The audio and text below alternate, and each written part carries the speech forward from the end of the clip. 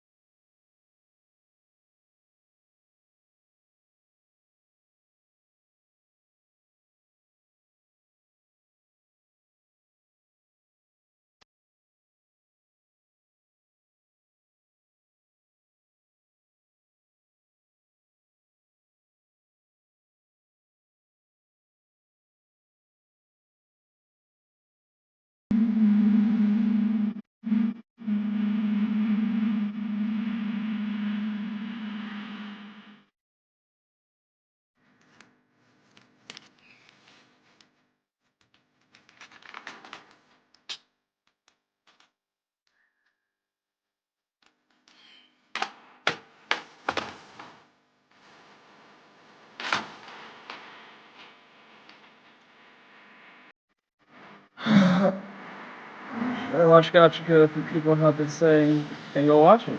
I think you should just go watch it.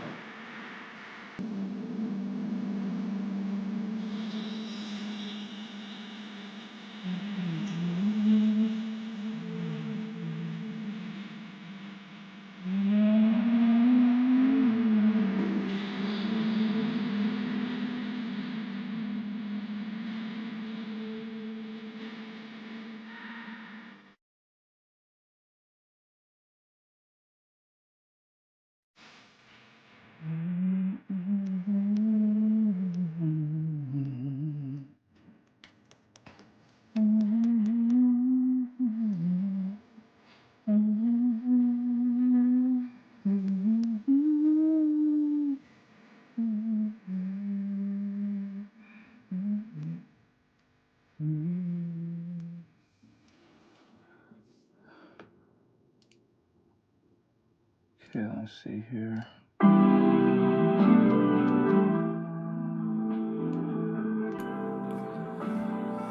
All right.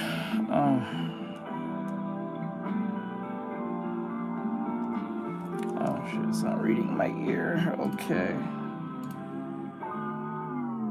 There we go. Don't know why it's not reading my ear. There we go. All right, let's get this out of the way. Like that.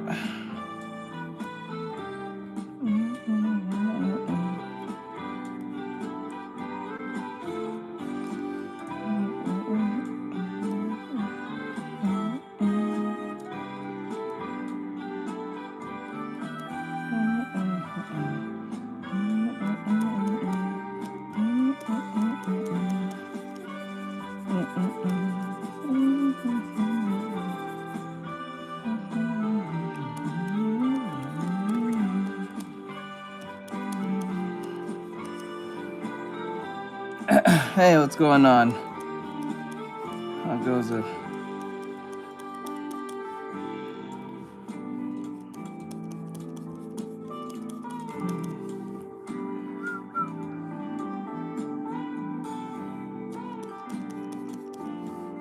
Yep, TADC. Yep.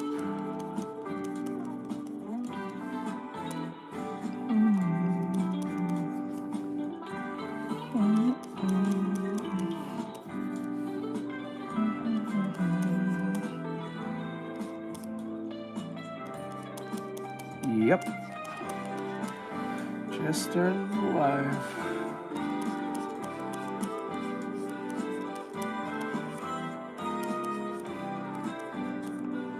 Do do do do do do do do.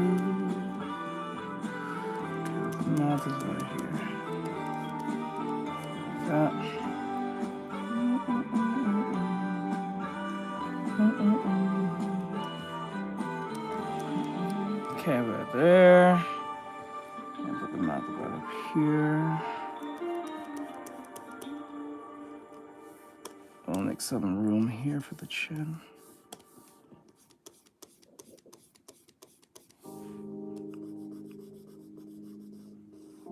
Yep. Yes, it did.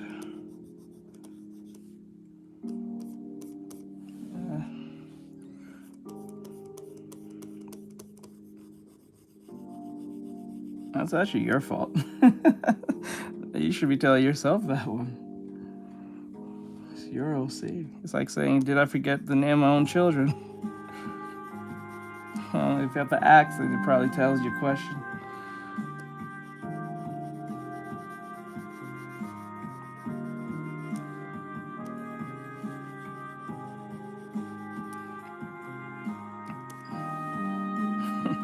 I find that strange. That's not even feeling bad, that's just strange.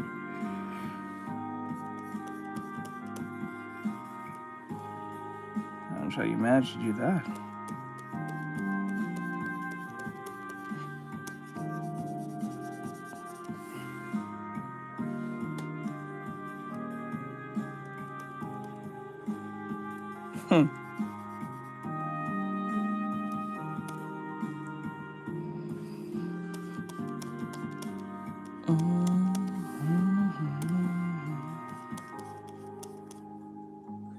Like that. And like this. Okay. Like that. Put the chin right here.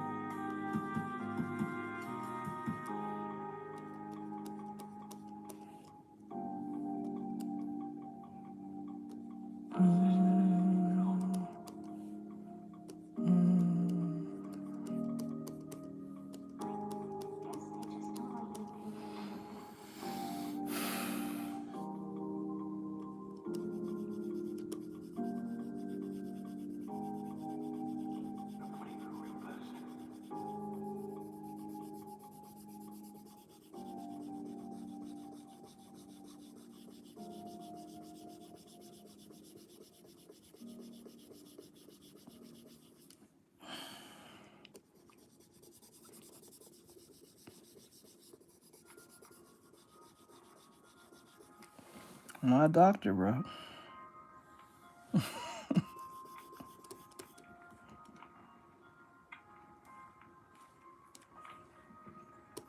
don't know why you're asking some stranger on the internet with some random question in the stream. You should ask your parents that question. I don't understand. You kids be very fucking weird sometimes.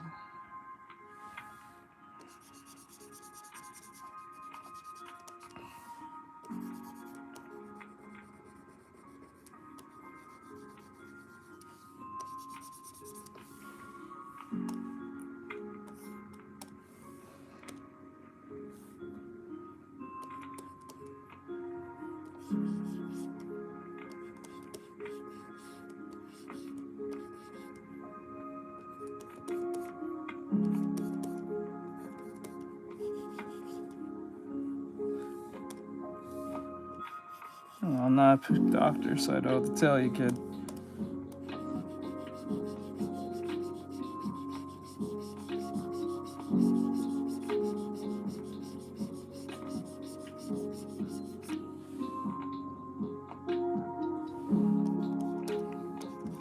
You kids give too much information about yourselves. You kids give too much information about yourselves. Off rip on the internet.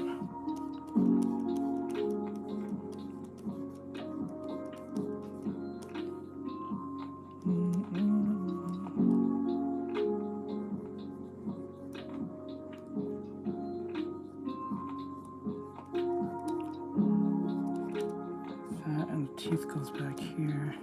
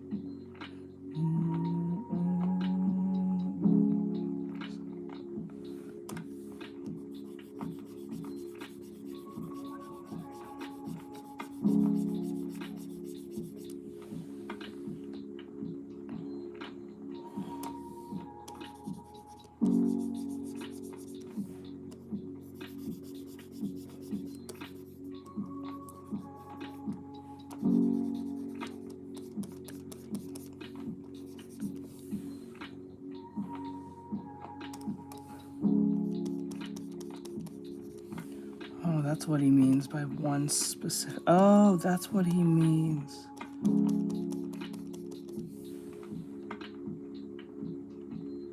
Scene punk. Hey, punk girl. A punk girl, huh?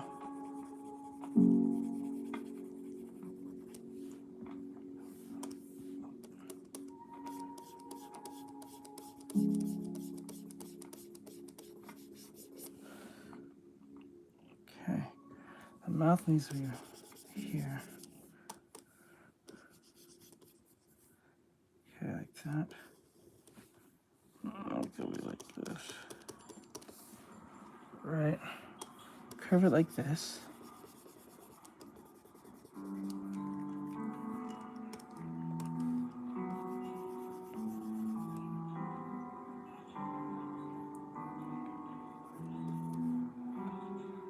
All right.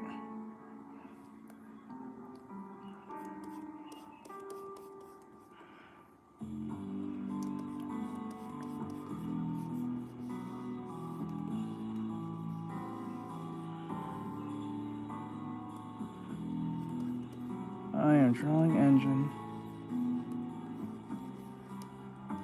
I am drawing engine. Hello.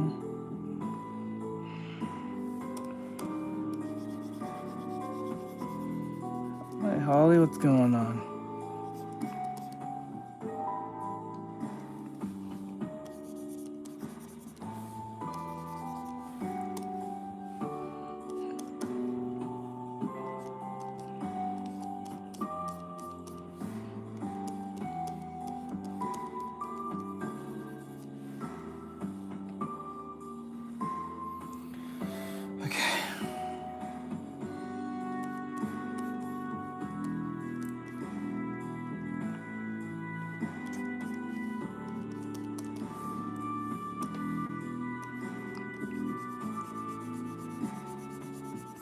It's alright, but I'm kind of some back pain.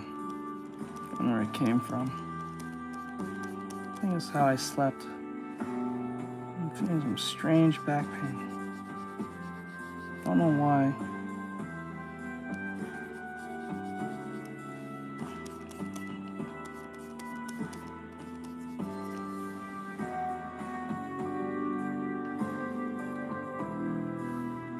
What is that? I don't know what that is.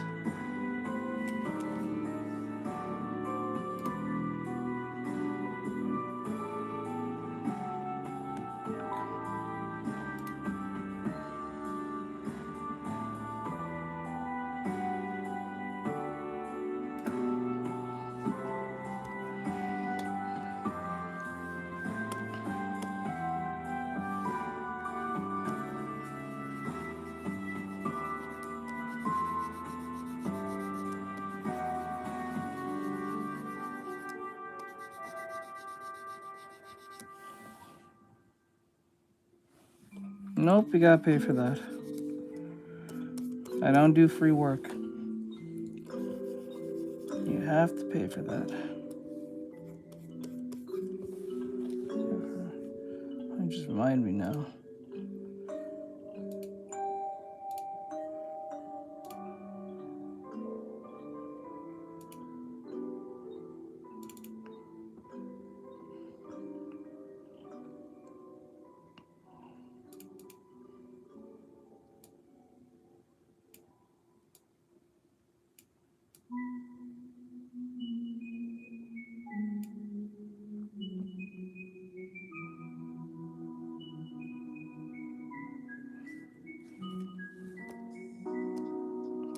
Oh, you're that Alex. Okay. I just realized.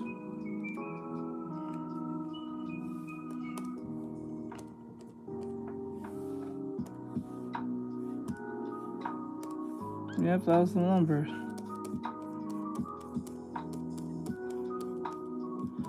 You're that Alex. I remember you now.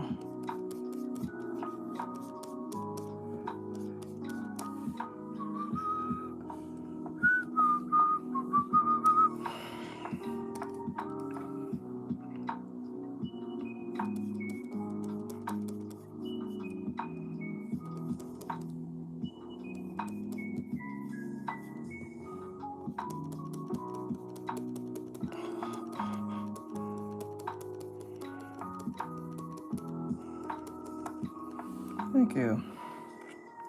I think the eyes are a little too spaced. Yep, I did.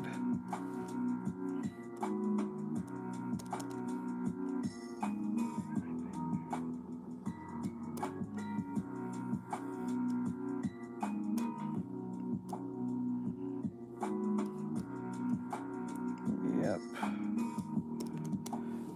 Engine.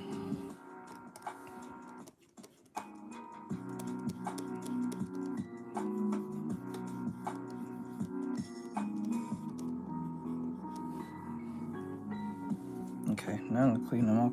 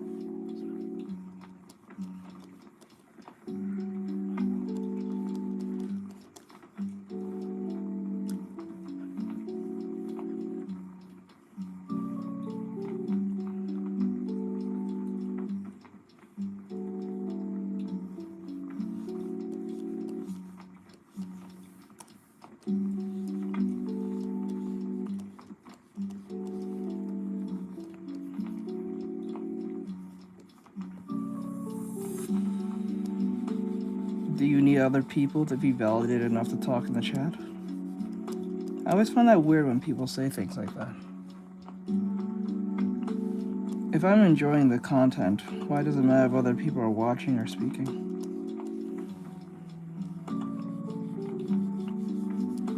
I always find that a weird thing when people do that.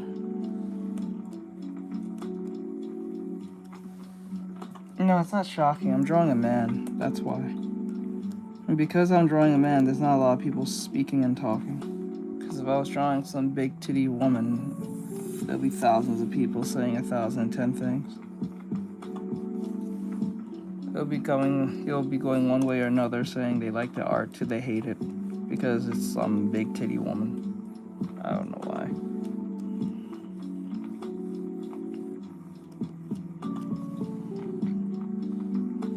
I always find that weird when people say I'm the only one here. I'm like, do you like the content? Yes. So why does it matter if other people's here or not? Even if it's just one person.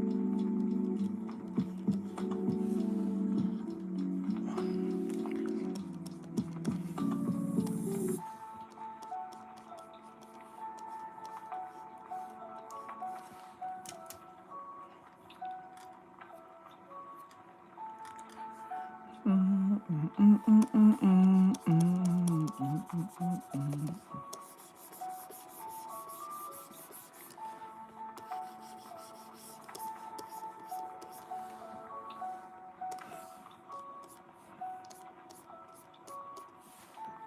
want me to cross out? You mean crash out?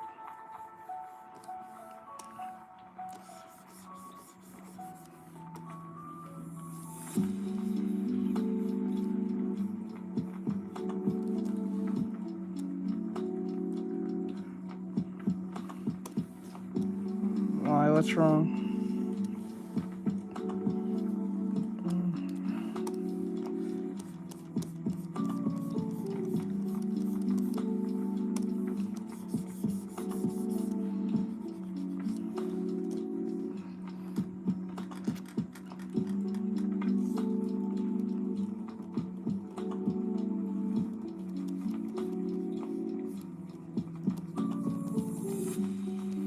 Okay, there you go.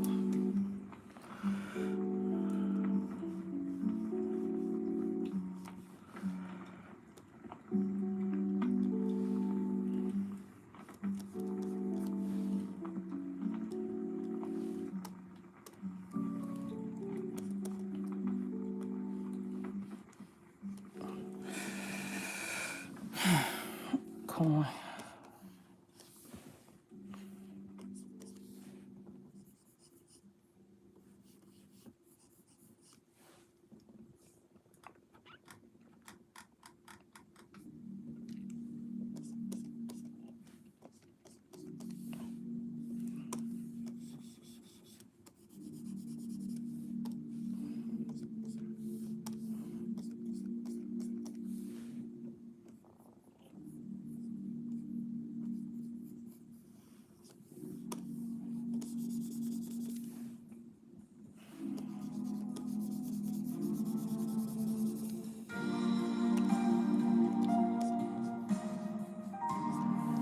Go buy more.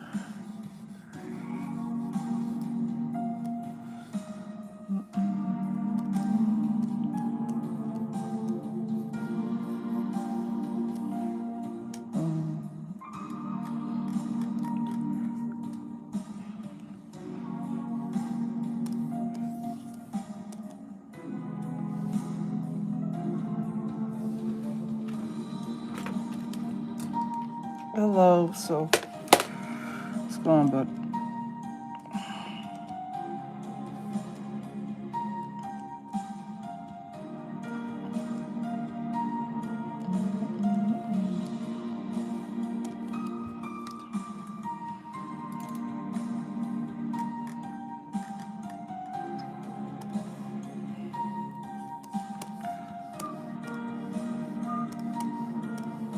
Hello.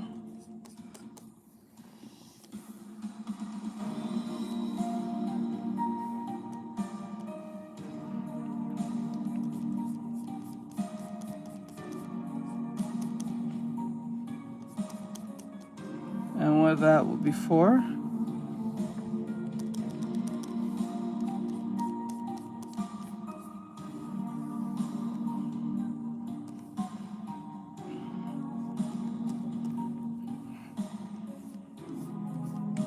Okay.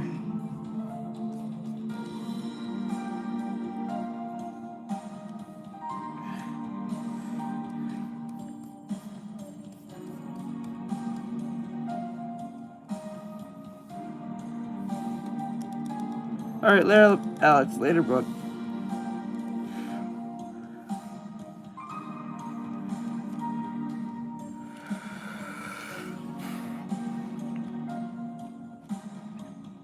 College class.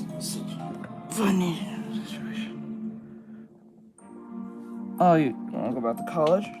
Or are you in college? Or you make a decision not to go back?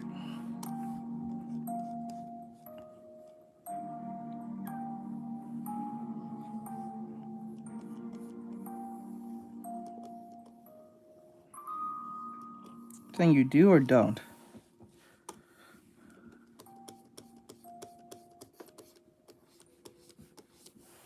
I'm doing an animatic.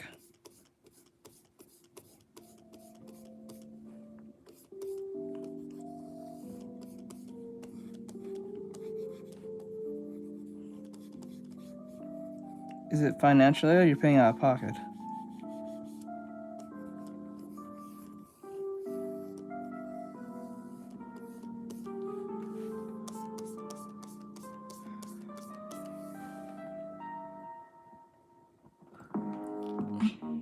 Makes sense.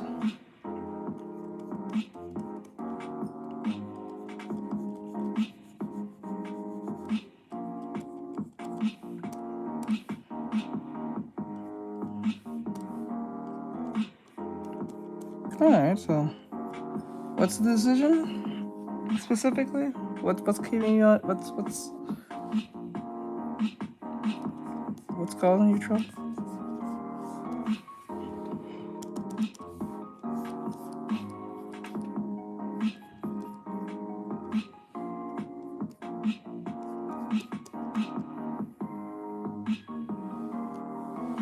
Alright, so not much to think about, right?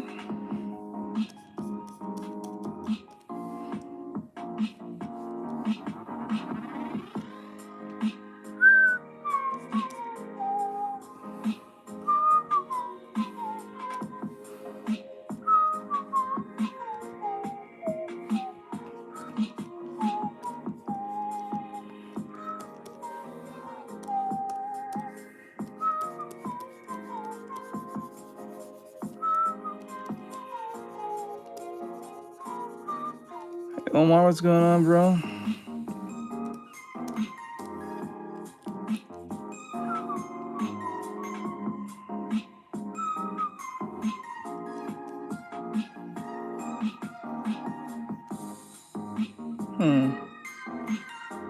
I hear you.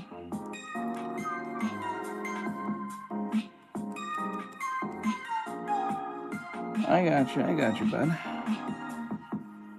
What do you want to go for?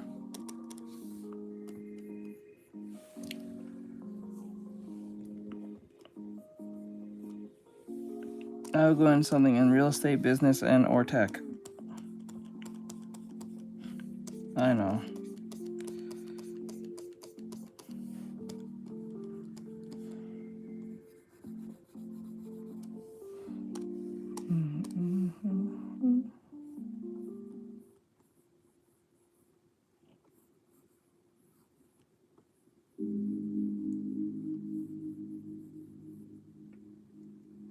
See here.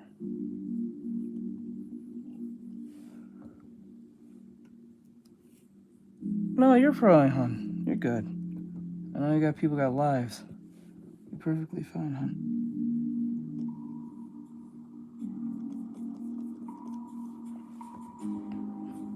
You got important business to take care of. I understand. I never get mad when no one comes in my stream in a while. They have their reasons. I don't grudge people for not being in the streams for a certain amount of time or in a long time, or not at all. Because you don't know what's going on in their lives in the first place. So you have no reason to be mad at them. If they can support, or they can watch, or they can engage, that's good enough.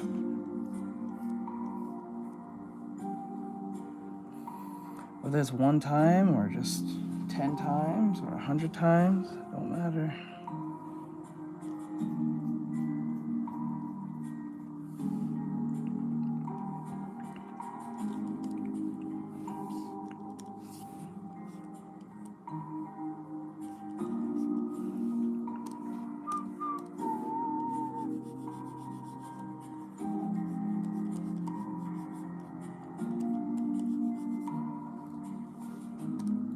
Oh, let's go. Let's get those migraines checked. Hopefully it's nothing too serious, but if it can be fixed, that'd be awesome. It's okay. I think it makes sense.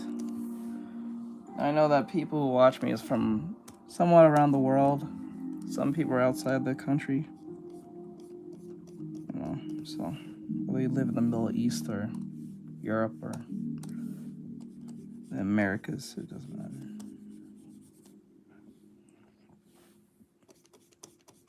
All right, let's see here. Almost there.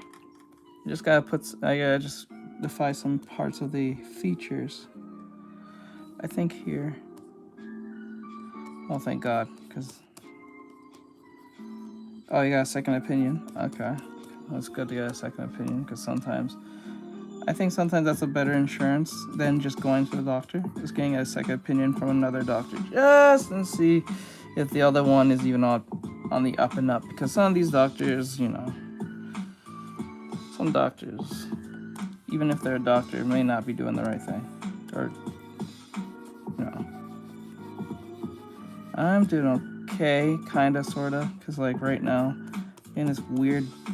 I got this weird upper back pain. Ooh. Gaming chair?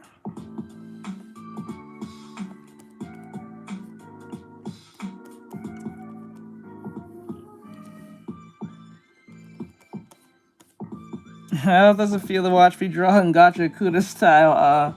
Bri? I finally got to a Gachiakuta animatic.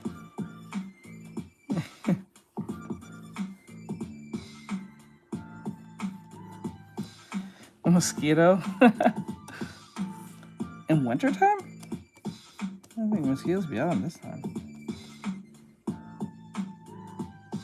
Very rewarding. Let's go. Yeah, I'm gonna try to make this one funny as possible. This will be a funny one.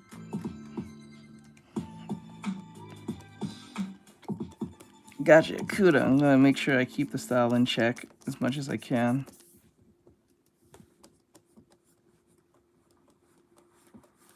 I don't want to derive from it too far.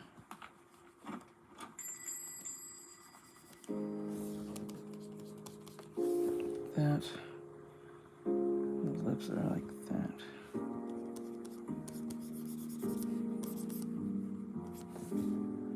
Okay. And the mouth is about here.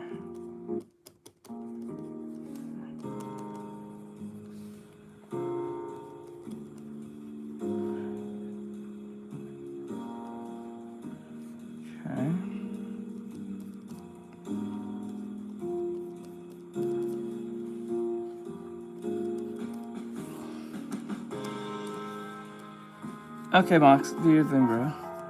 Yeah, go, do your thing, do your thing. I'm doing an animatic. We're not doing just an artwork. It's time to bring back the animatics, as I promised. I'm doing it as we speak.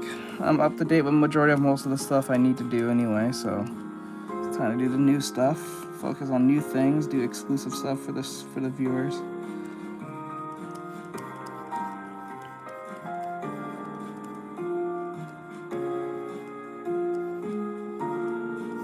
Oh, you did? Okay. Okay. After the song's done, we'll go straight to reactions. Ugh, my back, why is... My upper back is in pain, why? Okay, do your thing. Get that Dobby project.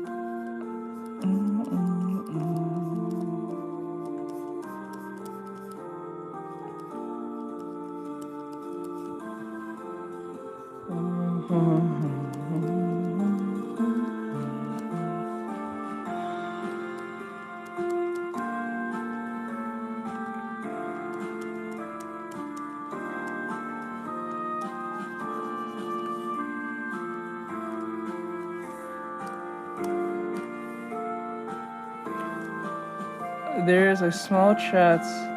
It's alright, hon. It's okay. You good?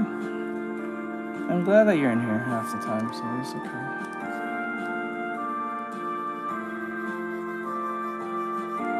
Let's see here. You're fine.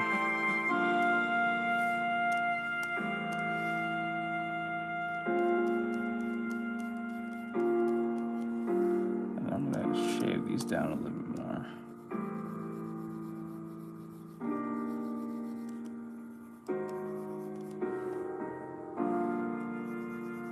Wait, who?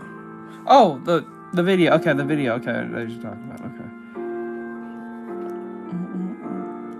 I hear you. Yeah, when this, I think it's there, it's running the song. I play this because for some reason YouTube doesn't detect this as copyrighted.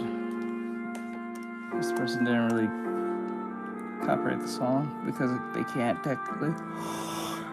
It's transformative, but they can't copyright it because of the melody.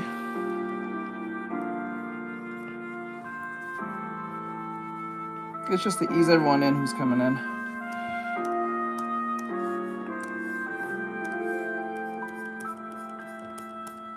Okay.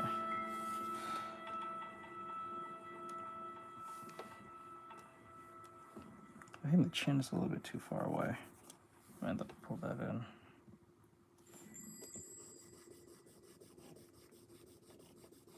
That's crazy. I still don't understand about the adventures.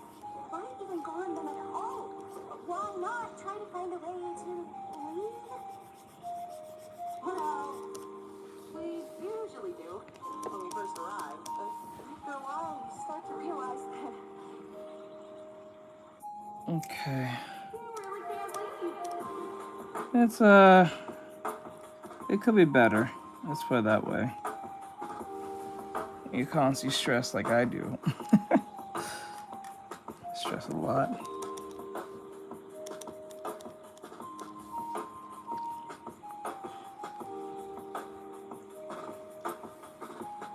And then you can't sleep because you're thinking that you're wasting time.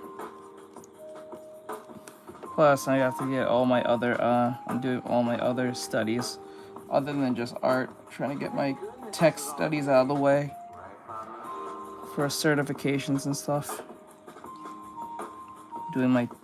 Just passed my test the other day.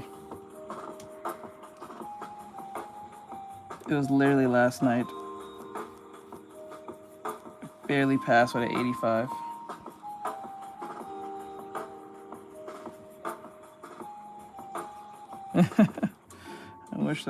I wish I did that. You really can't leave. And constantly chasing an unattainable goal will start driving you a bit crazy. Yeah, it was a test. And it was a multiple choice test and one open-ended one. It was about AI stuff.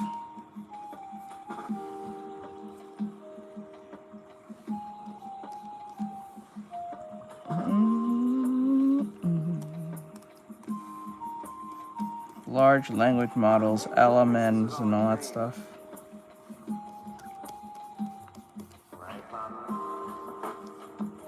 Yeah. They are usually my favorite too because you have more of a chance of getting it right. I hate open-ended because it feels like even if you I hate open-ended because when they have to do like a review of the open-ended, you don't think you gave the right response. Ooh. Hey Jake, what's going on? Jake the dog. I think the chin is a little too far away. We'll probably have to pull back in. I'll pull back in the chin. It looks a little too long. I got that Jay Leno chin going on there. Engine, don't worry, bud. I got you, bud. I will fix you up, Engine. I'm going to make you look as good as possible for this. Because if this doesn't look good, I know that the Gachiakuta community will roast the fuck out of me. So I have to make sure this looks perfect. I don't know. I don't think they'll roast me. I think they'll be pretty happy with it because I think the Gachiakuta, since Gachiakuta is brand new, I don't think a lot of people are gonna be that rabid ass crazy compared to like My Hero Academia. They come off as like the community comes off to me as just really optimistic. They don't come off as like rabid fucking crazy.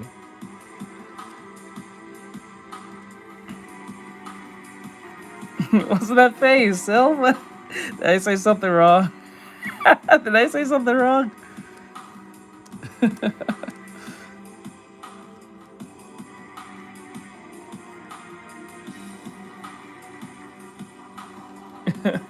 What do you mean?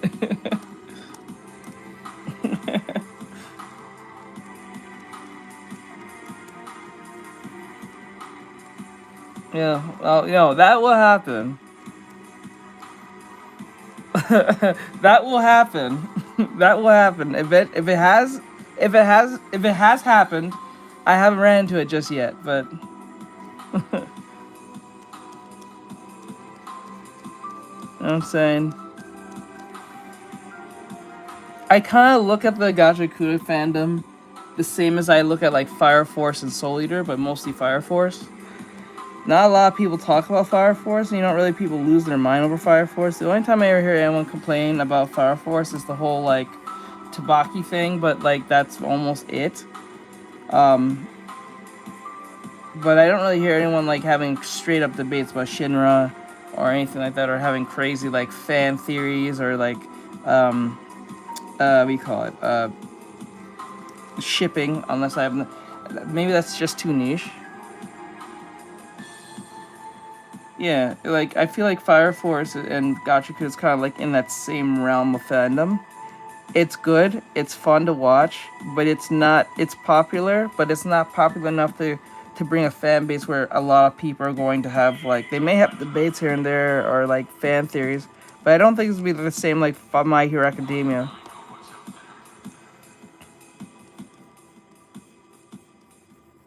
Yeah.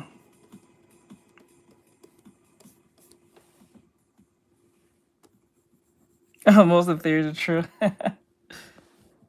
Just like it feels, I don't know. It just feels weird. Like when I look at Gachiakuta, I just don't get the same feeling of the fandom compared to like My Hero. So Arrow. I gotta finish season 3.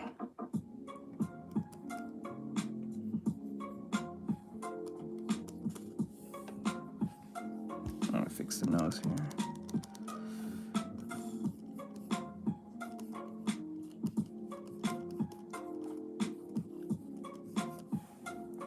I know that's weird. I know the nose looks kind of weird. Don't worry, that's just a placeholder. I'll make it look better. Okay.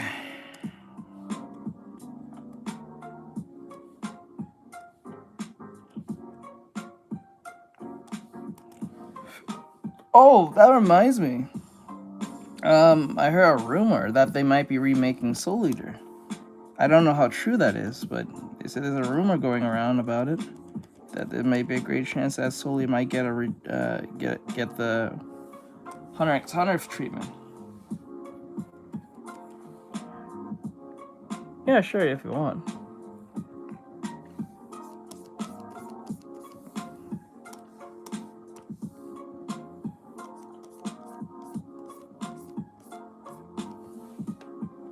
Which card? Oh, you did.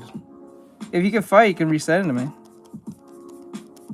That's the question. Will it be censored? That's a good question.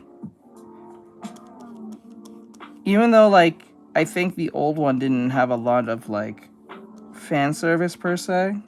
It had a little bit of it, but nothing too crazy if I remember right. But given how the world is, I wouldn't put it past it that they would probably censor some things. I don't know, that's weird.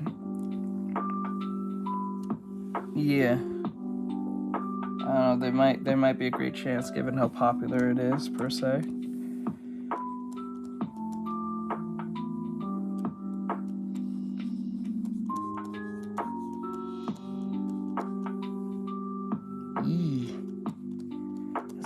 Let's go.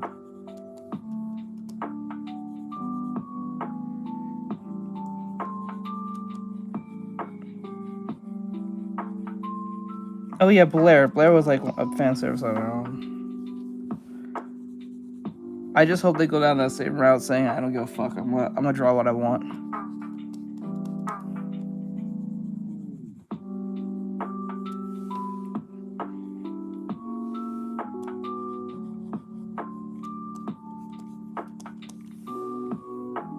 Ooh. Hey Alex, what's going on? Oh, thank you for the gift. I appreciate it. Thank you. Thank you for the gift. Thank you for the gift.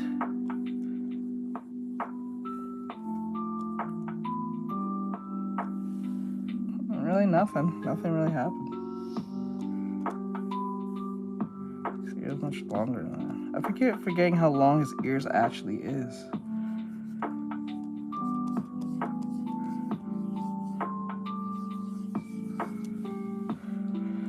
Keep forgetting.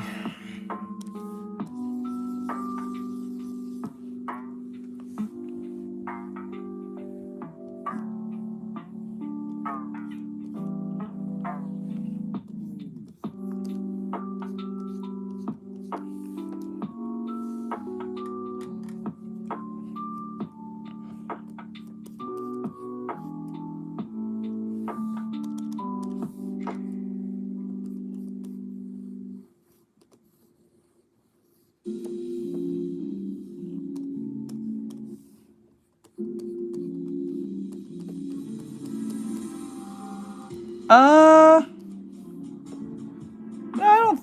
Oh, I don't technically think so.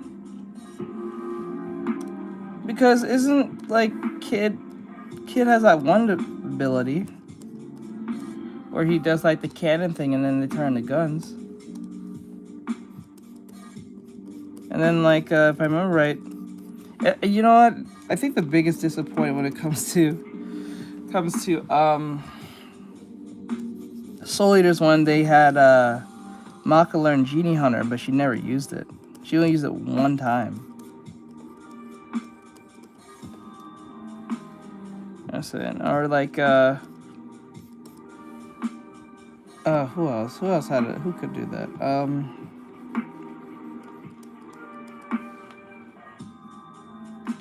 Yeah, they never did. They didn't really go down in depth in that. They really didn't. I hope they do in the next. If they do a remake, they go more in depth into this show.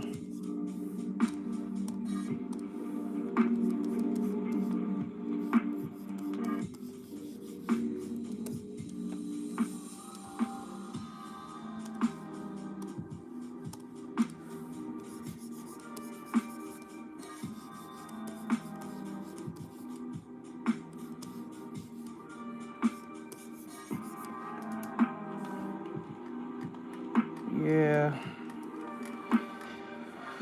I wonder if Shinra's gonna be mentioned more often, or be even mentioned at all. I haven't read the manga, so probably Bri will know.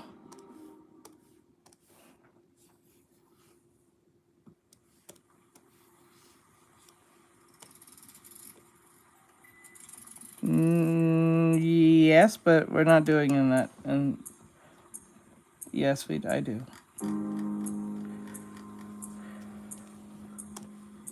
Let's see here.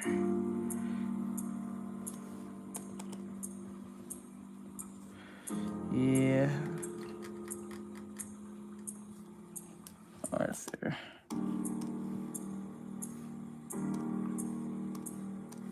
Let's see here. Come on, fix that. There we go. How many songs of the music left? Oh, is that it's on its final one?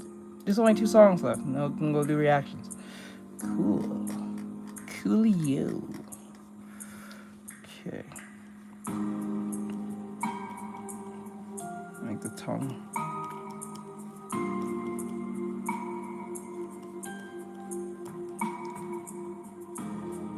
Oh, Excalibur has a family?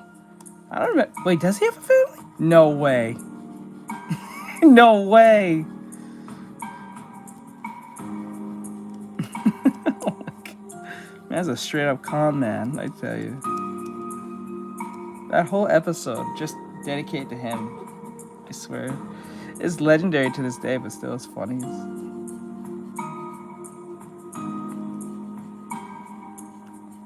There's children. Hello, how goes it?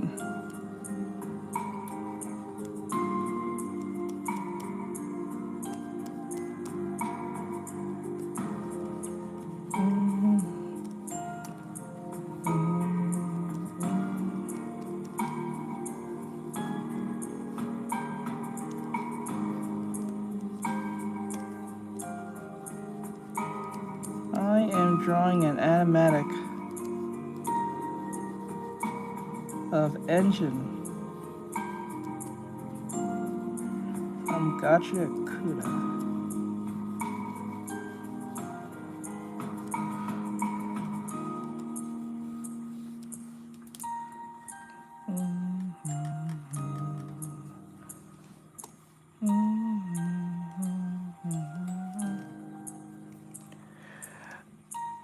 Are you? I can't wait to see it.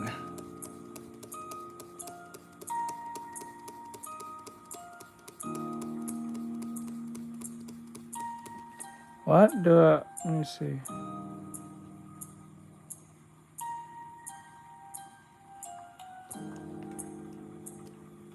You can always just check my TikTok or my Instagram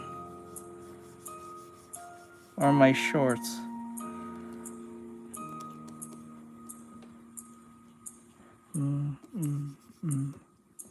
Oh, you're using the, I think you're the second person to actually use the emotes.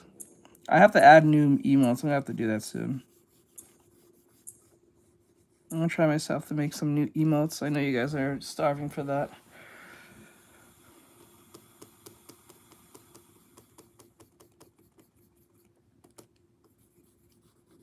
You can check the my YouTube or my what do you call it?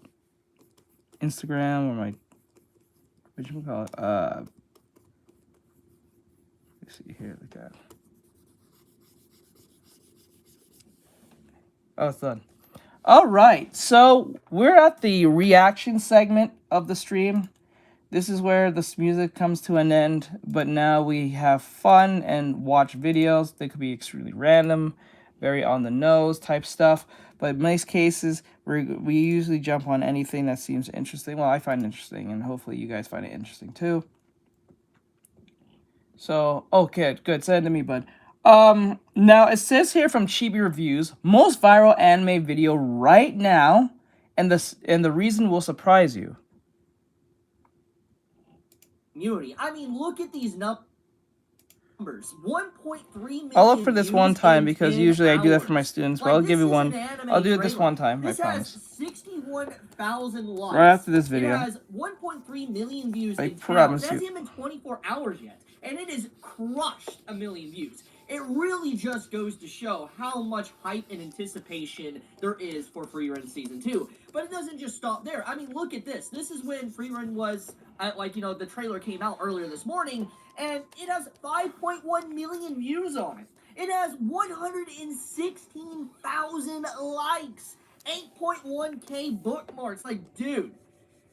Free Run, I'm not gonna lie, it actually might be the biggest anime of the 2020s, and that is so unbelievably shocking to me, and for one reason why. It's not because I don't respect the quality of Free Run. In fact, Free Run is a really good show. It deserves all the praise and love it gets. Alright, I'll check it out. What really shocks me is just the very concept of Free Run is typically not something you would see explode in such popularity. Like, when I think of series from the 2020s, I'm not gonna lie, I think of Demon Slayer, I think of JJK, I think of Chainsaw Man, and Soul Leveling. And yes, these all are typical action. No, I don't put PSDs, like no. Stories. Now, obviously, not all of them are power fantasy, but they're action series, action focused. And Free Run does obviously have action. Yeah, but the look out, so and that's telling. That, I think you get what I was saying, Sylph. That's telling. If they get upset at that, that tells you everything. It's exploded in the 2020s. And to see that it is easily becoming one of the most talked about anime of all time. But no, I don't know PSDs in my phone. Like, these numbers are insane. And if you scroll through the comments, you can just see multiple different languages of people talking about the upcoming season, people happy with this trailer, excited to see what's going to happen. It's clear that Free Run is doing something that not a lot of anime are really capable of. And nothing makes me happier than seeing an anime like Free Run be the talk of the town and the most talked about anime, I think, for the 2020s. The only thing that kind of rivals it is JJK, Demon Slayer, and Chainsaw Man. And I want to re-emphasize this. It's so crazy to me that Free Run has reached that status, that level. Man, just, it makes me so happy. Because it is a series that really is worth it. I think, oh no, I find it kind of strange because, like, not strange that I don't think it's good or bad, because, like, I think it's pretty good. I love watching Free Run. Free Run is one of my favorite characters. I If anything, I will make her one of my waifus, top waifus. I have top 10, top 5 waifus will be Frieren. And the thing is, it's weird because the way the show is set up, it's just a slow burn show. Like on its first right on its first write off, like it's a slow burn type show. A lot of people wouldn't like that because a lot of people want to just get into action. But once it hits the action, that kind of just makes up for most of the slow burn. It puts a little bit more reward to like wait for that slow burn, because the slow burns are pretty rewarding in context on why the fights are happening. And the animation is pretty spot on, so that's also nice. Every bit of attention it gets, all the love it gets, because it has so many good core themes. It has some deep messaging. It has some great action. Correct, Obviously, it does. It doesn't rush into anything. Great yeah. voice acting. Amazing soundtrack. It's amazing. Oh my God, so like the soundtrack is. That's hard to do. I don't think a lot of people understand making a show slow burn, almost slice of life, and then it's still like actiony where you want to watch it still. You know how hard that is? That's not easy.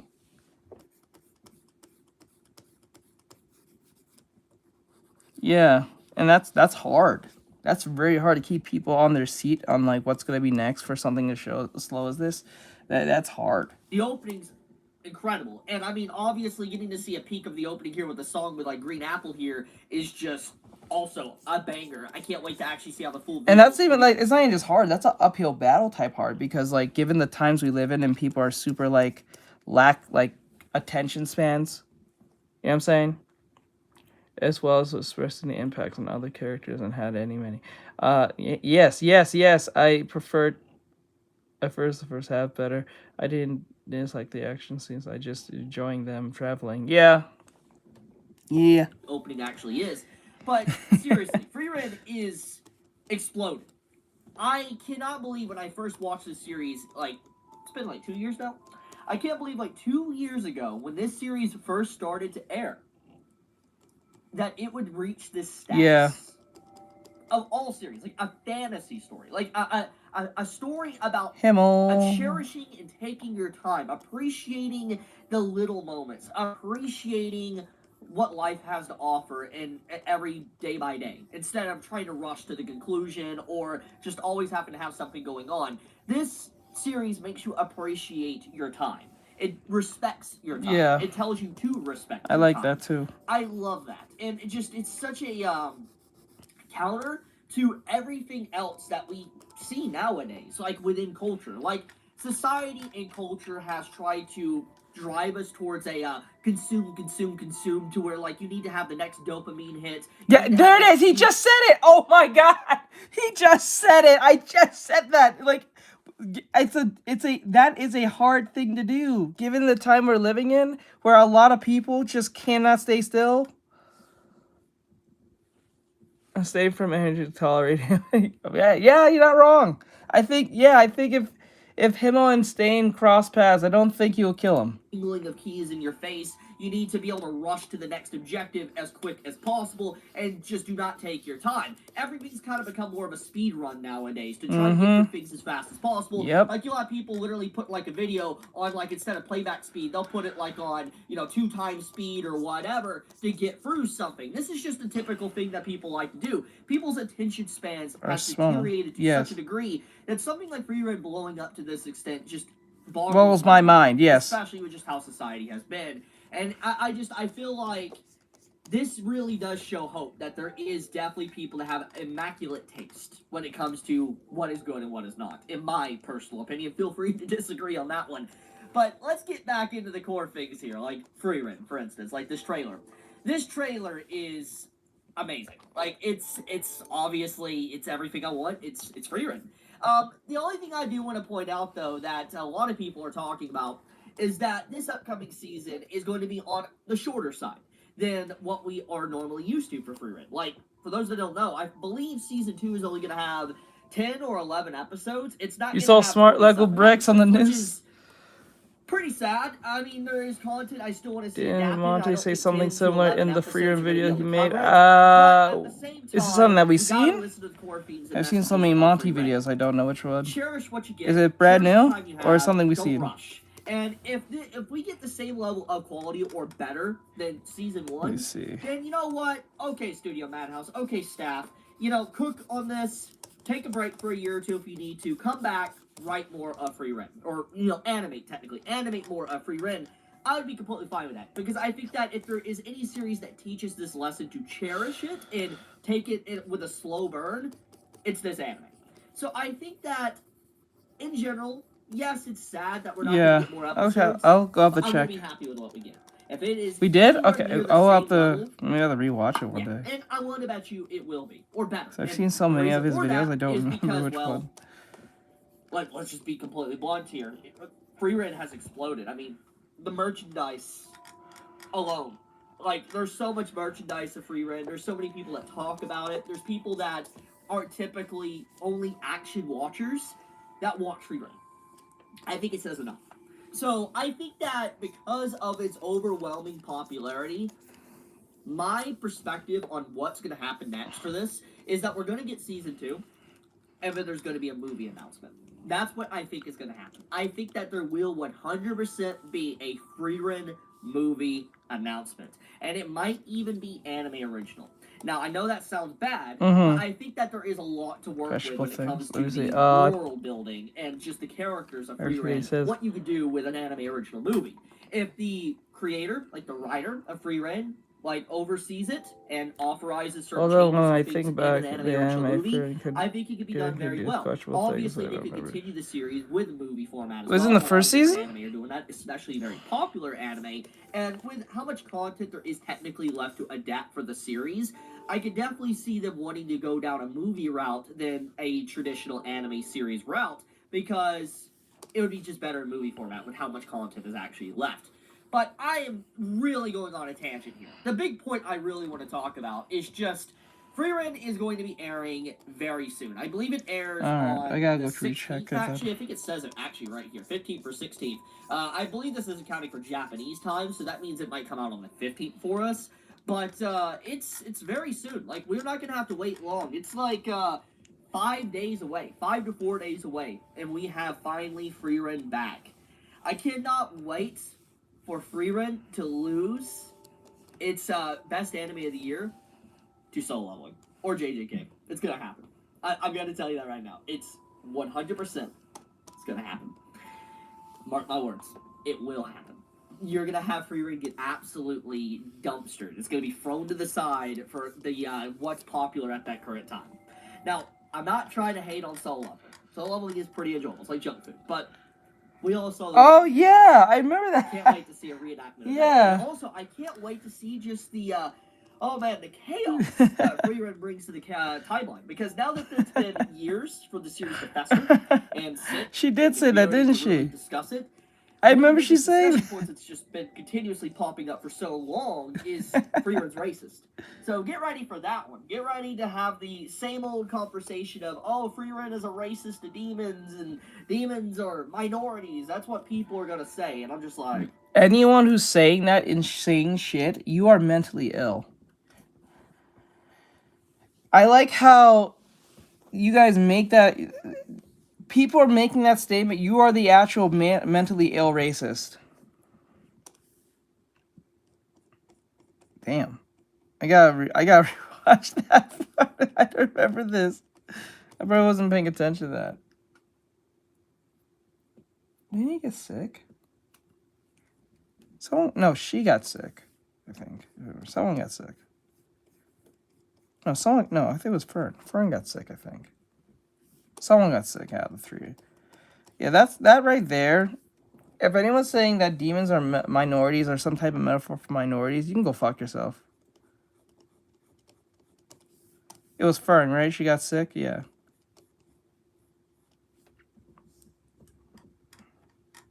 I don't think it was Stark. Why do I feel like Stark did? Because that shit's wild to me. Like, why would they make that assumption? That is evil. Like, anyone's doing that, you're the true racist. There's no way I looked at the demons and be like, yeah, they're talking about minorities. There's no way. And the way the demons act does not come across to me as any form of race or any form of anything. And even if it did, it's not real. It's not real. Stop Okay, pulling that's things in real crazy life to into say. something That's that is fantasy actually and not insane real. to compare demons to minorities. But Yeah, that's insane. oh, If okay. anyone's doing that, you are fucking man, racist. man. But with that being said, Like, I off wanted to rip. talk about Free Ren because honestly, I love this series. I can't wait. There's going to be a lot of conversation around it, and it's going to suck having to wait 4 to 5 days for the first episode to air. But patience. That's what the series teaches you. So I'll leave it at that. Are you excited? Are you excited for Free Ren? Are you one of those individuals that has already watched this this trailer? Are you one of the individuals that has left a like on it? I'm just curious. I'm how many people have already watched this, because I mean, look at this. That's so insane to me. Almost 1.4, almost 1.5 million views in 10 hours. That's crazy. Okay, be safe, stay healthy. Chibi out. Okay. Hold on, guys, 1 second. All right, we're gonna watch the video that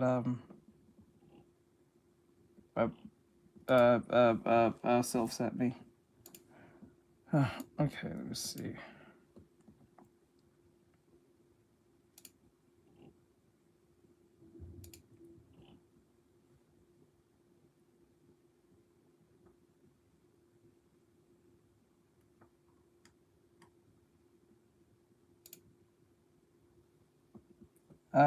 Where is it? Oh wait. Oh, there it is. Oh, here it is.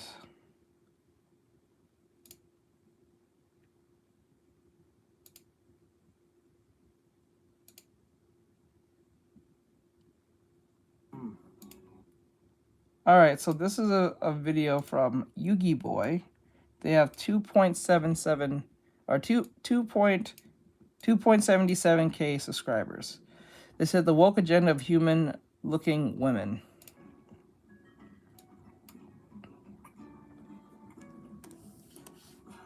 Wow. Who drinks this? Hola. Exactly known for being Hey, attractive. Santigara? Santigara. I'm not saying it wrong. Hey, Santi. Adonis, but I'm pretty sure the 18 daily hours of League of Legends didn't make him that way. I think the average gamer looks like the average retail worker or the average office employee. Probably better looking than the average OnlyFans patron. Or maybe they're the same people. The point is, we all look about the same, but I like to doom scroll. And doom scrolling will expose you to the dregs of society, alright? Like just the worst people. I don't know if this is a non-issue. Online, it seems to be something everybody's talking about. The idea that women in gaming are all just ugly now. It's often referred to as the uglification of modern games or the war on beauty. With the idea being that game characters, let's be real, specifically female characters, are being made intentionally uglier as a sort of political agenda, and that somehow the woke mind virus, is the reason we can't, I don't know, jerk off to Cortana. I literally, the people that express this online like to pretend that it's about escapism. That I like how certain men are always defending this rhetoric. I like how certain men always be out here trying to like riff for these females in a sense of trying to defend the uglification and pretend it's not there. But you notice that women who are watching their movies and shows that's built for them, the men are always in shape, like Thor, Love and Thunder.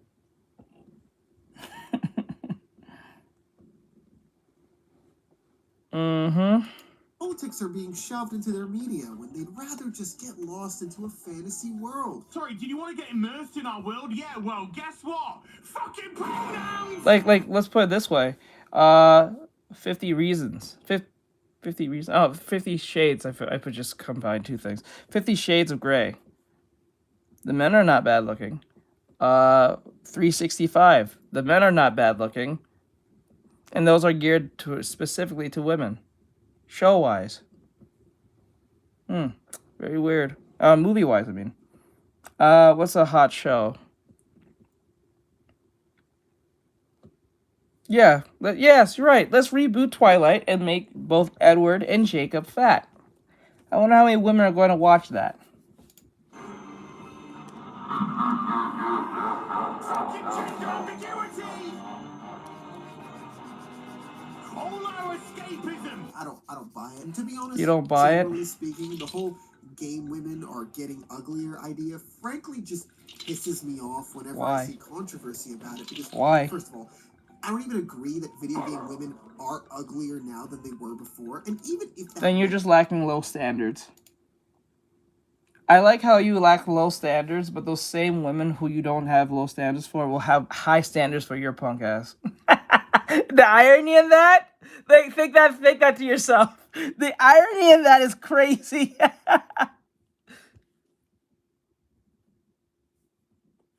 Is it there? I might have to jump into that. That shit's crazy to me.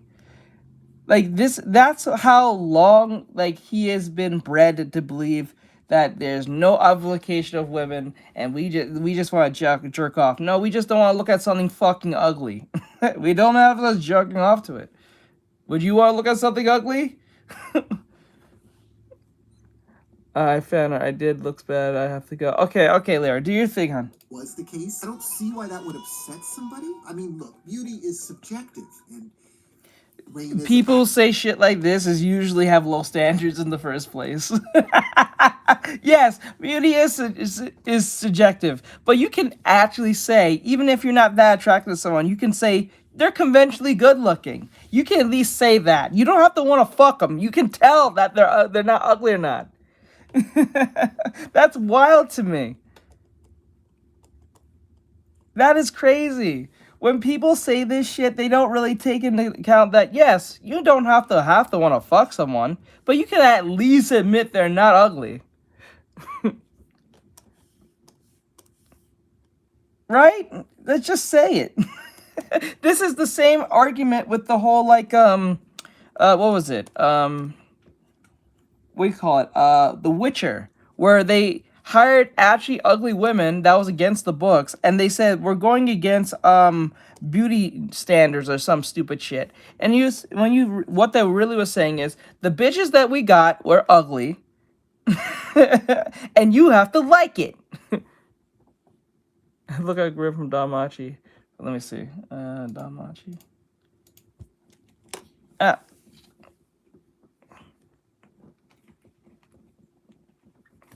Yeah, let me see. PH. Hey, miss, what's going on?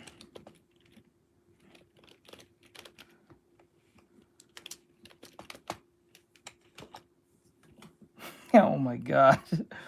Oh yeah, aren't you the lady from the wait. Am I thinking right? Aren't you the same lady back from the district? You're not the same lady. No, I don't think this is a different one. Yep, look at that. Look at that. Yes. He'll be okay with this. Bro will okay with this frog-looking lady. Yeah.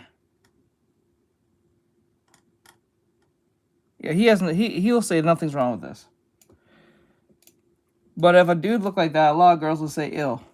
A lot of girls say ill. Did you? Let me see. Just finished the background. Familia beat her so that she went into hiding. Oh shit. Really needs help. Let me see. Baddie for real. No, he's being sarcastic. He's being sarcastic. baddie, Mai's a baddie, Harley Quinn's a baddie, Max. Or he's talking about that on Twitter. Leave me alone! No, bro. Stellar Blade is on the front page of Steam.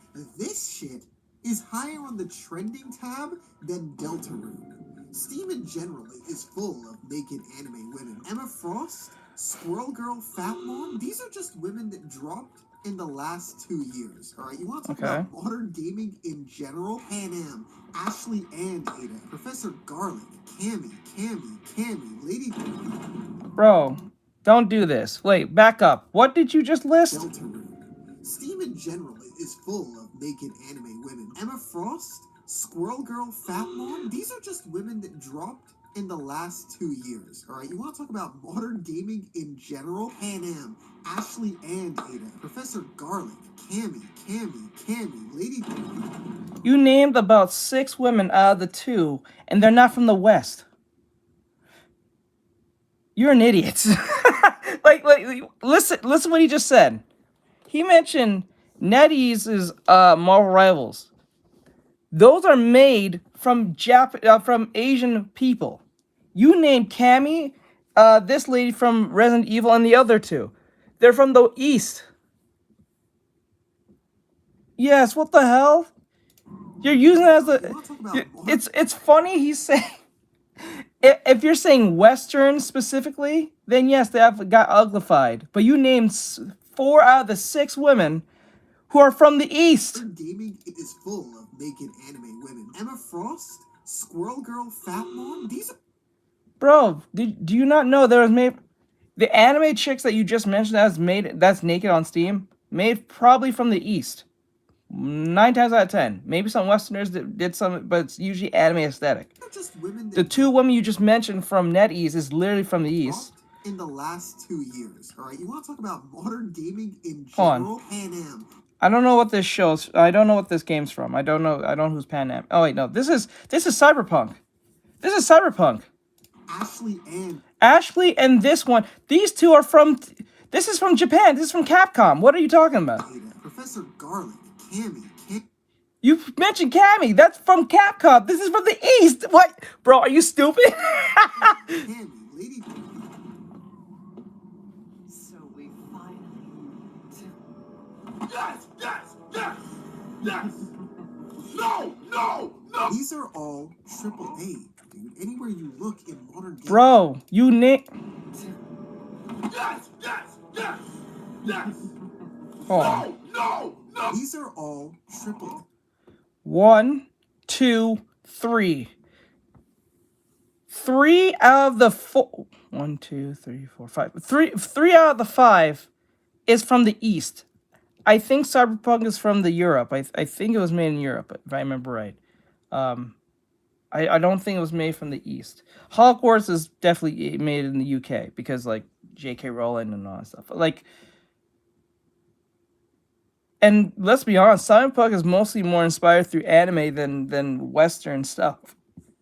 Even though it has like Blade Runner like stuff going on in it, but like mostly it's taken from anime like Ghost in the Shell and all that shit. So if anything, this is more Asian coded, and the rest are Asian. The only Western one here is Hogwarts, and them bitches are ugly. What are you talking about, bro? What are you talking? Well, they're not ugly. They're just not attractive. They're just like normal models. What are you talking about? The fuck are you talking about, gang? If we're talking about the West, yes, they're ugly. Or they're just plain. If we're talking about the East, you put like 3 of them on the... That's stupid. He just defeated his own damn argument. You're using the very people who are we are relying on to keep the women at least decent. What the fuck? Dude, anywhere you look in modern gaming times, you will find baddies. Oh my god. Section. They're disillusioned as well. Oh my god. I'll read that in a second. But even the characters that people are claiming are ugly in games, I think is ridiculous. So the complaint seems to be about female characters in Western-made modern games. Specifically, Eastern-made games don't give a shit. Every game is a hentai, every character is triple G. But the main... This dude is an idiot. This dude's an idiot. Well, hear what he just said. Female characters in Western-made modern games. Specifically, Eastern-made games don't give a shit. Bro, you named 3 of the Eastern games out of the 5. What are you talking? Bro, you used 3 of the 5 examples. And that 4th one is actually, the one I mentioned, is more anime coded than ever. I would be nice. Hi. I'm new here. What's up, Olivia? What's going on? Is it Olivia? Yeah. That's crazy. Dude is an idiot. And then you said every anime game is like a big waifu hentai game. I'm like, what? You just mentioned like Marvel Rivals. When they call it a Gooner game at one point, still is to a degree. What the fuck? This man's an idiot. Every game is a hentai, every character's triple G. But the main culprits of uglification, okay? Here are the uglies. Wonder Woman. But Wonder Woman's not pretty. Yves. She's not pretty. They're not pretty. And I'm gonna tell you right now. Uglification, okay? Here are the uglies. Wonder Woman. Yes, she's not pretty. If you go to their models, the models that they sculpt them as, the models are way prettier than the actual Jeff. What the fuck? Are we really doing this? This man's an idiot. K-Vess. K-Vess, if you saw the picture of K-Vess and the person who they modeled off, you'll look at this bitch and be like, this thing looks like a potato.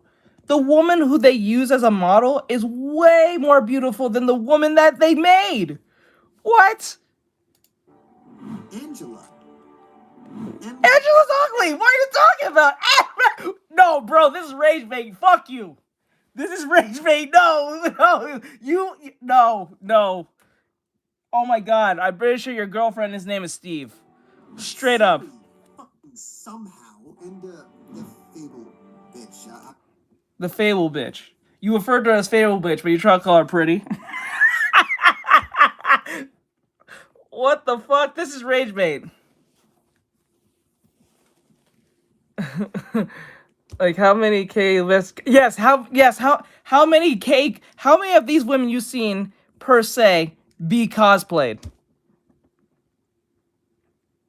I feel yes, he's rage baiting. He's really saying these uglification of these women is okay. But if you look at the models of the real women that they used, they're way prettier. It's crazy how you remember in the 2000s where if you had Photoshop, you can make someone way prettier than they are now. It's kind of going the opposite direction in the gaming industry. Like the girls that they use as a model are prettier than the model that they made. You know what I'm saying? They're supposed to be as pretty or prettier than the woman that they use in the model. That's where this is weird. Because, like, for some weird reason, men are not looking at other men and saying they're ugly because most of the men are usually exactly what they're supposed to look like. Especially if it's built for women. When the men are made for women, whether it's a video game, a movie, or a show, the men are actually attractive. They're always attractive. They're never ever ugly. They may be a simp, but they're never ugly. That's what's wild about this. That's crazy. This dude is delusion. This is rage bait. You can't tell me. This is crazy. I don't know, Renee. Dead ass. Maybe I'm insane, but how are literally any one of these characters... Men, boys, look at these women and tell me if they are pretty. They're not pretty. Come on. Aloy didn't even look like this in the first one. The chick from Silent Hill did not look like this. Like fucking Mary Jane. Look at Mary Jane in Spider-Man 2 and compare her to... You know what? I'll do it right now. Fuck it. Fuck it. Spider-Man 2018. Mary Jane. MJ.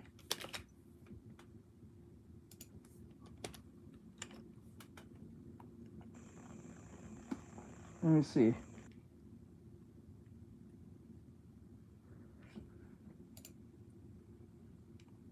Yeah, not that appealing, but they made her look like what's his name? Avocado. What the hell the fuck his name was?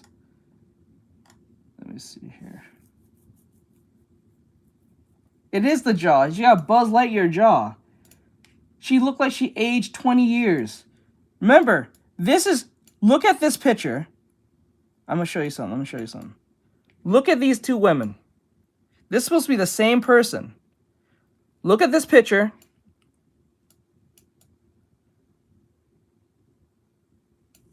Yes, it really actually was. Like, let's look at this picture, right?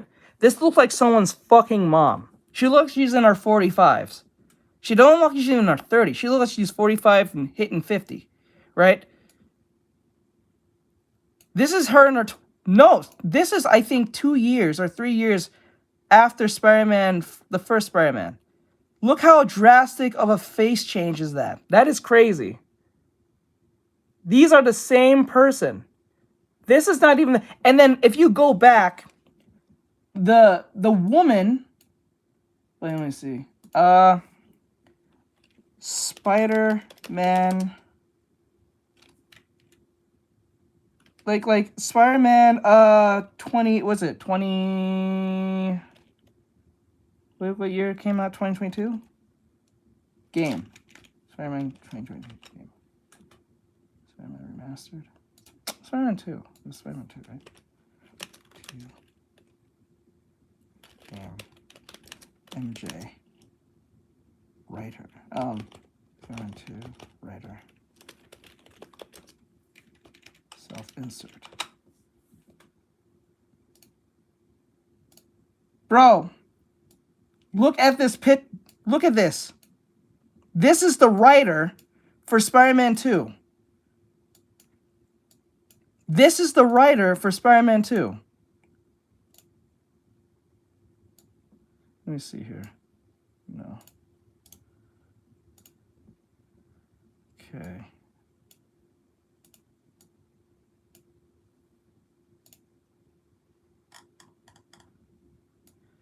Look at this.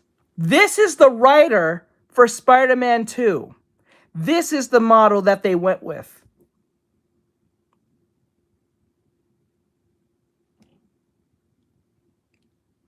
She inserted her punk ass in this.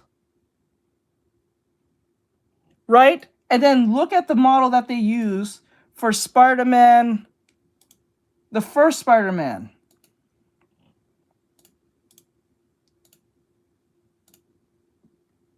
Look at this. This is from the first game. This is the original woman that they used as Mary Jane for Spider-Man 2018. This is the model they went with after the fact. They lied to you and said, no, we used the same model for Spider-Man 2. No, you did not. You fucking liars. This man is an idiot. I don't know where he got this idea where there's no uglification. You're lying out of your teeth. You're a grifting ass bitch. Look at this. Just red up this bitch hair and then it'll be the same person.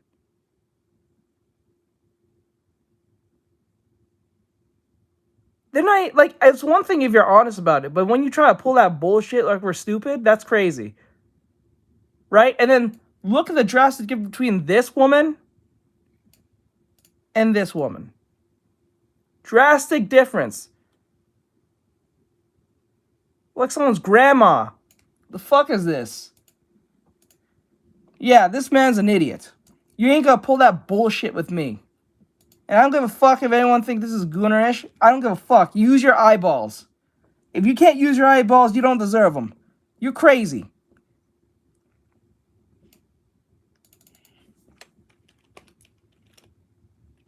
Yeah, this shit's fucking crazy.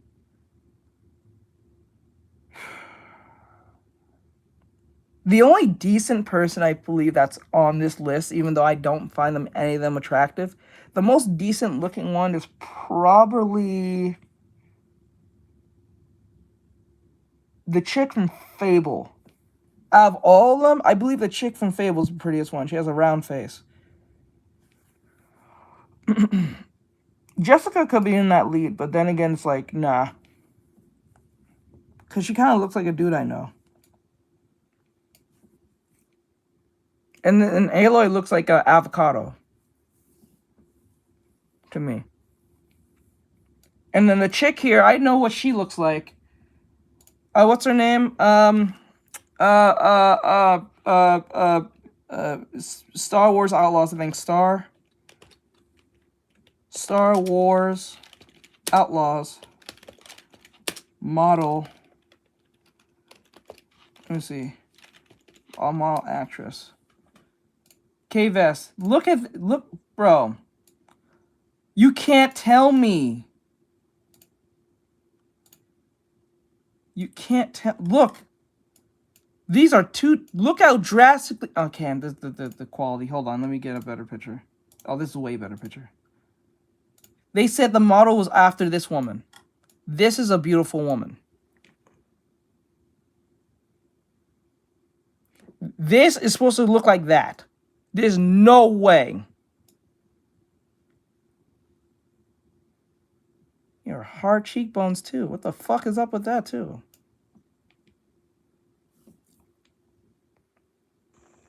Sure, I'm not gonna lie, MJ do look ugly as hell, but then again, they do a checkbox list in games and movies. Sadly, just happy to have games that have pretty good end story that was great in the first Marvel Spider-Man. No, I understand that, but like I'm saying, they're insulting your intelligence by saying that the woman that we used is the same woman in the second game, which is, I think, if I remember right, the gap between Spider-Man 2018 in their universe is like, what, 2 or 3 years later. Somehow Mary Jane aged 20 years instantly within a 2 and 3 year span. There's no way your face is gonna change within 2 to 3 years.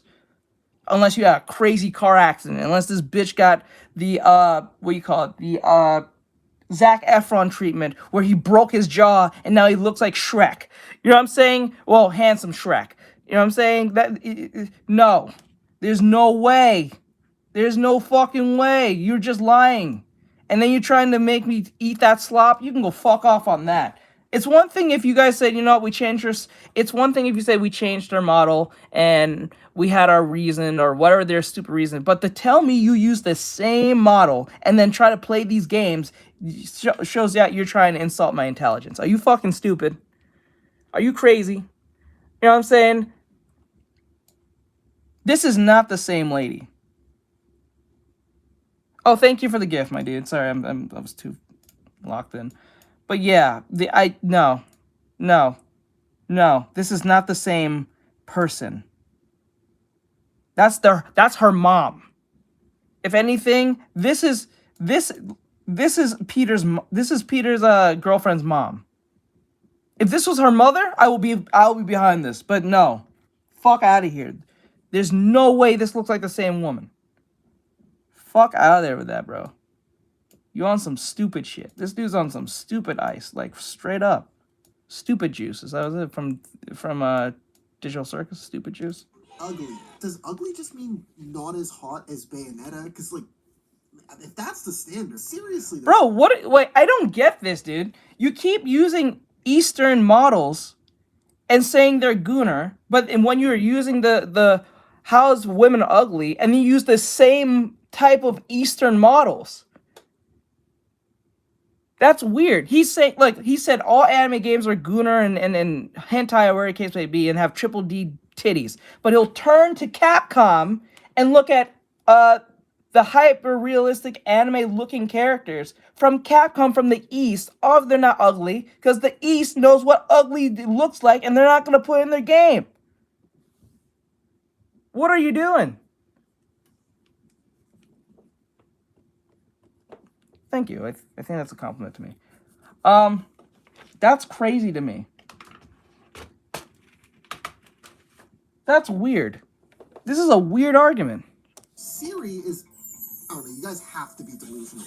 MJ is pretty. I get that people throw around this screen. Bro, he's probably has a mom fetish. I'm telling you, he's into old bitches or some shit. That's nothing wrong with that, but admit it, then I'll be okay with whatever the fuck you're saying. But she looks fine. Kay Vest, No, she doesn't. She's pretty. Aloy. What, she's a little thicker, I guess, and she's got some facial hair in the... Yeah, he's a feminist. He like his bitches look like furries or some shit. The graphics have improved since the last title. Basically, all women have some hair on their face. Bro, there's a difference between them having hair on their face and I can visually see it. Everyone has hair on their face. But I can see it. I can literally see it. Boy with a female face. Brother, what? If you saw this face in real life, you would not for a second assume this was a man. I would. It looks like... Let me pull him up. Fuck it.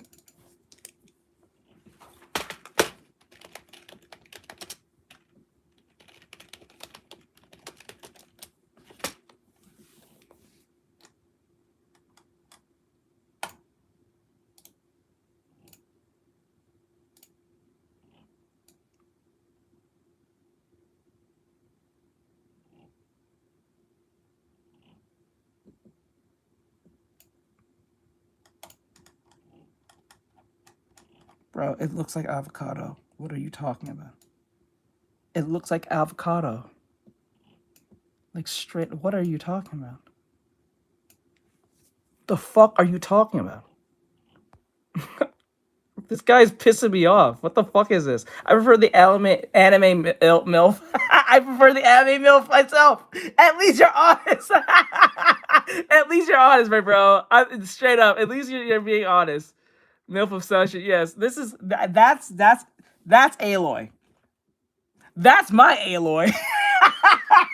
That's Aloy. Oh my god.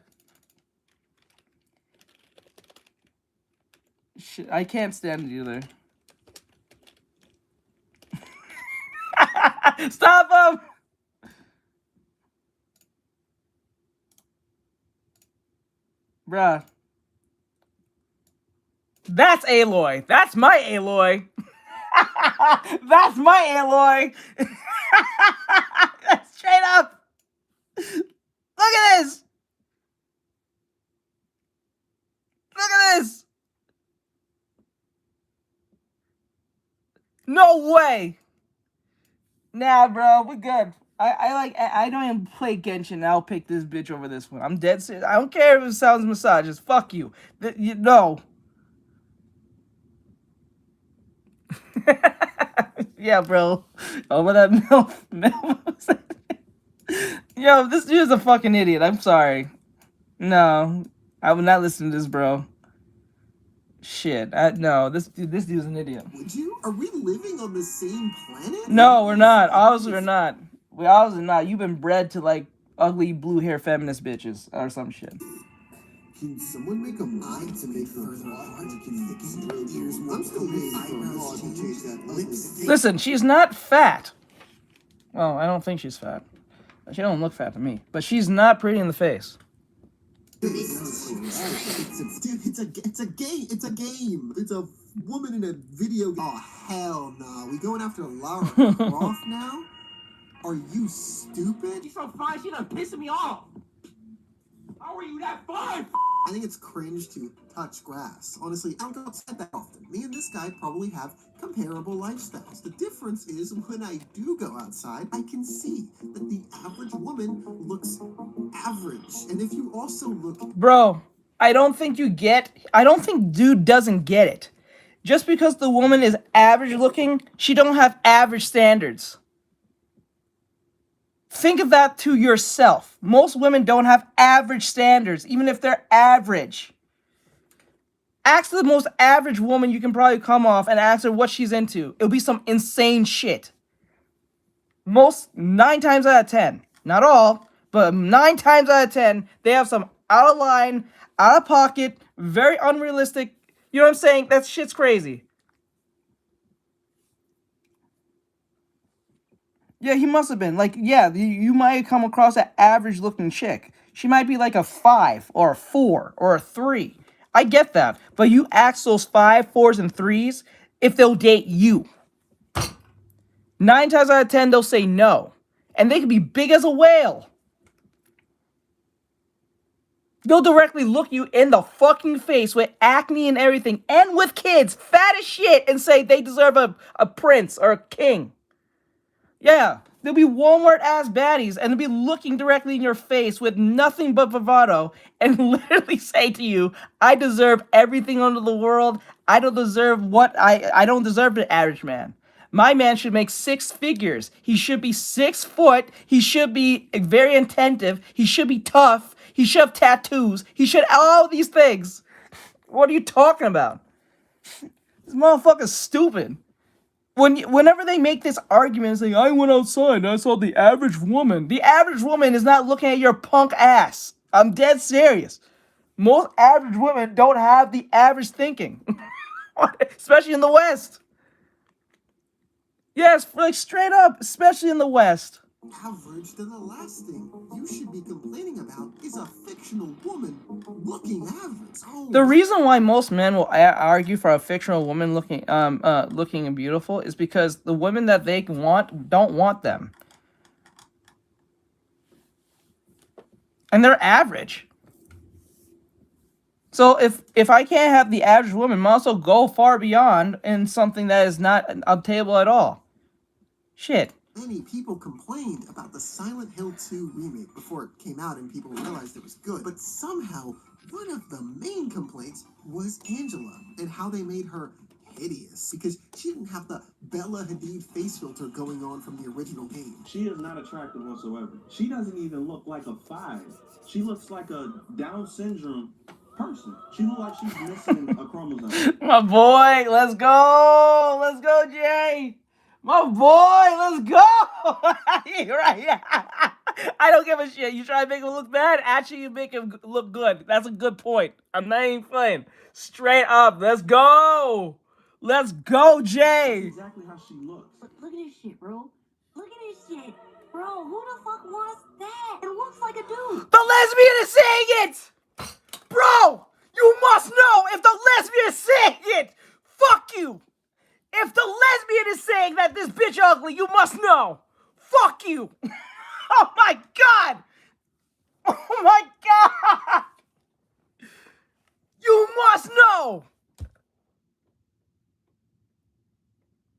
I don't give a shit she's grifting for anything. She's a woman. She has no reason to do this. Bro just destroyed his argument when the lesbian thinks she ugly.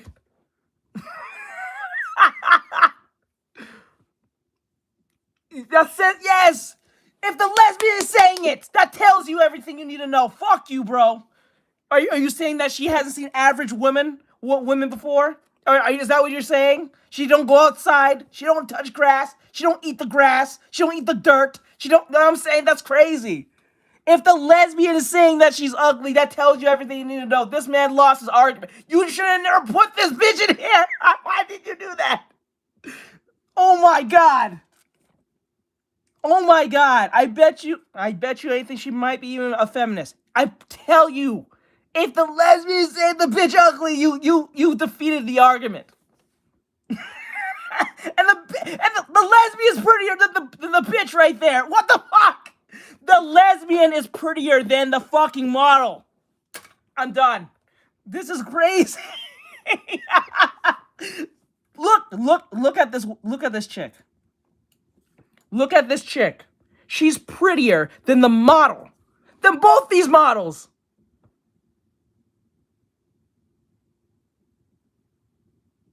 Vitamin D can still save her. This is crazy. This dude's argument is crazy. He looks like a fat dude. This isn't normal.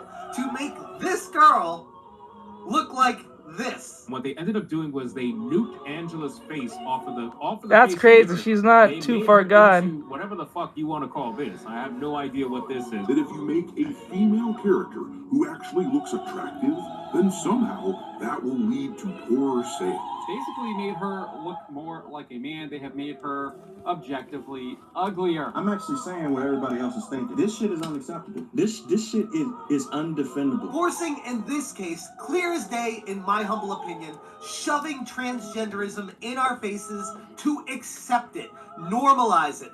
I don't know about that one. Maybe that might be true to a degree, but like, you know, I don't get that feeling that it was about transgenderism. I think it's just very unattractive women can't stand that men like attractive things, and they're just trying to shit on men's idea of just what a woman they think an ideal woman should look like in a video game.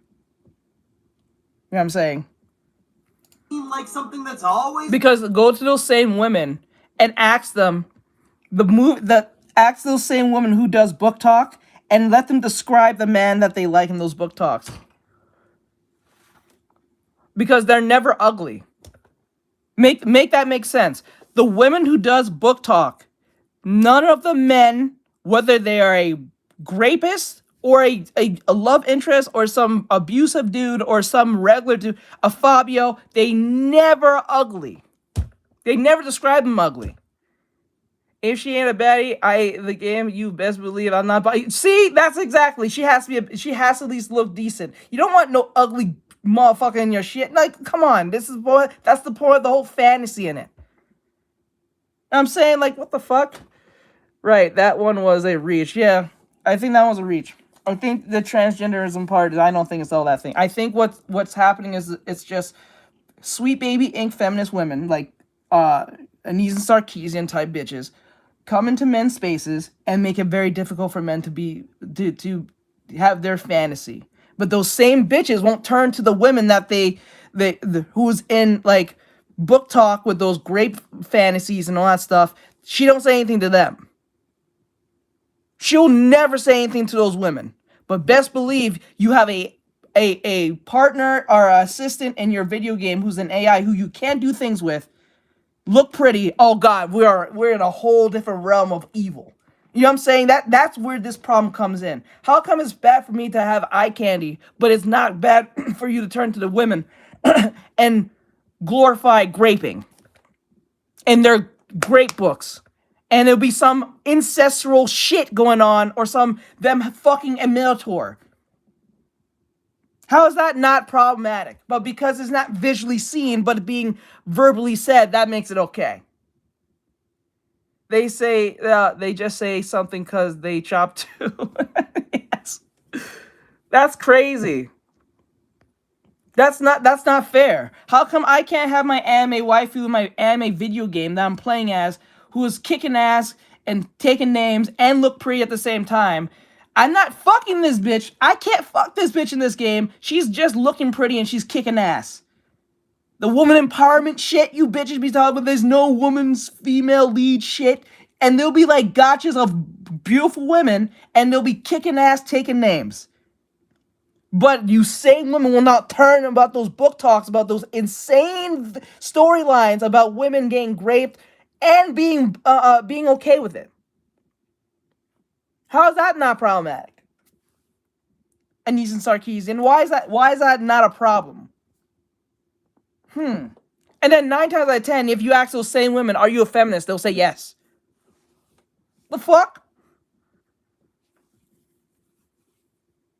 Yes, that's why if you come across a girl who says most of my friends are guys and I get along with guys better, she indicated to you that she can't get along with women because she does fuck shit. Yeah, that's wild. Double standard. That's crazy. That's crazy, bro. It's been there, and everyone should just be cool with cross-dressing. Did we just witness a man actively experiencing psychosis? Anyway, she's definitely not ugly. She looks like what an average woman her age would look like, in my opinion. And the thing about Angela especially is that if you've played the game, you know about her backstory. Let me see. Oh, his shirt is that controls for the I don't know Mario, I think. Yeah, it's for Nintendo, I believe, Super Nintendo. I like sleeping with all the girls men. All the girls men. If they made her look hot, to be honest, it would have Hey, been sad boy. Duh. Clearly, the Bloober team had no issue putting hot women in their game because I don't see anybody out here saying Maria was ugly. The choice to give Angela a little face fat, I'm convinced, was for the sake of realism, in service of handling her storyline with care. Angela's model is attractive. Yeah, but this one looks... The woman who's using as a model is prettier than the model. That shouldn't be. The model should be as pretty or prettier than the model itself. The fact that the woman is prettier than the model tells you everything you need to know. She does look like an average woman. And she is pretty in this. This is not pretty.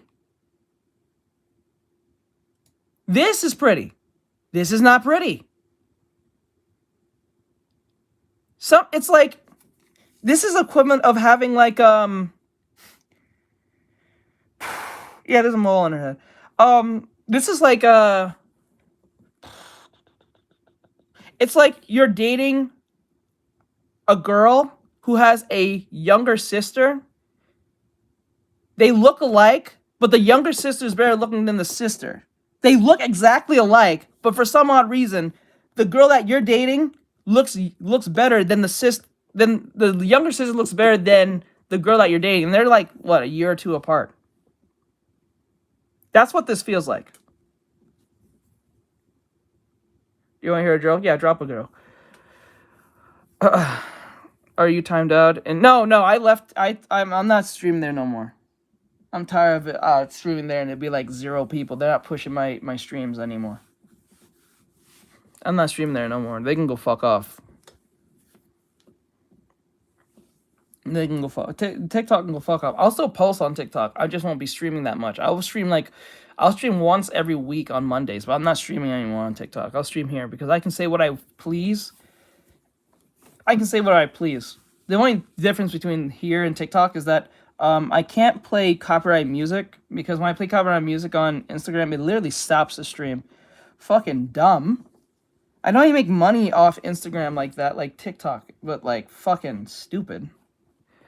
The girl in the reel is more cuter than the one that's here. She's pretty. From a scale of 1 to 10, I'll say she's a good... compared to this, she's like a... This is like a 3. She's like a 6.5 to a 7. Like a solid 6.5 to a 7. Like 6.5. Let me see. Mermaid wear a sun. Wait, why did the mermaid wear a seashell? Why? I was just saying my plans. It was my proportion. Why Dovey King? Yeah, why? Okay, let me see. Yeah, so like I don't know where people think this is pretty. This is pretty. This is not pretty. Pretty, not pretty. It's like if you drew. It's like this is your reference. And you drew this, you know they're supposed to be the same person, but you can see there's some kind of a difference between them. There's a difference. There's something there. And I don't know what it is. It's something there, but it's just not there. Can't figure it out, but there's something not right. Okay, cause she grew out of a bee shell. What? She grew out of a bee shell? I think I read that wrong. I'm reading that wrong. I fucked up your good joke. I'm gonna just take that L. Which actually is I fucked up your joke. I'm sorry. Uglification joking armies seem to have a problem with. A lot of the time they'll say, look, the model for this character is actually good looking. Thus they had to go out of the king army seem to have a problem with. A lot of the time they'll say, look, the model for this character is actually good looking. Why do you guys do that? But oh my god. Whew, this is not good. So like the model is prettier than the real life model's prettier than the model. I would say out of the two, I don't think she's all that pretty, but compared to the model, she's prettier than the model. The model sucks. Then this is probably an art issue. I don't know. Because I'm not saying that from a scale of 1, I don't think she's all that pretty in my opinion, but then again, it's like compared to the model, she's pretty.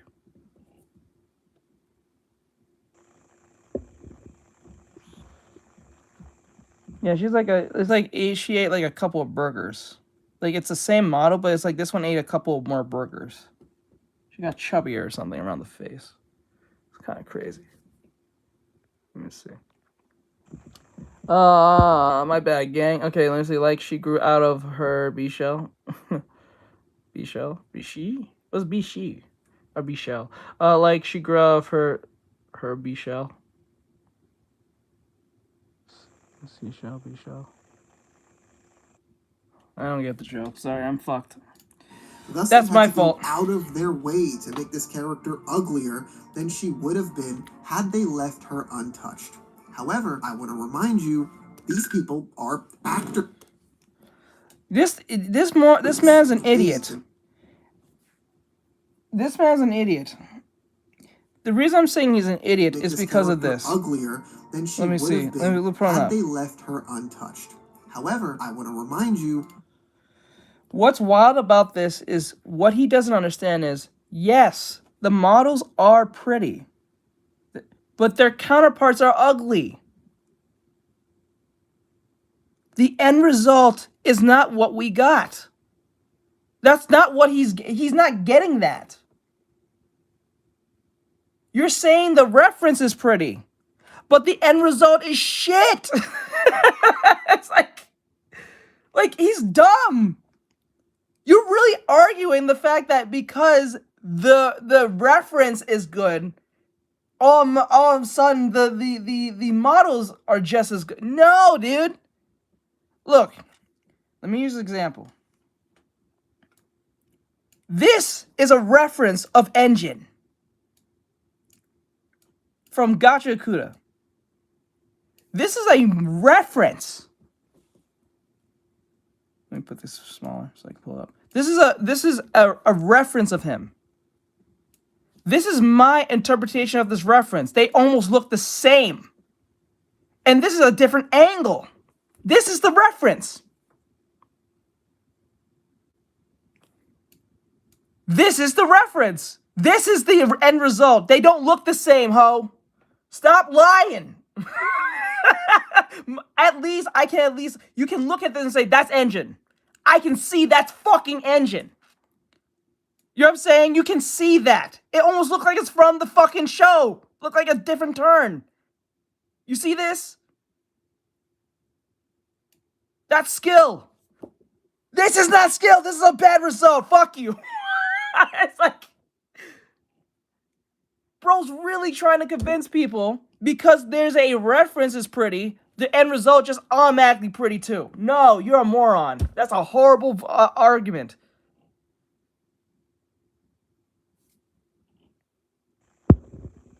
Show. Let me see. Show that. Okay. Brawl sizes LL. C cup, B cup. Let me see. Pretty much. Artex, do you make music? Nah, I used to, but no, not anymore. Maybe back when.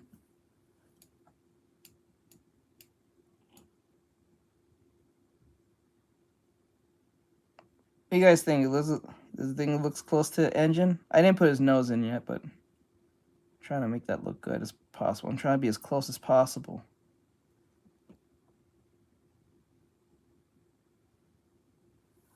It's not, some of them round out their faces, some of them made them too, like she has like a mansion.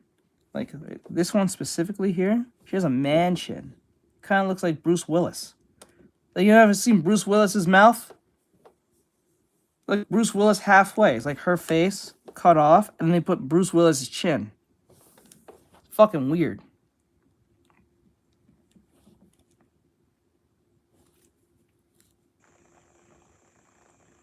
Oh no, to self by cause. Let's see it though. The bottom right is sending me, bro. The bottom right. All right, this one. Yeah, this is not even like look at this. This is not the same woman. This is not the same woman because hold on, let me see. Where is it? This and this is supposed to be the same. I don't even think this is the same lady. They'll have different noses. No, this lady's from the first one. They claim this is from the second one, which is a big fucking lie. Because if you have... This is the writer for Spider-Man 2. Somehow this and this doesn't... They say this doesn't look like this, but this looks like this. You stupid? Is the game company a feminist? Most likely. Oh no, they had Sweet Baby Inc. up their ass at the time. Before Spider-Man 2018, they didn't have Sweet Baby Inc. When Sweet Baby Inc. came in, this happened.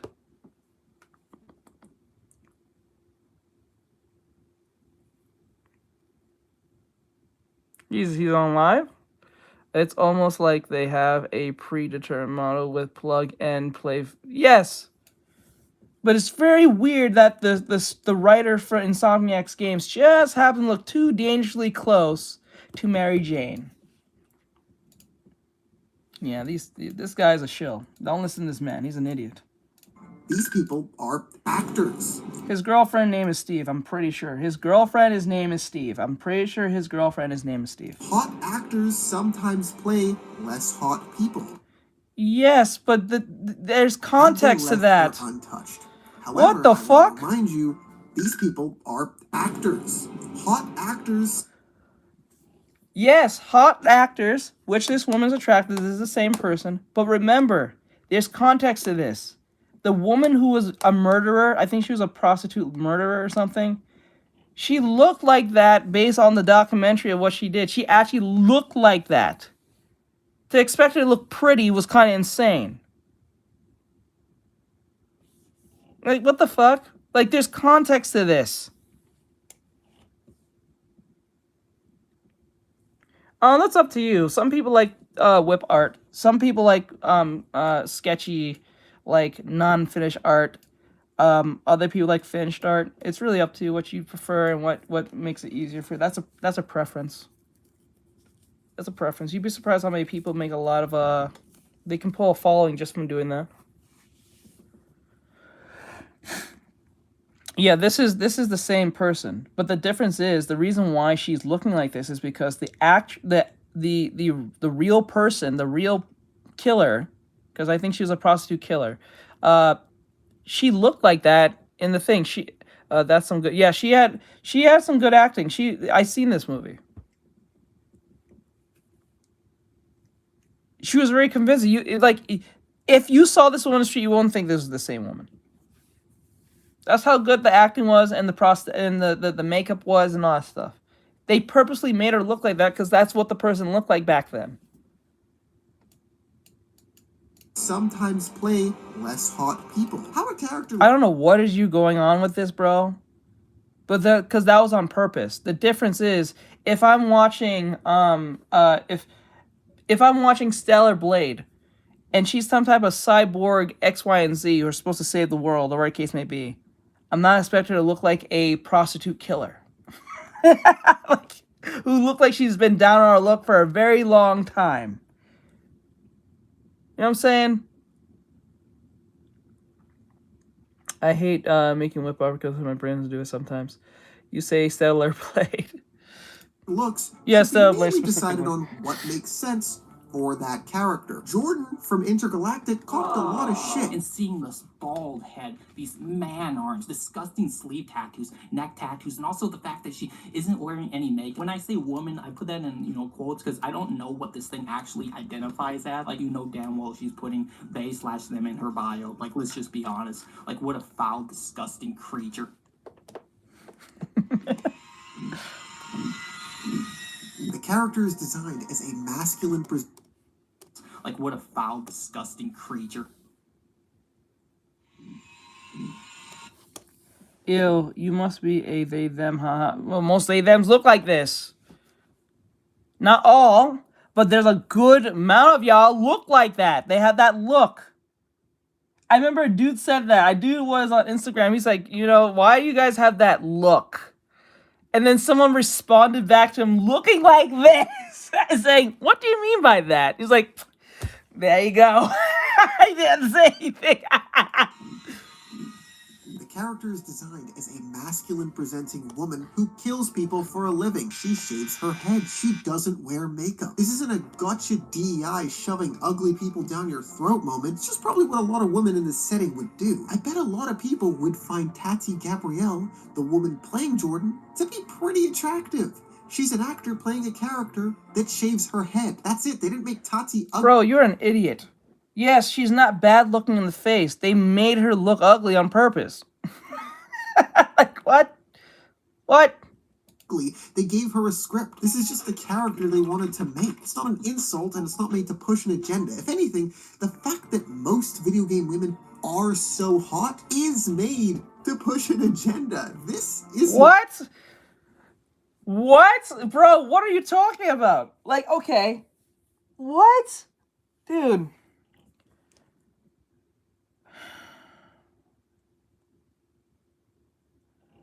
Did you really just say the reason they make them pretty is to push an agenda? So do you like looking at ugly people? Both men and women? Do you want Captain America to look like a fat ass?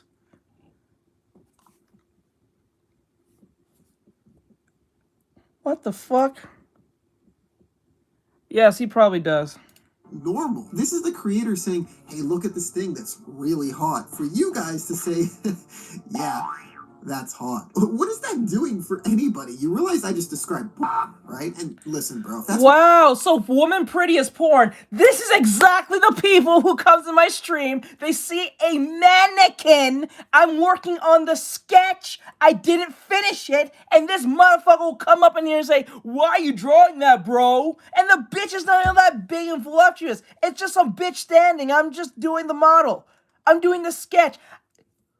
I swear to God, this is like me doing this, and then someone walks in, why are you drawing this, bro? This is weird. I'm like, bro, I just started the fucking drawing. Let me finish it. Are you mentally ill? Like, what the fuck? Bro literally said pretty as porn.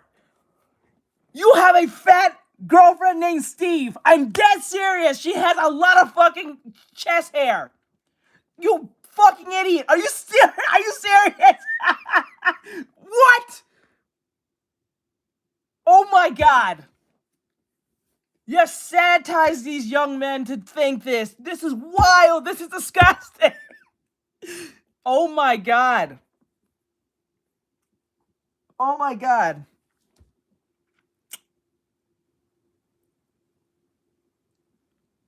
He probably does not. This is a stupid argument. Bro literally said he described porn because we saw a girl who's attractive.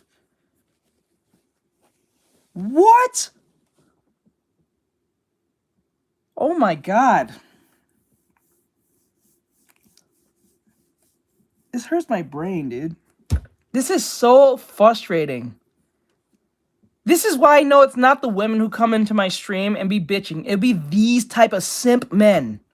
Specifically the simp men. They're not gonna let you hit, bro. I'm dead serious. If this is your strange way of trying to be a male feminist, snake in the grass bitch, it ain't getting you no ass. I'm telling you, you ain't getting married. And if you are married, she divorces you soon. I'm dead serious. Or she fucking Tyrone. Some shit like that. I'm dead serious, bro. That's stupid. She's not letting you hit. I'm dead serious. What the fuck? This is rage bait. Yes, I said this. This has to be rage bait. There's no way you just said that. Holy shit, dude. You finished a Dottie project? Okay. I'd rather say that. What your reason for drawing this? Drawing because I want to understand the artist's inspiration. Wait, is that a direct question, or that's like you're just doing it? You're doing a bit. They're not inviting to the sleepover. Yeah, they're not. Jesus Christ, this man's a moron. He literally said he described porn because we said that girls. Like, let's go back. Let's just. Most video game women are so hot is made to push an agenda. This bro, that is not made to push an agenda. Bitches don't like ugly bitches either. Women don't like ugly women either. Let's just call for what it is. Most women don't like other ugly women. They don't. Because if they did, when a girl says, oh my God, Lizzo's so brave, she's so pretty, and X, Y, and Z, turn to that same bitch and say, you look like Lizzo. Bitch will get mad instantly. She will instantly get mad, even if she's not the same weight as this bitch. You know what I'm saying? Right? Oh yes, they did say that. The creator's wife is modeled after the main character of Eve. And she helped make the outfits. Right? If anything, majority of the women who complain about these anime or superheroes, or a case would be, who looks over sexualized, turn to their cosplay and look who they're dressed as. They're not dressed as a more censored version of that character. They overtly dress like the women who they have a problem with. Make it make sense. The same women who will complain about you men are gooners will be the same women who will be at the slut walk at the same time. The same women who will be at the slut walk will call prostitution just sex work and be supportive of sex work, but have a problem with a dude paying for the sex work. They'll have a problem with dudes paying for the Gooner game. Make it make sense.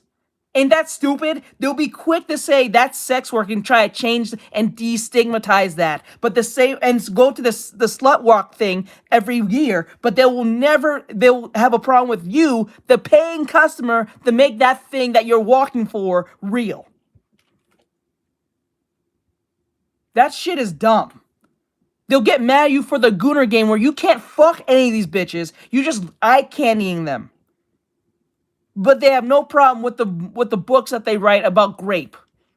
Glorifying it in all ways, shape, and form, and being in abusive relationships all under the sun with incestuous shit going on in their books. And they'll be on TikTok, YouTube, and all these different platforms talking blatantly, openly, proudly, all under the sun, that Shuon had to put a video on it.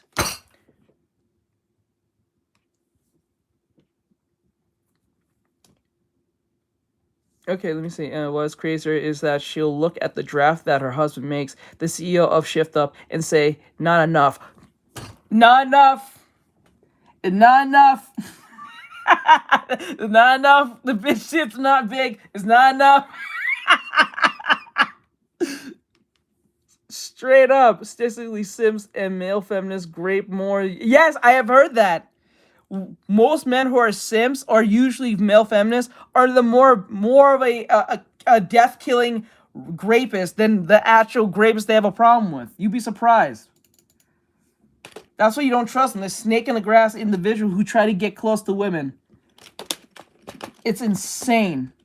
Why do you think the girls go after dudes who don't give a flying fuck about them? Because they're not gonna try do them things. Because they find them annoying half the time. Let me see. Shift Up wife. Let me see here. Look at this pretty woman. Look at this beautiful woman. This is Shift Up's. This is the CEO's wife. That's the wife. She's drawing the so-called Gooner art right there on the screen. This is the Shift Up CEO, I believe. He's not a bad-looking dude either. He's not a bad-looking dude either. There's him and his wife. And she looks like this. That's crazy. She works with her husband making the Gooner game problem. This is the model.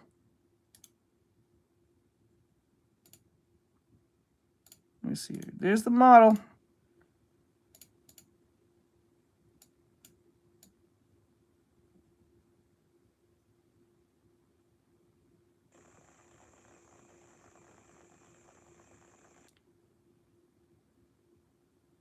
Yep.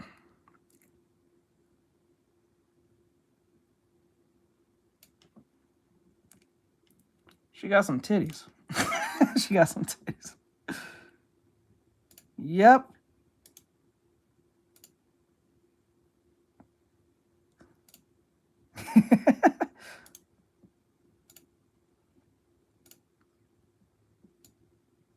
Look at this. This is the model that they used. But the women don't exist.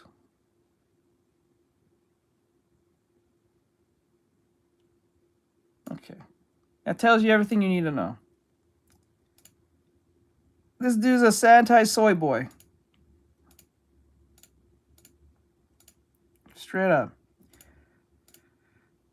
That's crazy. The model can use the uppercuts. What's funny is Eve is based off an Asian lady, but sounds British. Oh, for real? I haven't played the game, so I never heard her speak. I have to check that out. This isn't normal. This is the creator saying, hey, look at this thing that's really hot. For you guys to say, yeah, that's hot. Bro, you should do some research before you make these videos. This man's an idiot. What is that doing for anybody? You realize I just described porn, right? No, you did not. You just said attractive means porn. He didn't say, look at this naked woman. He said, look at this hot woman, this hot thing. Hey, look at this thing that's... I'm pretty sure, bro, if this is porn, don't watch no rap videos. Don't watch no rap videos. Don't watch nothing that has nothing, no. Shit. Are they supposed to have boy? The overbite makes it like a rat. really hot. For you guys to say, yeah, that's hot. What is that doing for anybody? You realize I just described porn, right? And listen, bro, if that's what you're after... Wait a minute. You just said, why is this doing for anybody if they're pretty? So what is it doing for anyone if they're ugly? This is the same argument saying, if we change the race of the character, it doesn't change everything. If it doesn't change anything, why are you changing the character in the first place, you moron?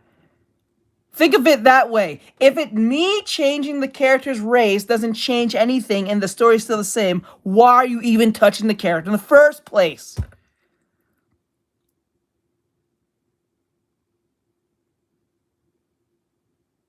That doesn't make any sense. Why would you say this then? It's a weird argument. This is strange arguments. They're inconsistent because it's like he keeps saying if it's attractive women, you're a gooner. The women that we are saying that is ugly isn't ugly. You're just attracted to ugly bitches. And because we're pointing out they're ugly as a negative light, you have a problem with it. Because you said if they are pretty or if they're ugly, what does it make them better? Just as much reason to put them pretty. Why would you put something of a more cheaper product just because? Like, what the hell?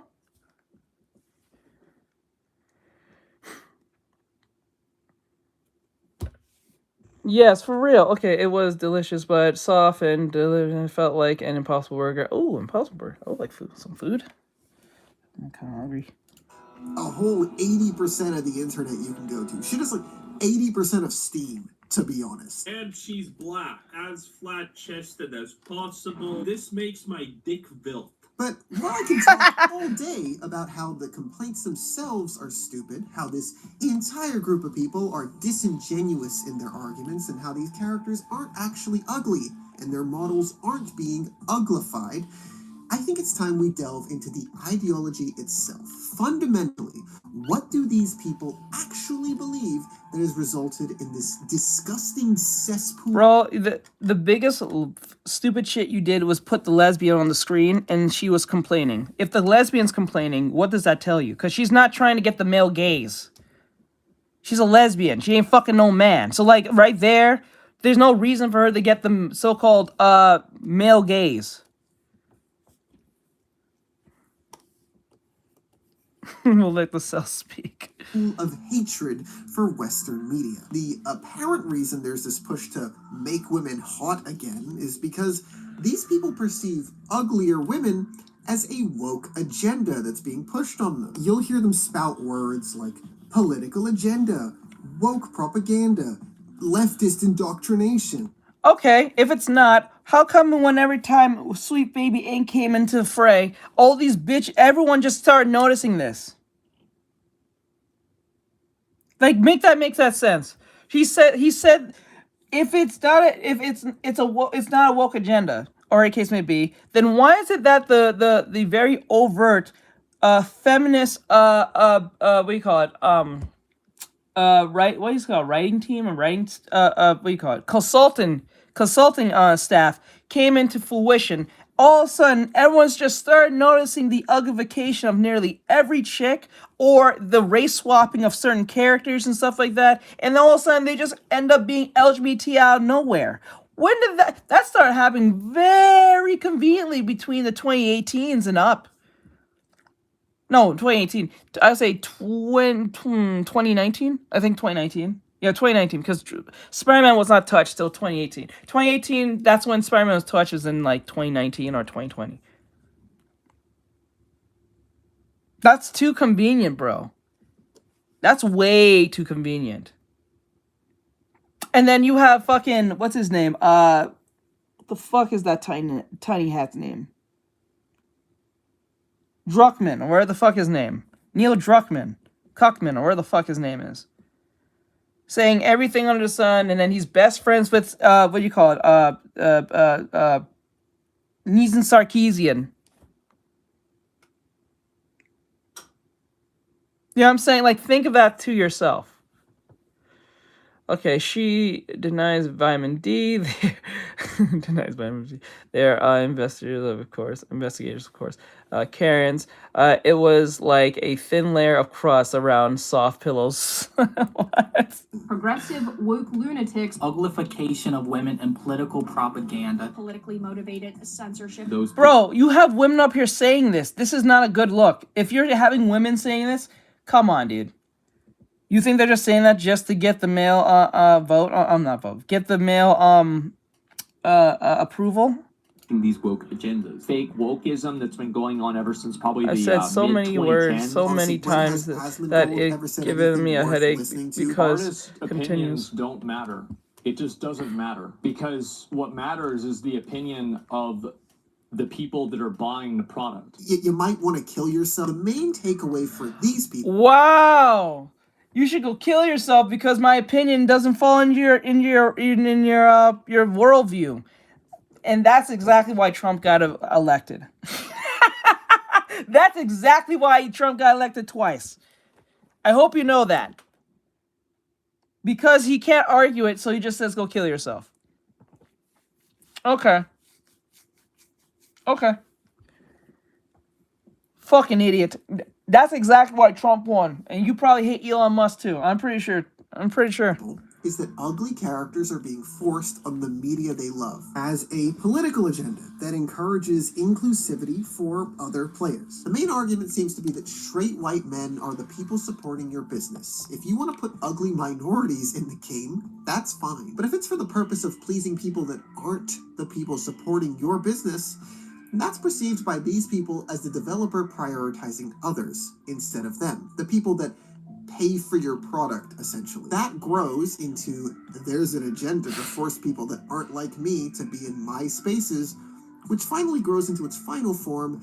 The woke mind virus has infected all the media I like. And so they'll talk about how they wish we could just keep politics out of games. But honestly, for people who think this way, I'd take a step back.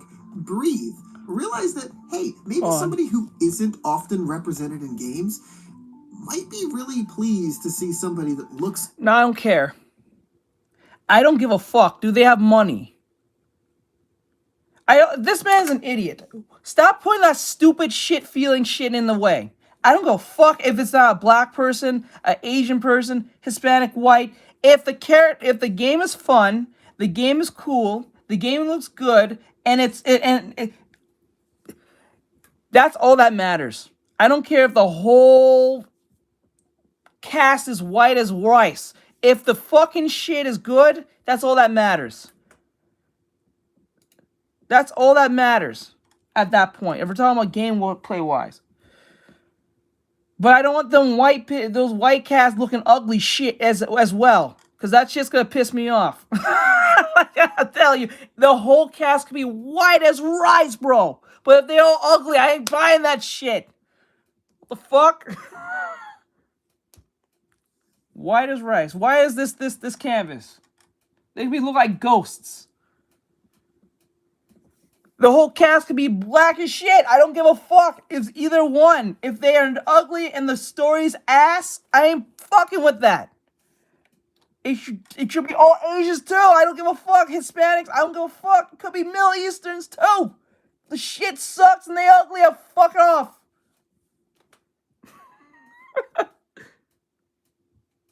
They're not ugly enough.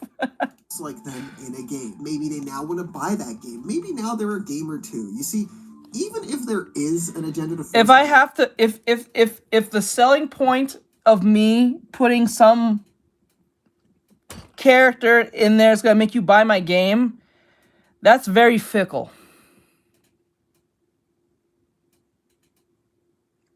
That's very fickle. That's a fickle way of looking at things. If that's the only reason, oh, the character's black, well, okay, I'll buy it now. That's stupid. That is dumb. Minorities in the gaming spaces. No, the character's Hispanic? Oh, I'll buy it now. No, bro. The fuck? Why is that so bad? You get a little less eye candy. There's a reason why Dragon Ball Z is like, what, 44 billion? Worth 44 billion? It's worth 44 billion if I remember right. How much is it again? Let me see.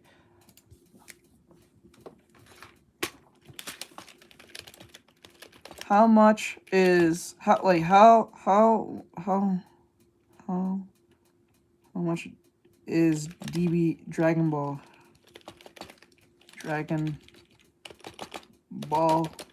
worth?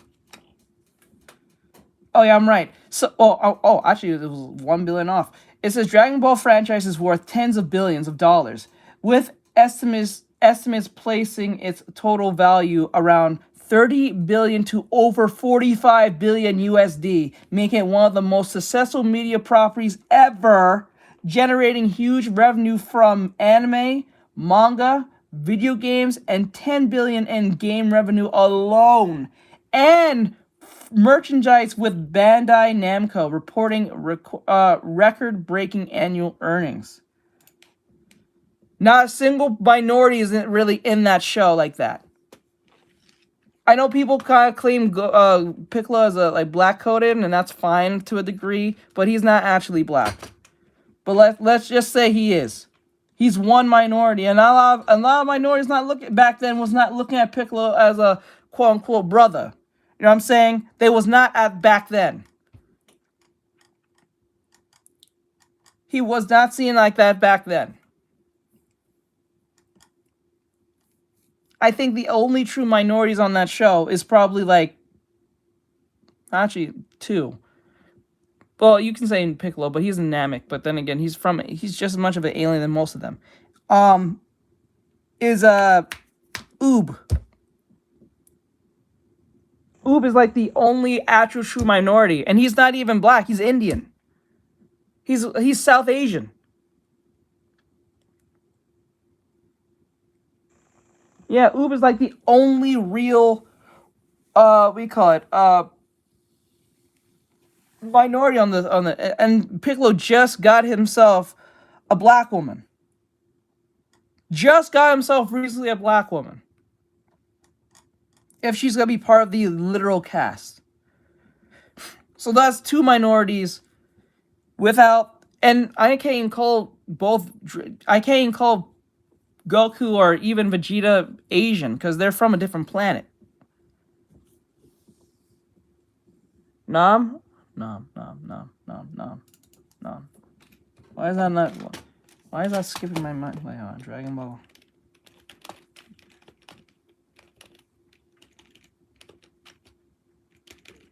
Hold on. No. Oh yeah. Oh, he's South Asian too.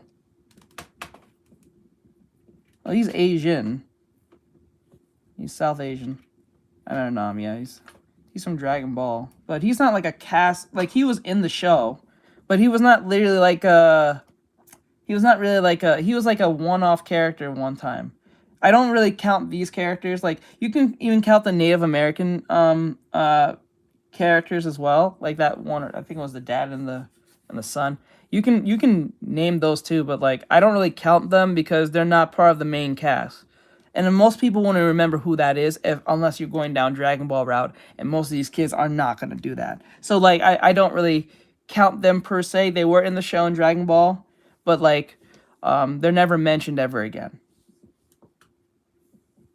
So I really don't really count them. I don't know if he's a playable character in the latest Dragon Ball fighting game, Sparking Zero. I don't think so, but he was in Tenkaichi 3. They had most of the fighters in Dragon Ball, the Dragon Ball Z and GT, in thing.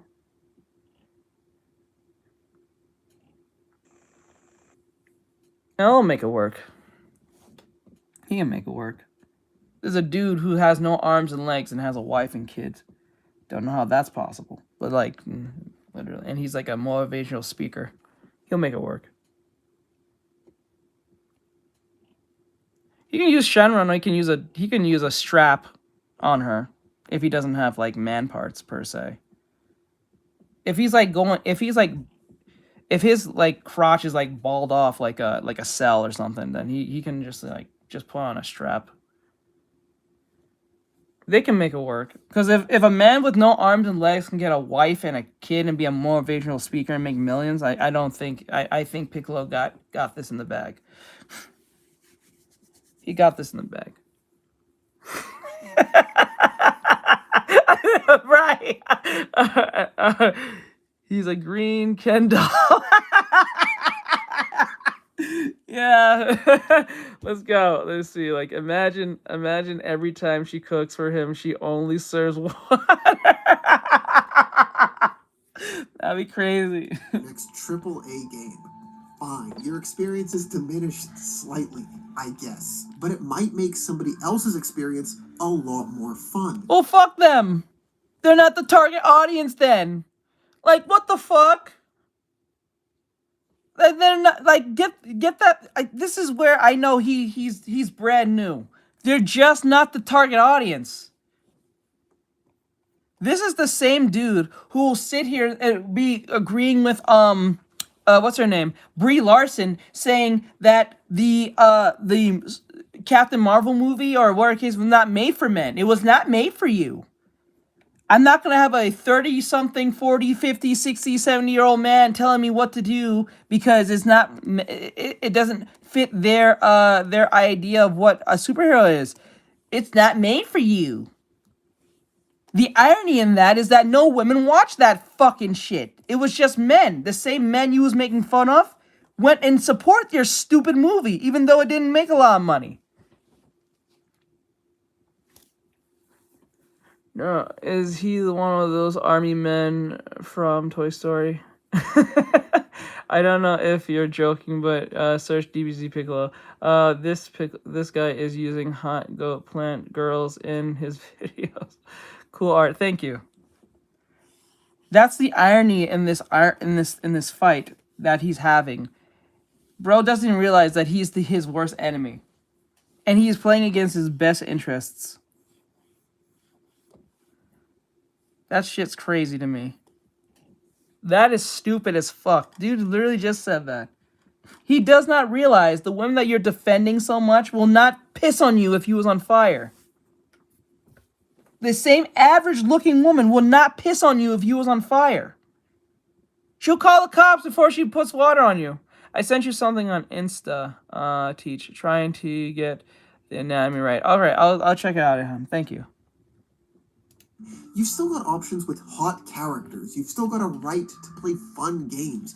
Now there's just a few more gamers than there were yesterday. If you listen to what I just said and your thought is, no, fuck those guys. I want hot people in my games. I want politics out of my games because I pay for them. Making games a more inclusive space for ugly people isn't a good enough reason.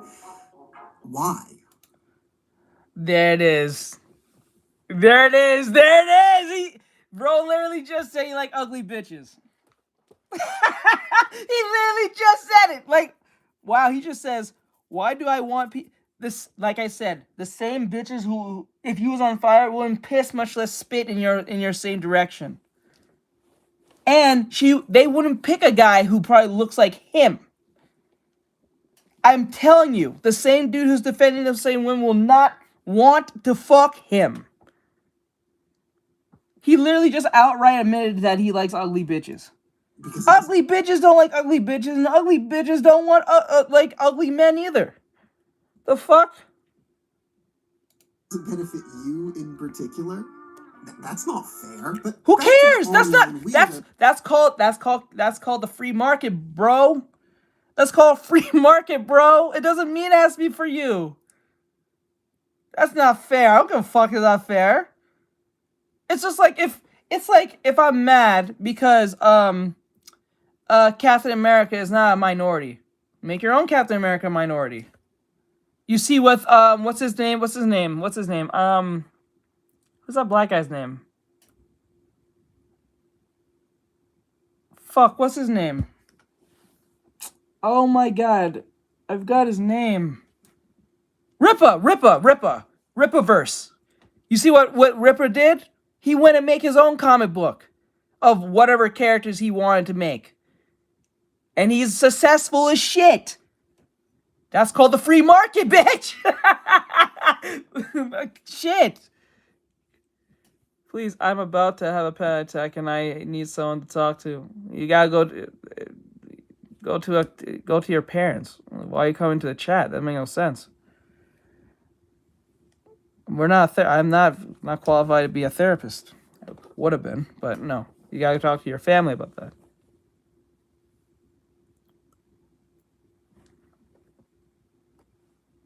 You see here. I have a weird feeling that's a form of trolling. I don't know yet. We'll see. Yeah, that's crazy to me.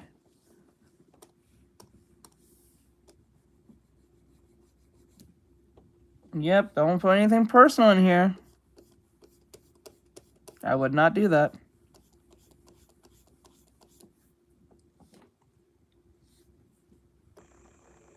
I would not do that. I would keep that to yourself, or at least say it to someone who you personally trust in your life, not a random chat. Apparently, Scarlet Nexus. Bro's playing Scarlet Necklace, but he wants the ugly bitches. Why is he playing this game? Most of those people are good looking. He's playing porn right now at this point. Siri isn't hot enough. Can't get over that one. If you ask these guys, that's what they'd say, that politics are being shoved down their throats. And while most don't claim to be apolitical, it's clear they hate anything with strong political opinions. And by strong political opinions, I actually just mean leftist political opinions. Actually, leftist politics aren't even politics to these people, it seems. It's propaganda. You'll see them say a whole lot of, I don't want to be lectured. But what you'll quickly realize is that even the most mild leftist beliefs will have these guys crying activism. They may frame modern leftist because they don't want to hear that shit when they're playing a fucking video game. Why don't they get that? I'm playing a video game about killing zombies, killing demons, some shit. I don't want to be told what the fuck to think. Let me see. What?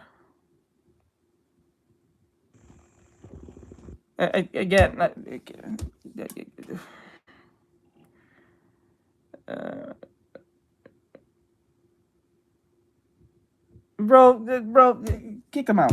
Skylar, leave. You gotta go. That's so unnecessary. Bro, go. No, they gotta go. I don't know why you're doing this. There's no reason to tell someone this when you can tell this to, like, I don't know. I didn't say it. It's still... Yeah, you gotta go. I told you not to do that. You went off and did it anyway. Out. Fuck out of here. That's right there is why I think you kids are fucking dumb. Not all, but a good subset of you of like Gen Alpha to late Gen Z is dumb as shit. Even if what you're saying is true, why are you telling a random stranger this? Strangers this? What can we do? That doesn't make any sense. Why are you telling random strangers this? I said not to do that. You did it anyway. Because even if you was on the verge of like pulling that rope around your neck, why are you telling us this? I think this is supposed to be something you'd be telling the people you have a problem with that's making you want to put that rope around your neck. And if you can't, go a therapist. If you can't, go to police. There's a hotline for this. Logic sang it. It's in the fucking song. I don't understand. I understand that sounds very insensitive, but please understand. When you guys write shit like that in the YouTube chat, I get penalized for that. That's why we don't really let you guys say your personal information or give like very sad, because it comes off as personal. You could be lying for all we know. We don't know. That's why YouTube don't bother. Don't give a fuck. Even if you're lying. If it's something disparaging, they don't care. They come after me. Fuck you. I don't care. I don't care you jumped out the car and your dad tried to beat your ass with a metal belt. I swear to God, just get the police. Why are you telling the strangers? If you have the balls to tell the strangers, you probably have the gall to tell the police. Or your CPS. I don't, what the fuck? We can't do shit about that. I'm not going to sit here and let that shit happen. No. I know you're just trolley trolling, because you wrote that fast, too. Nah. As lunacy, but fundamentally what we can't do shit. I said get are out now. games that de-emphasize gender roles. It has nothing to shit we're talking about either. That shit's dumb. I sent you something thinking, how have you been? I've been doing well, hon. To conventional beauty standards just because. Game And so recommended what they'll say that is hotline keep every activism time out of my I use games, Gemini. which really means what keep line? modern politics out of my games, which really means don't show me politics I disagree with. That's the core of it. Don't challenge my beliefs. But this dude just wants to be fucked. He's an idiot. He likes to be lectured to. He likes to be told what to do. This is an idiot.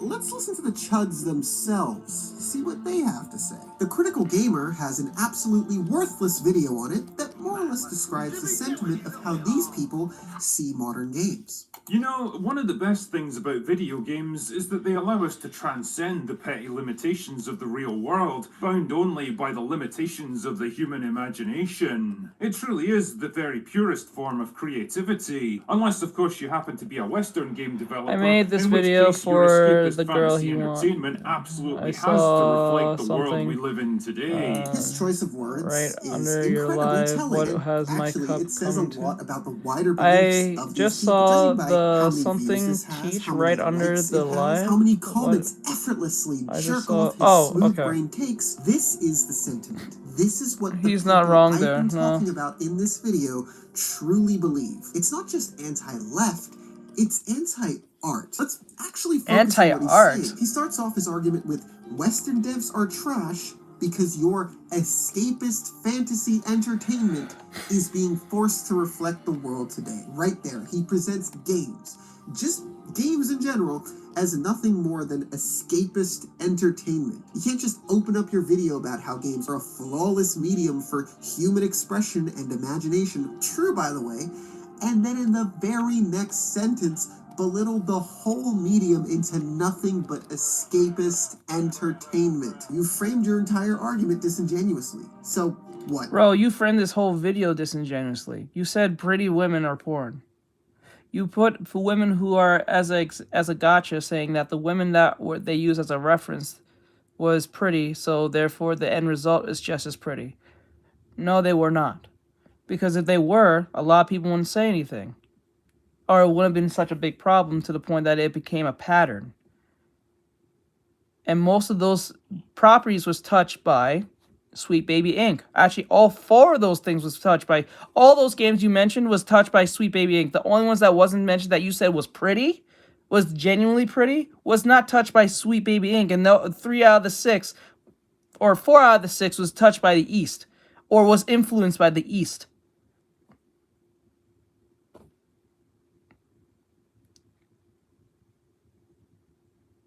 Make it make sense. Make it make sense.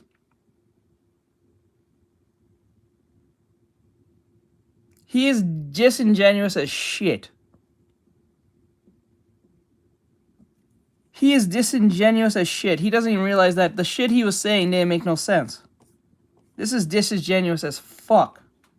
Games are art, but only when they fit into the narrow view of escapist fantasy. This sort of slip exposes what these people actually think of games. You'll see the word escapism all over this side of the argument. And why? Because that's the only argument they truly have. And then he said nothing's wrong with ugly people or being inclusive or some shit. So you just literally said if you're being like he associated the idea of inclusivity to ugly. So therefore, because we don't want someone who look ugly, therefore we're not being inclusive. So you're saying that people who are ugly is part of the inclusion.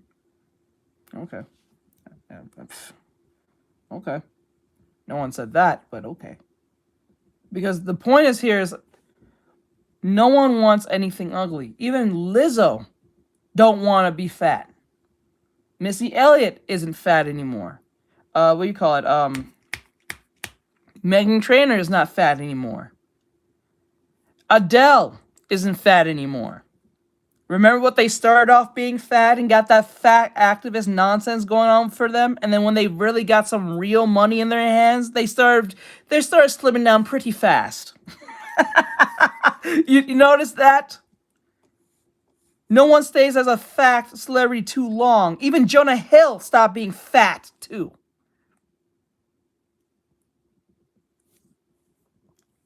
Sounds like he is a what? Yeah, like this dude is a male feminist. So the ugly characters he wants out of the game. No, he wants ugly characters in the game. Yeah, she's skinny now. Oh, you never seen her? Adele's not fat anymore.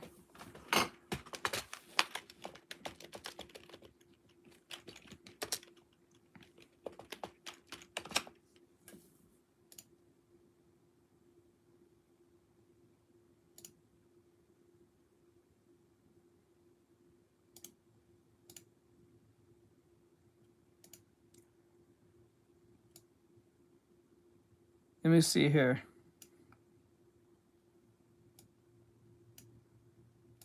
Yeah, that was her at the beginning. Middle. This is how she looks now. If you want a whole, I'll give you a full body one. Or more closer to full body. Let me see.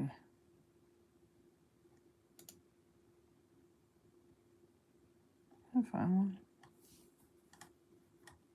There it is. Before and after.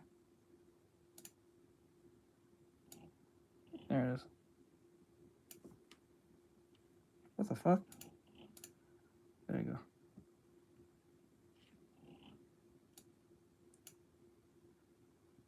And she was bigger than this. Yep. Shit, that's crazy. How the takes mid? Tell me how they're mid. I don't mind if you can tell me if I'm mid. Tell me if the takes are mid.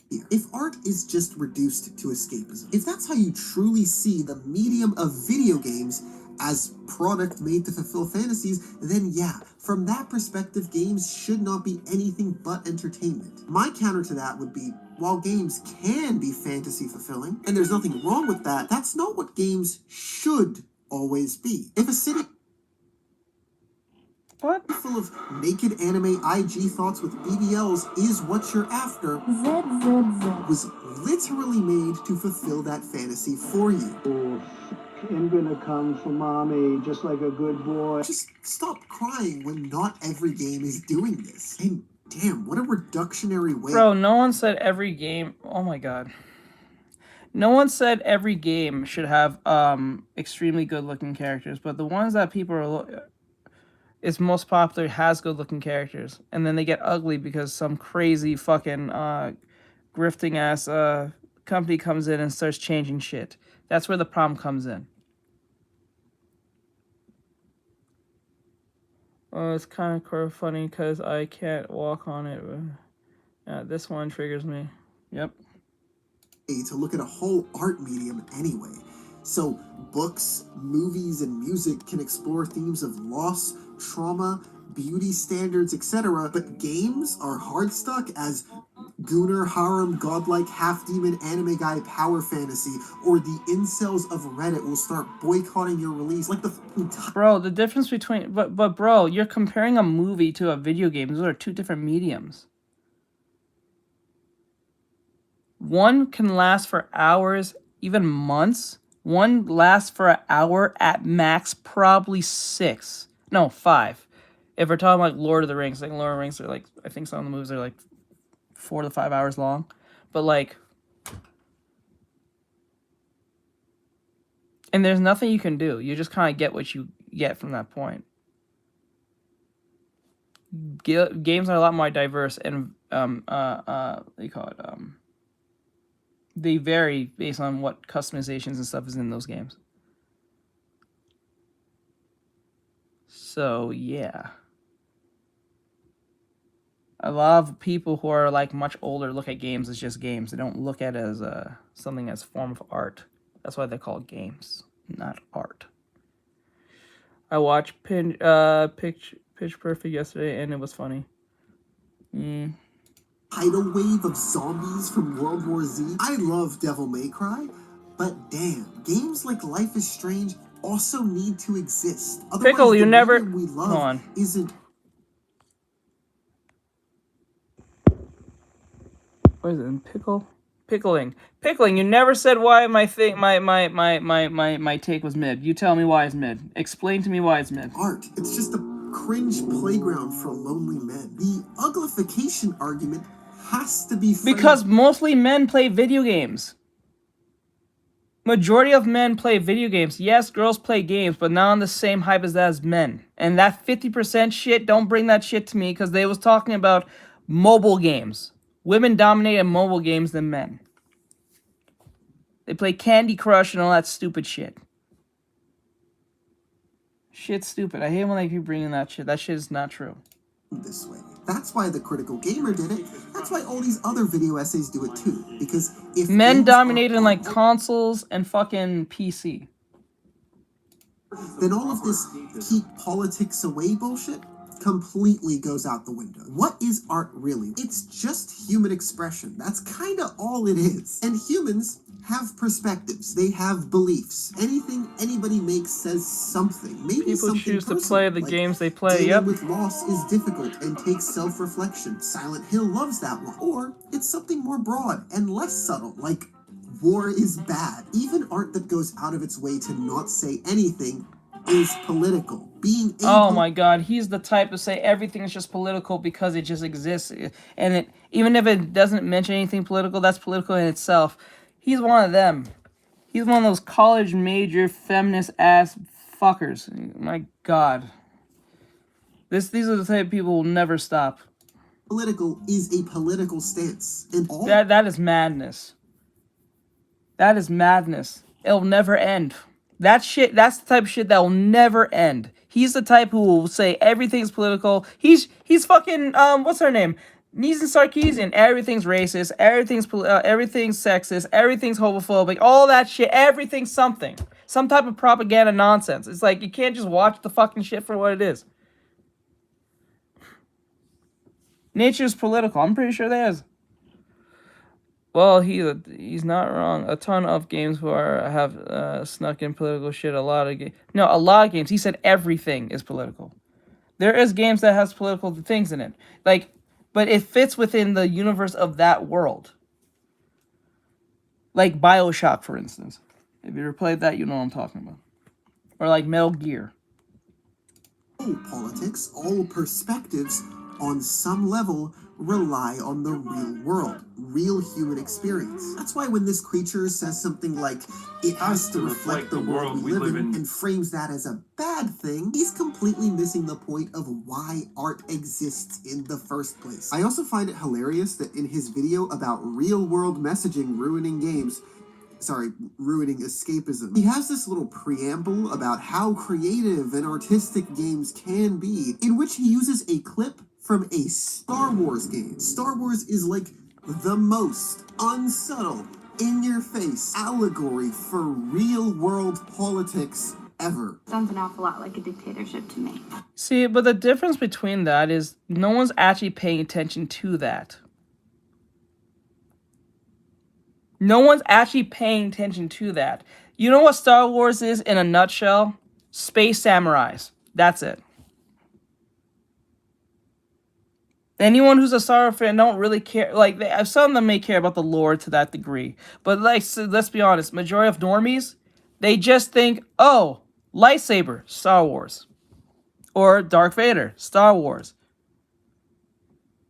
Most people are not caring about the politics of it's not like Gundam. Gundam is more politically driven than Star Wars, bro.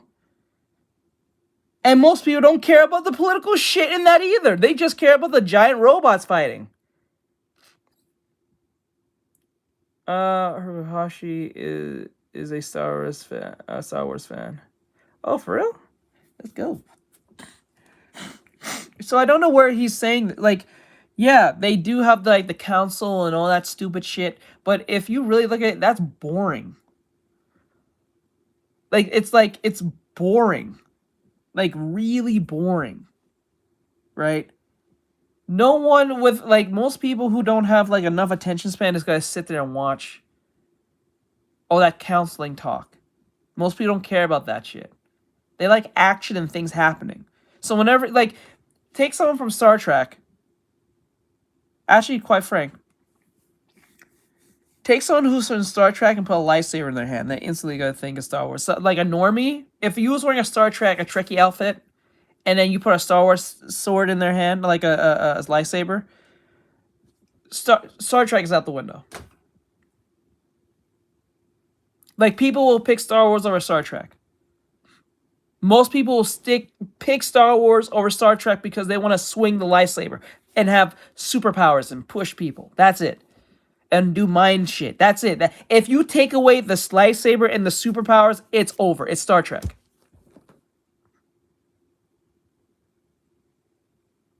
Like, I don't need to be a Trekkie to know that. Like, literally, like, if, like, I know they're different, but they're pretty much the same. It's in space. They deal with all their aliens and political issues that happen in the world and stuff like that, and try to rectify whatever's going on in that, and try to keep order in the world and stuff, like with the Jedi and stuff. But when you take away that particular part of that, it's boring. Most people don't want to be, like, if you bring in Boba Fett, most people want to be Boba Fett because they thought he was badass back then and stuff like that. But if you take away Boba Fett and just take away the lightsabers, this show it's just Star Trek.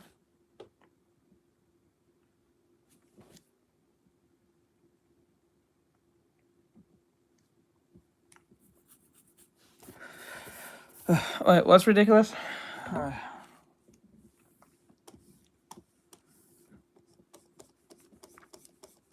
Did I say something wrong?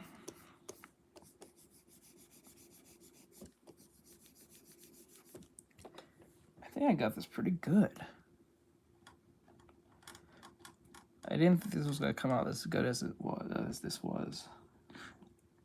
And I got the hair in. Wait, did I get the hair in? Ooh. Oh, there it is. There you go. So much of the games being political. Oh, I didn't know about that. That's a thing? Is that really a thing? That's not. That can't be true. Is that true? That can't be true. Really? No way. No way. Well, if it works. George Lucas had like one idea, and Star Wars is a great example as to why these dudes are so delusional in the first place. They say shit like, keep politics out of my escapism, when Star Wars makes it so clear that politics and escapism have nothing to do with each other. Real-world ideologies inside a fantastical escapist fantasy. If politics ruined your escapism, then Star Wars should be like your least favorite thing ever. Dude, you're an idiot. No one gives a fuck about the political things that's going on in fucking Star Wars. There may be people who genuinely care about that lore shit, but majority of normies who's going to watch a Star Wars, and when I say normies, I'm talking about surface level parents and surface level children, because if you watch Star Wars, mostly people are focusing on the Jedi, and they just want to have swords in their hand and push people. That's it. That's it. That's Star Wars in a nutshell to the majority of most people. I don't see any kid saying, I want to be a Trekkie. I have not heard a child say, I want to be on the, what do you call it? Oh my God. I have not heard anyone say they want to be a Trekkie. Not once. Not in this era. Hey, sad boy, thank you for the gift, my dude. Tell me a kid who said to you, "I want to be a Trekkie. I watch Star Trek." Like in this day and age, and just outright saying it.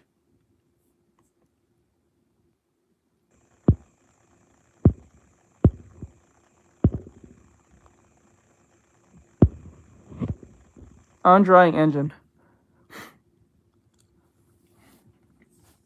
Yeah, like Ahsoka.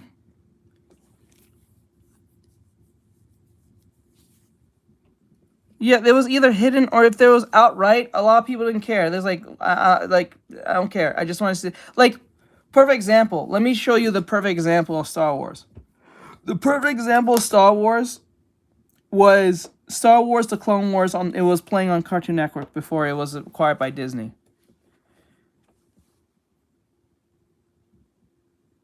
How can I explain that? Have I ever did a video? Yes, I did a video on that. It's in my playlist. You can go check that.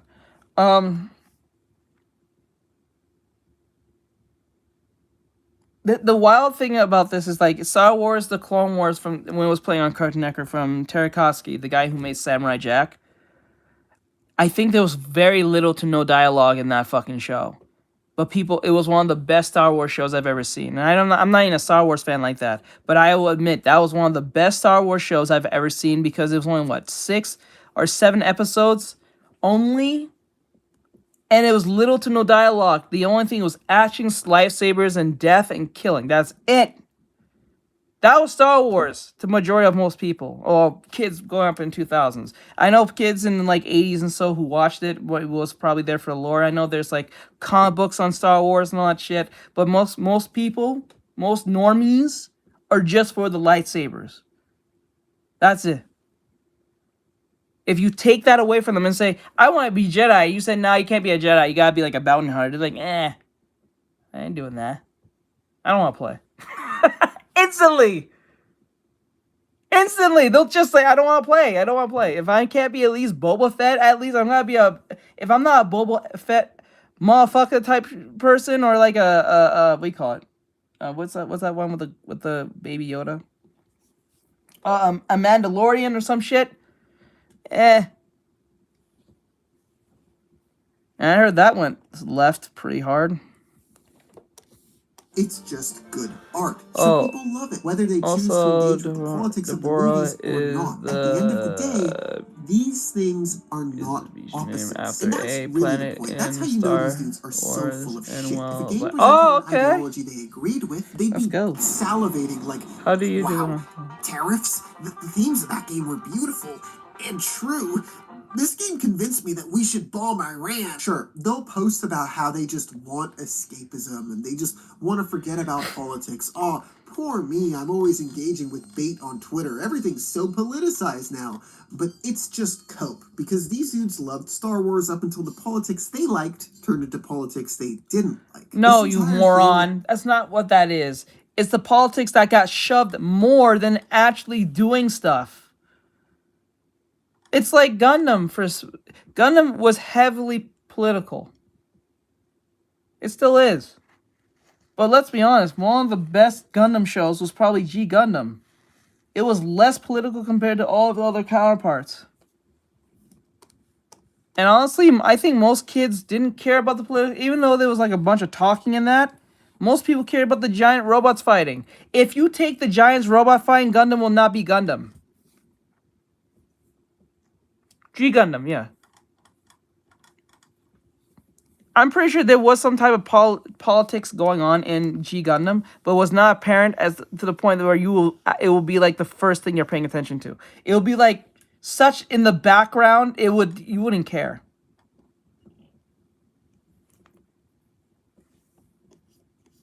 It's bad to eat. Really? No way. No way. Not cookies. Of the woke making gay women ugly is not really the argument they think they're making. They may think they're combating some weird ideology that's intent on destroying masculinity, but all they're really doing is outing themselves and their biases. Bro, I'm not gonna lie to you. No matter how stupid the take you're taking here is, it all falls back to money. This ultimately falls back to money. It's what the market wants. If the market wanted your so-called ugly bitches, you wouldn't be making this video. So I'm coming to this conclusion that he's just coping at this point. Obviously, most of these shows, the games he mentioned didn't make a profit. Majority of them did not make no profit, or they're bound to fail. Finally, we've come to the breaking point for these chuds, and all it took was adding a muscular woman to a game. It's time to dig deeper and find out what is it about these modern day politics that they really hate so much. I think I know. The real reason is they just hate women, man. There it is. That's all. We just hate women. There it is. He is there it is. That's all they say. They can't figure it out. They hate women. We want beautiful women, but we hate women. So he's associating hating ugly women is women. That's crazy. No woman wants to be ugly. He literally just said we hate women, but we just said we don't want ugly women. Shit, this is not even a movie. This is not even a video about women in like female lead type shit. This is just about the looks of a woman. We just hate women because we want them to be pretty. You think women want ugly men in their fucking medium? What the fuck? I figured. I want to see what he looks like. I want to see what he looks like too. Shit, that shit's crazy. He's a dude and he's saying this. This is stupid. This is madness. And what about is the lesbian women you showed in this video, do they hate women too? Because you brought up a lesbian on the screen and she said she was ugly too. Does she hate women too all of a sudden? They ain't fishing for him either, right? Why? What the fuck is this? This is stupid. Fine, you got us. You got us, bro. You got us. You guys, we just don't like women. Not that we want to procreate with them. Not that we don't want them to be pretty. Not that we don't want them to be like, you know what I'm saying? Like, be part of the medium to a degree. It's like, nah, we just hate them. That's crazy. Why cross out the LGBT if he hates women? That's just crazy. Who said anything about hating women? We just said the bitches that you guys made are ugly. That's it. That has nothing to do with the hatred of women. If anything, that's saying we want women to be pretty. Just like how women want men to be pretty. Oh, pretty. Oh, handsome. They don't want no neckbeard looking individual who's just like looking like he's off Reddit. They want a dude who's like jacked, 6 foot, looking great, X, Y, and Z. He knows what he's doing. He looks like a man. He acts like a man. Everything under the sun. They don't want no soy boy drinking latte motherfucker like this talking this shit. Then they don't fuck men like that. Shit, they don't. Majority of women do not like that type of dude. They find them ick. They give them the ick. That's just is what it is. That's just me being honest. These dudes hate women. No, they don't. That are writing up articles and Reddit posts about it. Actually, it's the men who usually be low-key supporting women. Be the ones... What the hell? It's usually the men who's usually supporting women, the one who low-key hate them low-key. Like, straight up. They'll be the ones who will be the ones actually wanting to kill them, do things to them, because they're not giving them enough play or some shit like that. This is horrible. This is fucking horrible. This is he's young. I think it's just because he's young. Middle-aged Jedi Master not being Gooner bait are not normal people. These people are not talking to women, aside from when Pokimane reads their message and they fucking key blast their monitor off the desk. Anime and... Obviously, he finds her attractive. It's obvious that he finds her attractive. That makes sense. Pokimane is mid as shit, bro. I'm not even gonna lie to you. She's pretty mid. That girl next door shit that she does is fucking dead. That shit's fucking stupid. He's in his 30s, late 30s. He's in his late 30s, for real? Holy shit. Has sort of painted women as a different species. And I don't even like Pokimane. Yeah, Pokimane's mid. Humans, I guess. I still think it's promoting race mixing. Humans are sometimes ugly. Humans are sometimes fat. Video games are art, and depicting people realistically is just what some artists want to do. I'm not saying all games need to have realistic depictions of people. I play gay little anime games and SpongeBob platformers. I'm the last person that cares about realism. But then why are you complaining? What the fuck? Wait, what? What?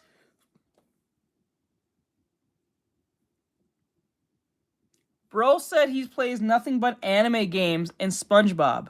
then why the fuck are you even making a sound in the slightest? What? Oh! You play only anime games, but you won't play the ugly bitches that you're defending. Crazy! Make it make sense! He won't play the games that he claims are these women are not ugly, but he's playing anime all damn day. And SpongeBob! You're not even supporting the thing you're arguing for. You are exactly the target audience why people don't fuck with this shit. Like, make that make sense. He just said it. I only play video anime games, gay anime games, and SpongeBob. But he's arguing for games he doesn't even play. He doesn't touch this product. But we hate women. Let me ask you, is there any ugly women in those anime games you be playing? I'm pretty sure they don't. What? That is crazy, dude. That is crazy. Hold on, I think I found something. I think I found something kind of crazy. Oh man, that's beyond stupid. Why would you argue for something that you're not even fucking with?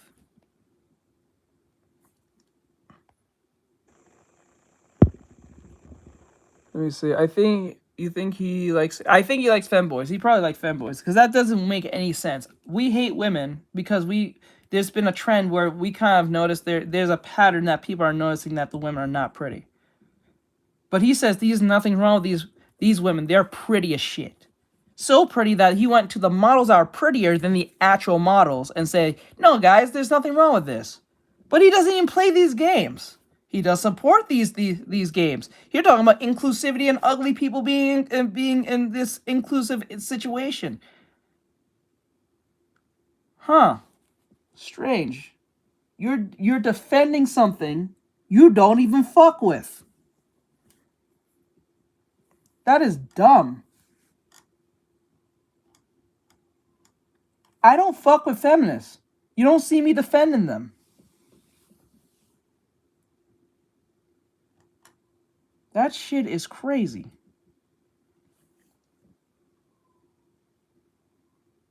Yeah, it's usually a no for me as well. That's a no for me as well. Are you going to look? Oh, sorry. Let me look at it now. Fuck it. I did promise I was gonna look at it. Hold on. I got you.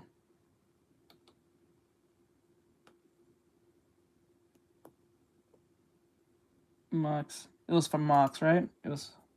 Let me see. It was Mox? Yeah, it was Moxie.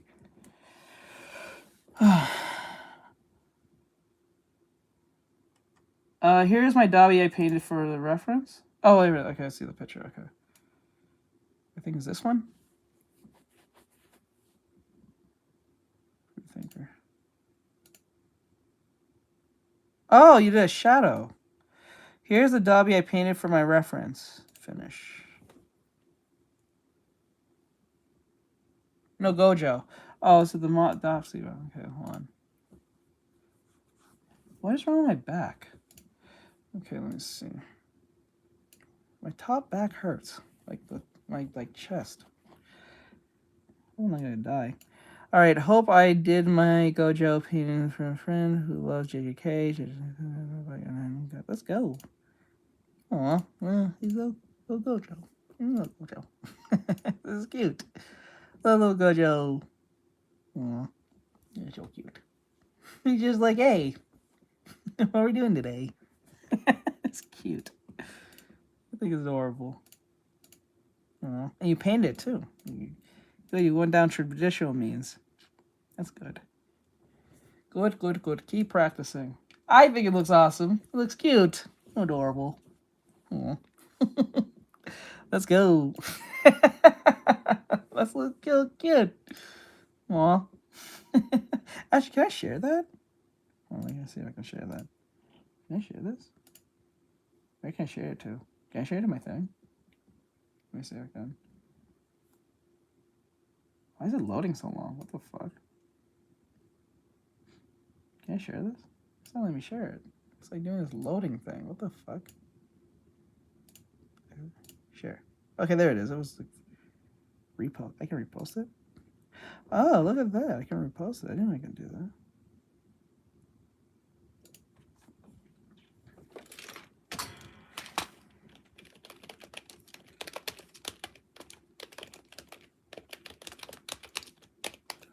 Just to be clear, this is the only one time I will do this because I only do this for my students, but like I'm just making an exception for this one time. For this one time.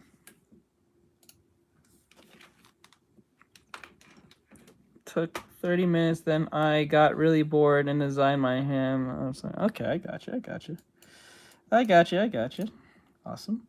But if a dev is going for realism, the world they make is going to be populated with some ugly people. In fact, if immersion is what these dudes really cared about... Bro, we're not stupid. If it's going to be realistic, yes, there are going to be some ugly people, but all the women are ugly. All the women are ugly. All the women are ugly. And you're not even buying these games. Who are you? You shouldn't be even speaking. Because these people are so obsessed with escapism. And if anything, hot characters accomplish the opposite effect. Really? How do they? Please explain this. You lose yourself in an RPG world if Sydney Sweeney is walking around every corner. You really think walking into a foggy graveyard and seeing goddamn Belle Delphine NPC is immersive? Oh my god. Oh, dude. They never said they have to be 10s. They just have to be conventionally attractive. They're not conventionally attractive in the slightest. They're not even conventionally attractive in the slightest. They're not even average looking. They're just really ugly.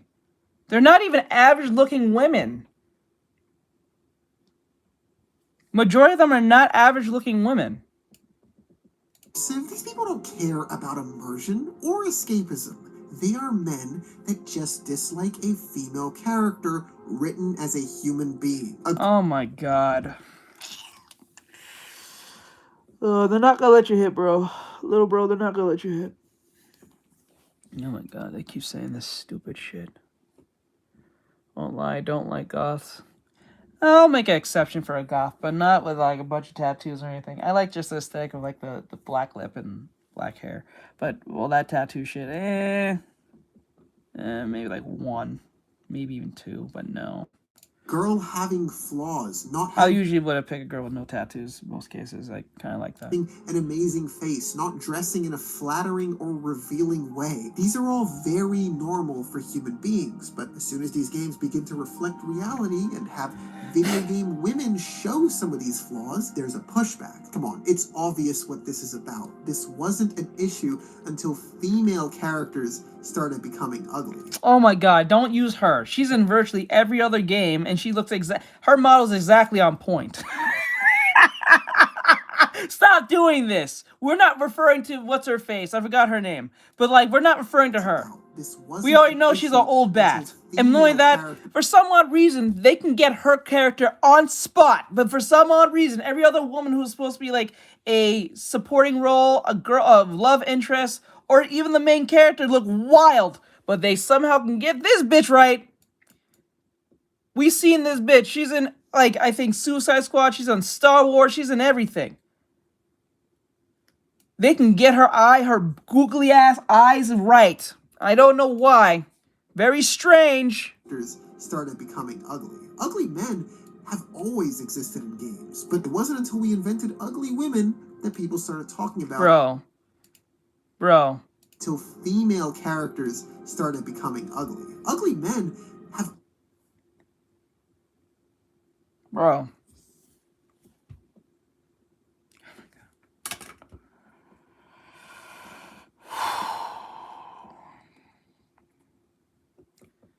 We don't even, like, look at this man, per se. He's in cutscenes. I know this is from Condemned. But this was a horror game. It was a first-person horror game. You're fighting crackheads and insane people. Don't zoom in. Oh no, don't zoom in. You can show a recent example, right? Let me see. Now, Trevor, I wouldn't say like, okay, I wouldn't say that Michael or even Franklin are ugly. He picked Trevor. Trevor is supposed to be ugly. Everything about Trevor is about mayhem and ugliness. There's nothing pretty about this man in the slightest. That's his whole character.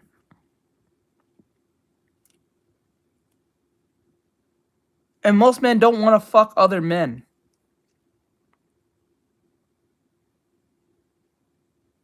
So when you're an ugly dude, you can relate because you're an ugly dude.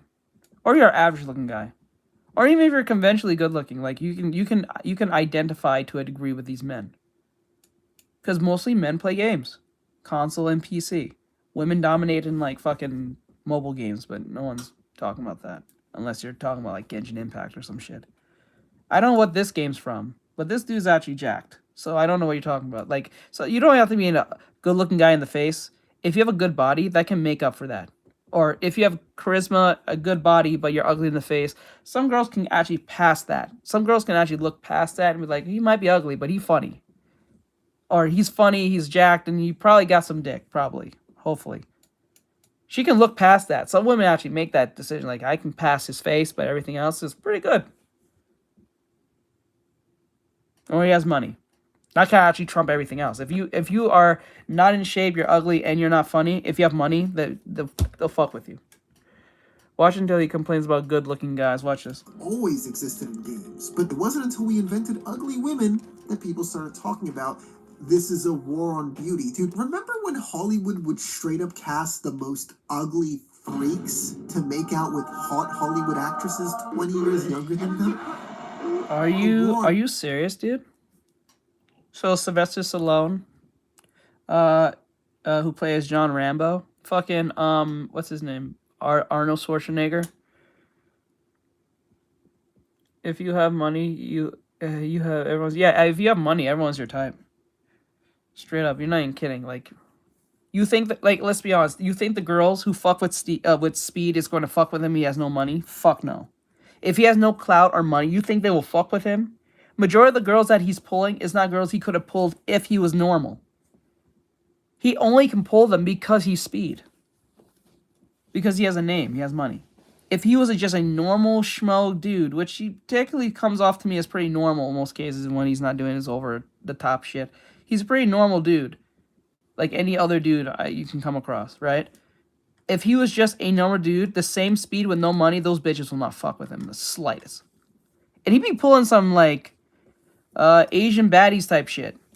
Them Asian baddies would not look down his way if he was on fire either. Sometimes even being a good-looking man is not enough. You'd be surprised. Sometimes being a good-looking man is sometimes not enough. Sometimes. Sometimes. And I say that very, very loosely. Sometimes. Beauty, dude, go see a movie now. Beauty won. It's just the people saying this are straight. And when you're straight, it's easy to think every man just looks like... Actually, Beauty, dude, go see a movie now. Beauty won. What did I just say? It wasn't until we invented ugly women, actresses 20 years younger than them. A war on beauty, dude, go see a movie now. Beauty. Average on-screen couple in 2025. They're together? I thought she was fucking Tom Holland. I don't know if that's true.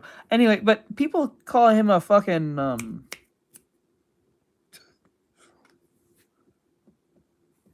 like people call him a fucking twink. Well, most men call him a twink or some shit like that. One. It's just the people saying this are straight, and when you're straight, it's easy to think even with money, man just looks like I want to keep her. Yeah. Looking at the man. No, this. And that's the irony of having money, because when you have money and status, and this chick's only talk, you can never tell if they're genuinely liking you. That's also the biggest curse when you have money, especially as a man, because when you have money and status, You can't tell if this bitch is for you. You probably think she's with you because you got the money. You know that deep down inside. Like, deep down, you know she's only talking to you because you got some type of fame, fortune, or something going for you that a lot of dudes don't have right now, but could be obtained if enough hard work is placed in. But that might be a lot of time consuming. You just got lucky. Let's just put it that way. You can't really tell if she's really for you. But would watch them in case they become OP. Yep. That's, you'd be very, Exclusively about women being ugly, isn't it? I don't think anybody's like Big Smoke should be hot. Let's ignore the No, fact because most men play video games and most of them are straight and don't want to fuck Big Smoke. They're not looking at the men. Because men, like, look, men be walking in the movies. They'll be even walking with their girl. They'll be walking past and see a girl that's prettier than a girl just as pretty. They'll still look back. They're not looking at another dude and look what he's looking at. If anything, when a guy makes eye contact with another dude, if they're straight, they'll usually be like, or he's trying to fight me. One of those two things. He's challenging me or some shit. But like, usually, no. Like, most dudes don't really pay attention to other men like that. Shit. An ugly woman is a very distracting thing. I'm not gonna lie to you. that he is hot for a second. Why do you think that is? Big Smoke is Because we're not gay!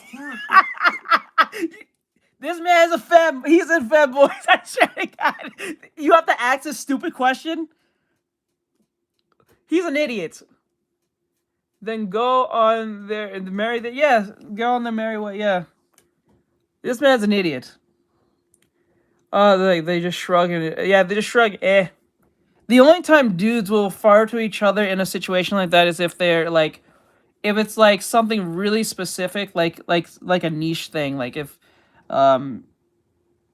like something like One Piece or something, like a One Piece thing. Oh, cool One Piece shirt. Oh, thanks, bro. Yeah.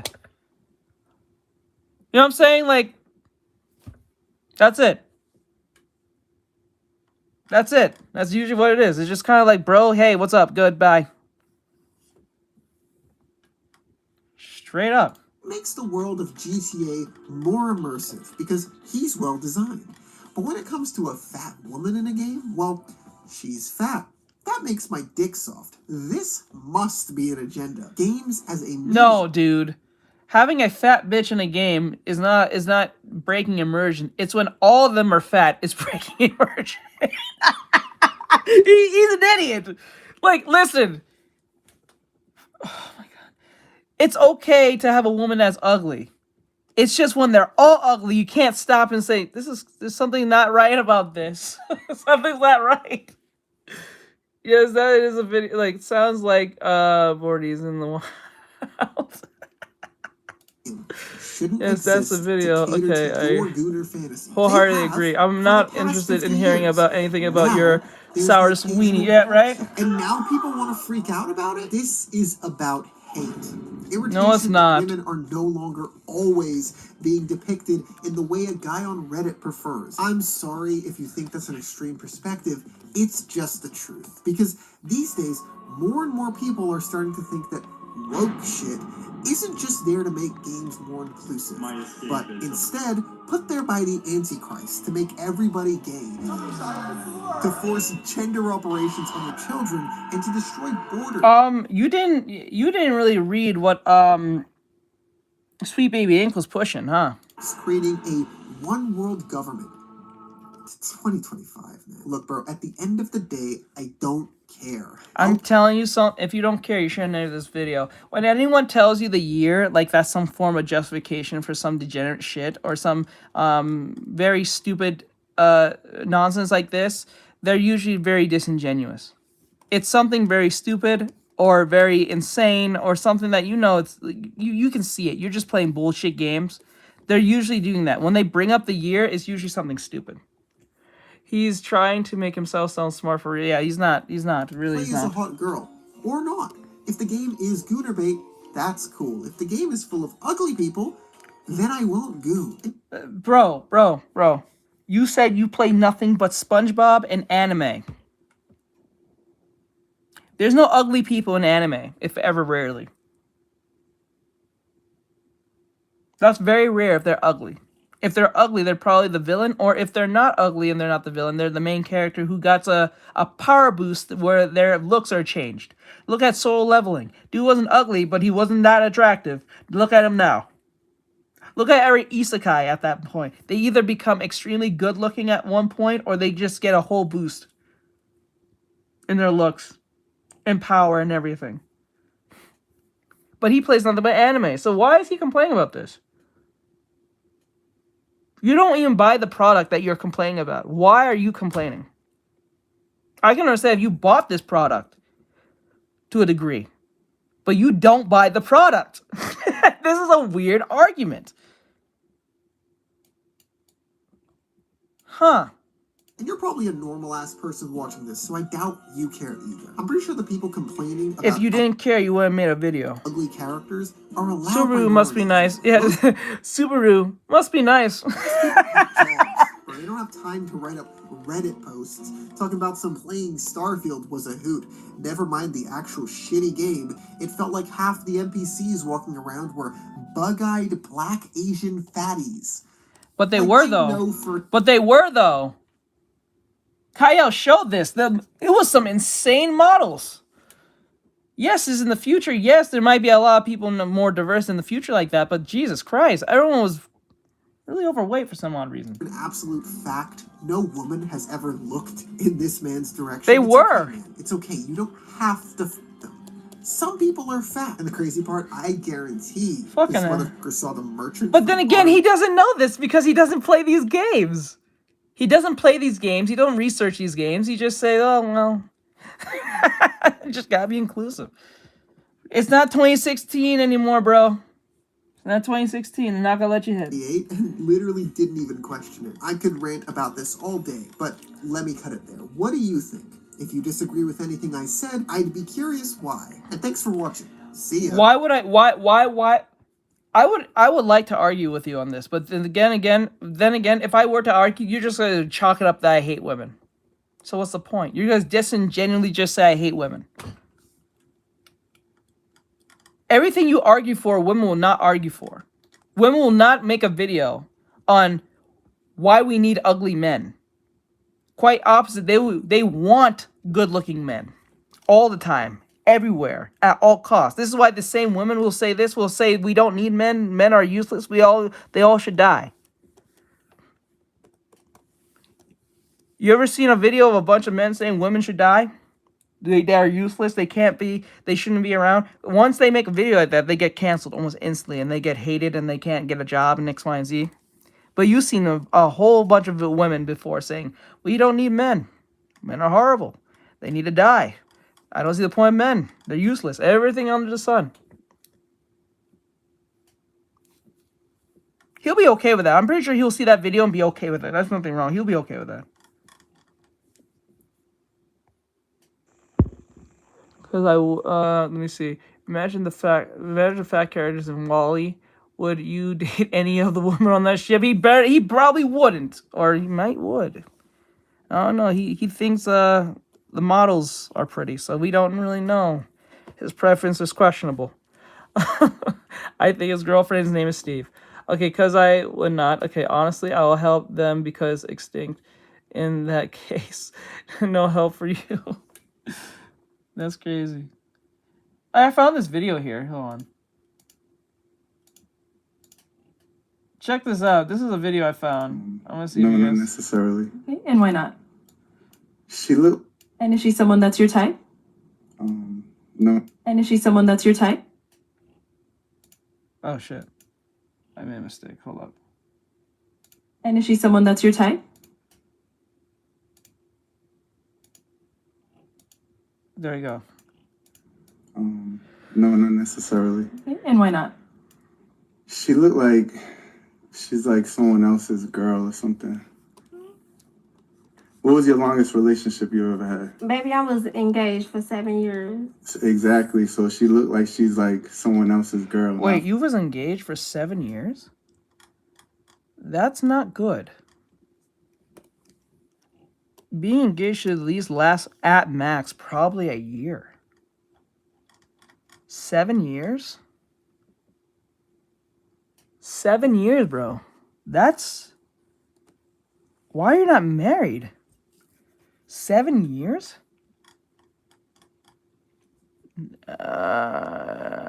Bro was stringing you along or some bullshit. I don't know what's going on in that. I ain't getting blamed, bro. Probably you was the problem. I don't know. 7 years? And you said that with confidence. You should have said I was in a relationship for the longest relationship I've been in was 7 years. You should have said that. That won't sound too bad. But when you say engaged, that's a long time to make a commitment like that, bro. It should take at least a year for you to, like, you know. That's crazy. Yeah, something would suggest she was left but kept it. Yep. For me. He was engaged for 7 years. That's a long time. Damn! Damn! Is she someone that's your type? He hit her. He's No, a no, he's a level 50 paladin. Really? Okay, and why He's not? seen some shit.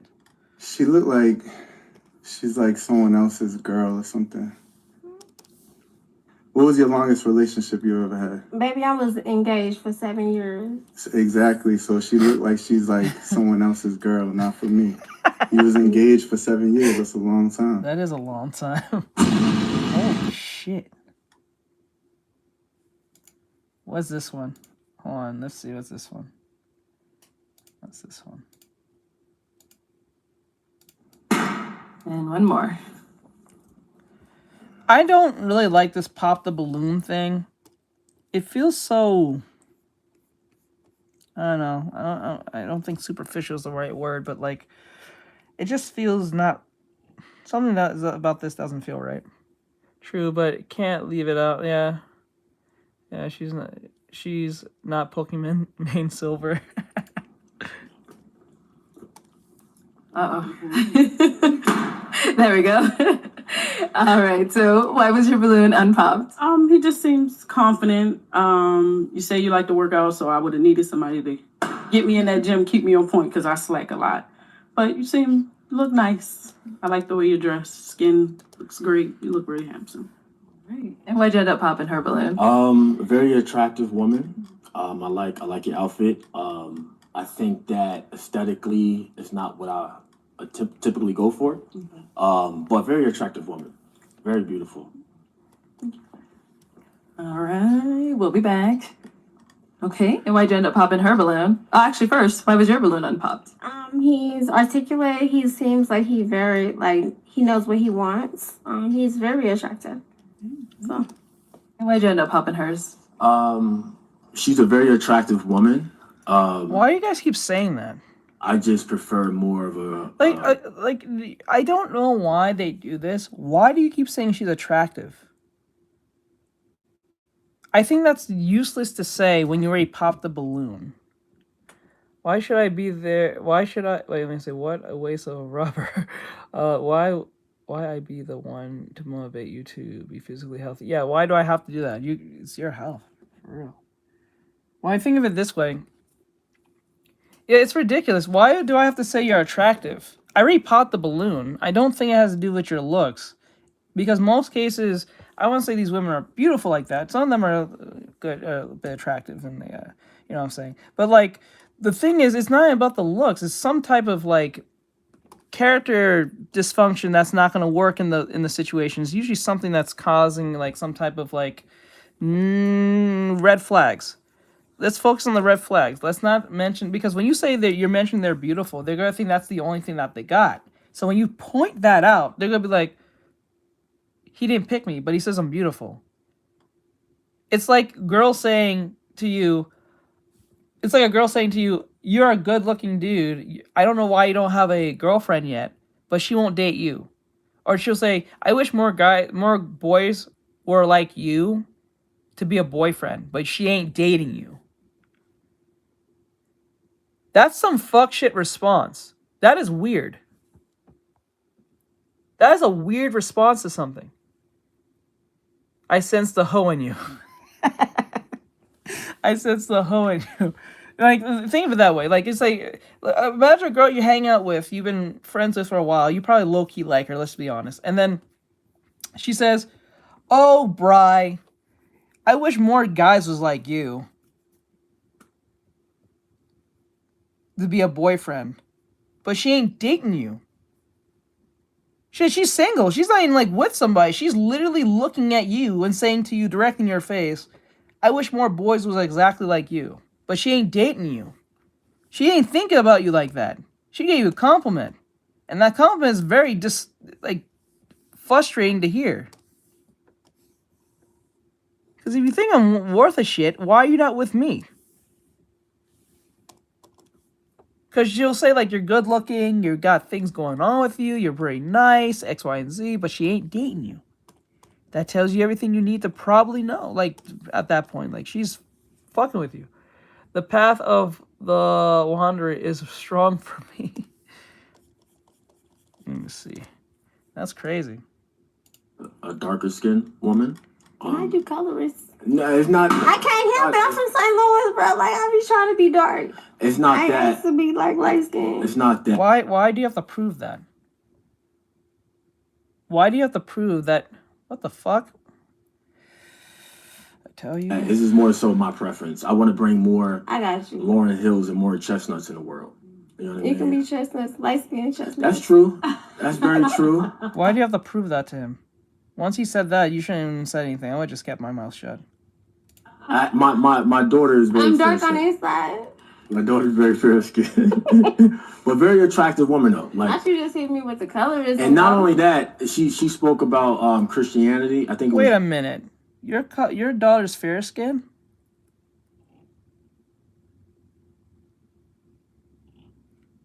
What? Don't care about the shades. I would pick none in that room regardless. Yep. Most of these women, I think, past 35 or higher. You said. I said God. God. I didn't specify who I was talking about. I might have misheard you. I apologize. But I do believe in Jesus Christ. Right. So I'm not the biggest. Right. Trust me. None of these bitches in this fucking room believe in any of this shit. Because if they did, they won't dress like they would. They'll dress modestly. But most women who see a woman dress like this thinks that's modest. So this is the problem. We have too many people who are has lost their sense of what modesty is. They think modesty is not coming in a bikini. Yeah, he has a daughter, and he says she's fair skinned. So why does the skin color matter now? Why would that be a focus now? That's weird. That's a weird thing to say. I believe in God.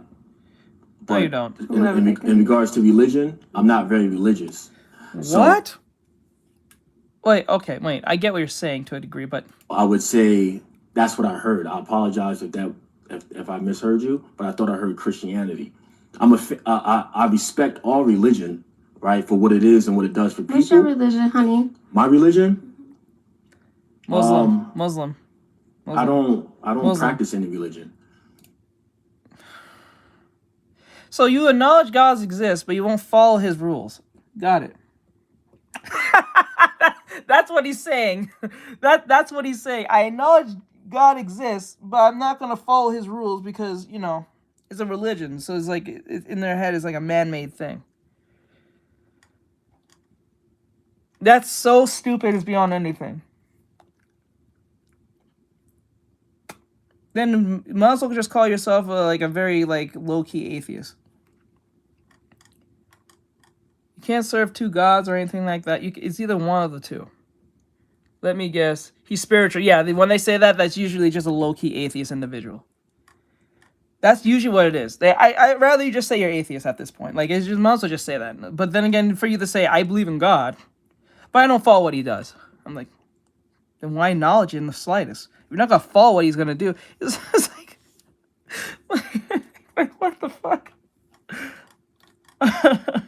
What the fuck? I talk to the source, which is God. So I speak to God. So who is your... How do you speak to the source? Because if you're not going to follow the source, why would the source listen to you? If anything, you're talking to Satan, my dude. like, what the fuck? He talks to crystals in the spare time. Like, listen. If you're atheist, that's one thing. At least you're honest. But when you say shit like that's low. Like when people say I'm spiritualist, they're low key saying I'm not gonna follow no doctrine in the slightest. I'm just gonna do what I please. But I'm gonna acknowledge and respect religion. But I ain't following no shit. Well, okay. A guy. Who is my God? Yeah. God.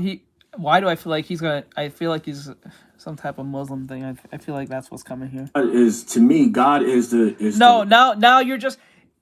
You see what happens? God is to me. What you're doing is personalizing what God you want. That's where this problem comes in.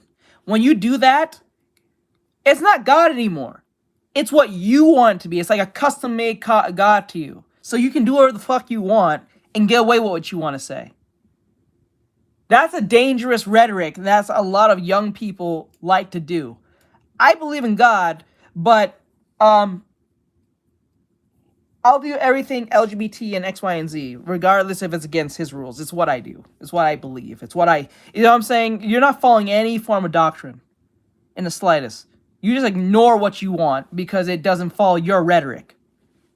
Might as well not even say you're in a God. Just say you're, like you said, a spiritualist or some type of atheist or some shit like that. Is the supreme. Without a structure, you're going to act... Yeah, without no structure. It's like having... It's like... I believe in parents, but I don't believe in parenting. What? You believe kids should have parents, but you shouldn't believe they should parent them, like guide them, structure them, keep them in line, keep them away out of trouble. Nothing like that. You just let them be. You know what I'm saying? It's that liberal thinking of like, just let the kids do whatever they want. They're just exploring themselves. Let them do what they please. And usually when parents do this, they have the most out of line, out of sight, crazy kids who are lost and insane, mostly confused. The parents are just as confused. Belt techniques 101. Yeah, bro, that's crazy. You can't do that. Right? Go up to a Buddhist. Go up to a Buddhist. I'm pretty sure they have their form of doctrine. Go up to a Muslim. They have their form of doctrine. They have to follow some type of rule somewhere down the line. They make it sure it's done for the right reasons, of course. Yep. It's the ultimate. I don't feel as though that we need a middleman to get to the source in regards to... What does that mean? Jesus, Yahweh. I don't feel as though that we need that. Oh, okay. I see what you're doing. All right. So I speak to God's... Yeah, you're not... I'll see you in... you're gonna be... you're going somewhere where it's gonna be hot, I'm telling you. Specific. That is dangerous rhetoric, because what you're doing is leading the blind to the blind. It's the blind leading the blind.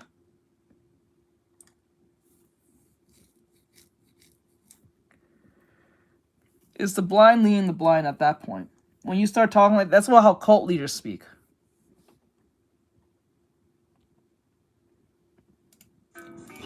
Like, I'd rather you just say you're atheist.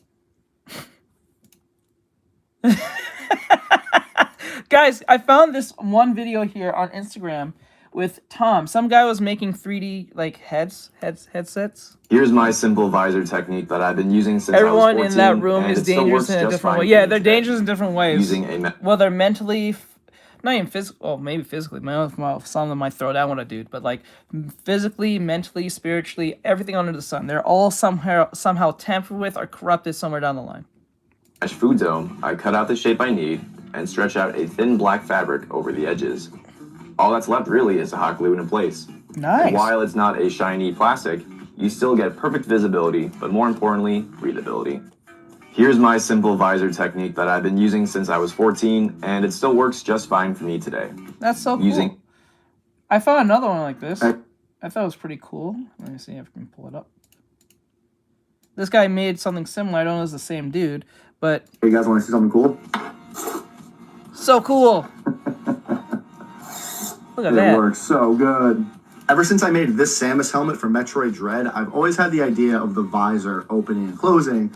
And now Metroid Prime 4 is coming out, so yeah. This is a new file by our good old buddy Wall Street E, and after talking to him for a little bit, I was like, hey man, we have to make this happen. And yeah, it looks after awesome. some back and forth talk, we figured it out. It took a little trial and error, but as far as I know, there aren't any other cosplay helmets that do anything like this. And I mean, the applications are pretty limitless. Like, I'd love to go and redo this helmet and make it open and close like this. Like, I love this so much. Cool. And honestly, it's so a cool. pretty simple push-pull system that I'll be explaining in a tutorial on YouTube, but like, yeah, this is just sick. Awesome. Awesome. Let's see here. Let's see, don't even care. Oh, I found this one. I think I shared this in the group chat. This is funny. And a bitch don't even care if a nigga is depressed. As long as the nigga not cheap. Yeah.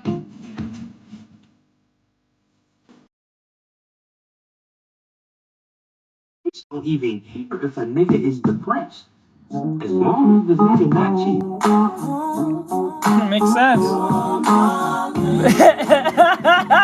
Yeah, you'd be surprised how much they don't give a fuck as long as you're not doing that. Let me see. Hold on, what's another one? Let me see. What is this one? Hold on. Axe out your chip. No, not this one. There's something more interesting than this. We're going to your Oh, this one's funny. He's pretty funny. I think he hits everyone's. grandpa's funeral. We should roll up before. No, my baby's about to be born. We should roll up real quick. Let's get lit before. I'm late to everything. Yo, did you pack it yet? We have to go to the funeral. Pack it. No, I never have any money. I don't know why. I would never go to the movie theater just completely like stone cold sober. Should we pregame that? Yo, before we get in the car and drive there, should we get lit? Yo, babe, I know it's our anniversary, but the boys were just gonna pull up real quick. We're gonna step outside. I was just gonna like real quick, and then we could go to the dinner. Oh, we're gonna be like an hour late, but quick, roll up. I mean, I'm gonna pregame before I walk down the aisle. Like, it's my last couple minutes before I say I do, and I'm like tied down forever. Oh, it's like my job fired me. I have no idea why they would fire me. They're in hospice. You're gonna pull the plug? Okay, how much time do we have? Because we were about to just like real quick. I think we should pregame that. No, because I have to like revolve my whole life around. Hey, do the pregame dance. Hey. Sorry, I like wasn't really paying attention. Hoes to only anything pay you were saying, attention so once you do we're going to something your they grandpa's don't. funeral? Yeah, it's something they're doing. Yep. It's No, and my baby's about to be accident. born. I swear. We should Okay, roll up then real quick. when they Let's get don't, lit they just before. justify I'm their late to actions. everything. Oh yeah, I felt something like Yo, that. did you Hold pack it on. Hold on. Let me see.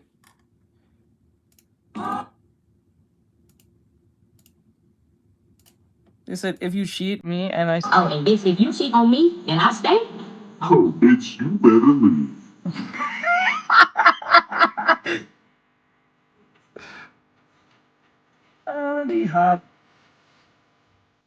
Okay, just to be clear, I don't support cheating in the slightest, even if the bitch is horrible and she did some fuck shit. I don't think it's good to go down that path. Trust me, it is tempting, but then again, I won't go down that path because all they're gonna do is look at you as the problem. Even if you cheat back, somehow they're gonna make it you are the biggest problem, even if you were the one to cheat back and didn't do it first.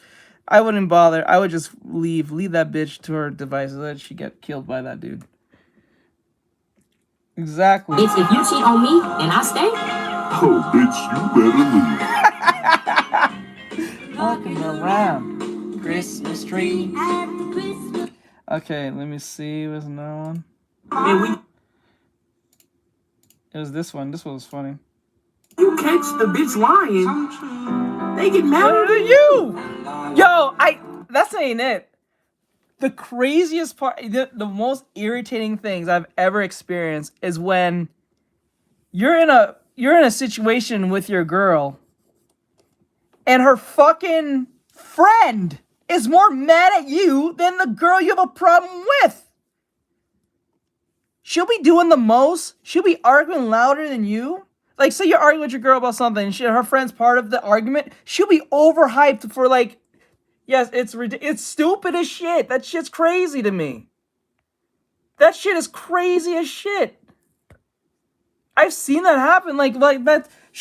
You'll be arguing with your girl about some like, what is political, whatever it is. If the bitch feels like she's entitled to argue with you alongside her friend, she will fucking argue you to the cow come home and go over the board and call you names and shit, because she knows that if you go down her path, you're going to look bad in front of your girl, for one, not defending your stance, and then two, being mean to her stupid friend. That's a trap, fellas. Don't, like, I swear to God, that's a trap. Okay, honestly, she's more obsessed with you than the GF. Yeah, because she cares about your opinion. And you find out that friend doesn't even have a boyfriend, so she'll be more up with you and try to figure out if you are doing everything under the sun. So it's like you are dating her low-key when you're dating her friend, because she low-key want to get with you. Like, low-key, because she has no man. But her friend got the man. That should be crazy, dude. Let me see here. Let me fix that mouth. Okay, let me see. Okay, this was kind of crazy, but look at this. I don't know what this was about, but this was... Okay, let me see.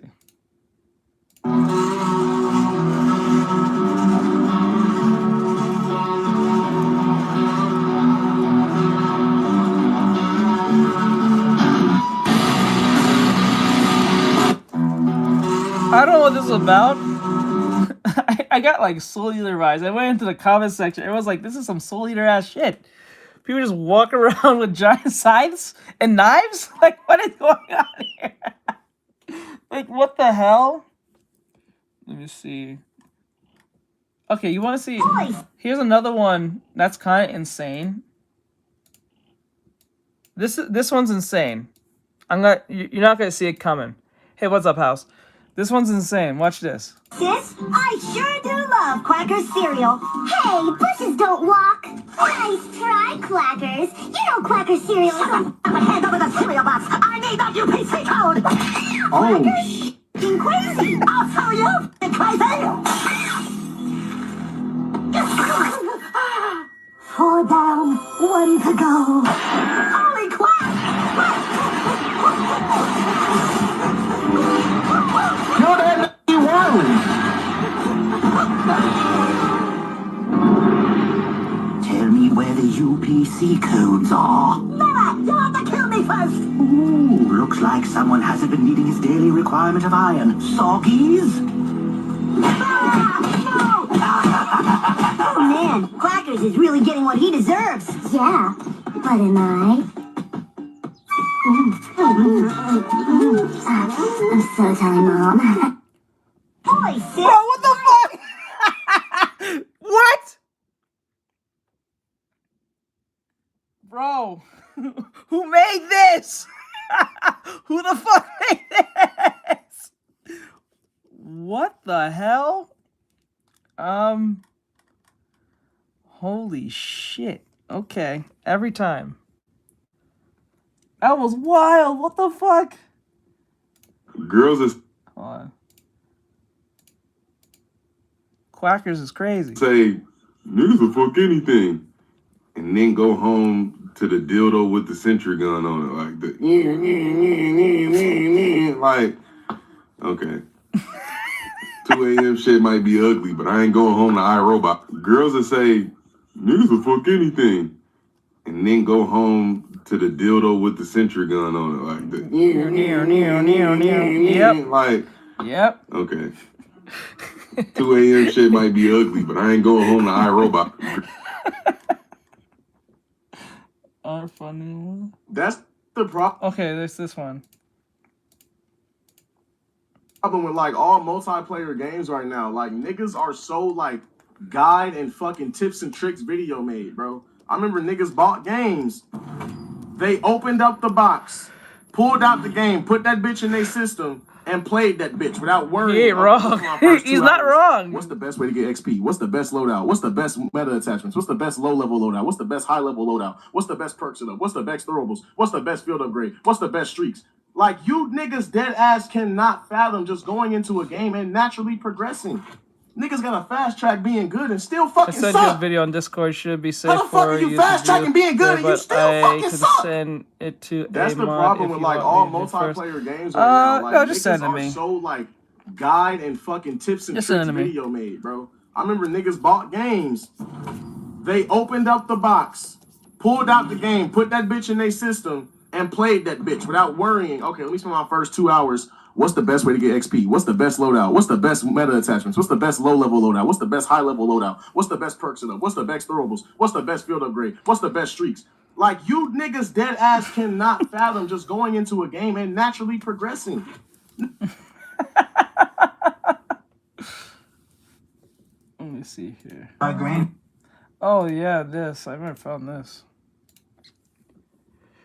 Teach, you watch it. You watch it, the video I sent you. Oh, let me see. Wait, which one? You sent me a video? You did, right? Did you send me a video? I'll play it next after this one. She got hit by a bazooka. Kaboom. Kablow. Kaboom. Rest in peace, my granny. She got hit by a bazooka. Yeah, I think about it every time I hit the hookah. Kaboom. Kablow. Kaboom. What is this?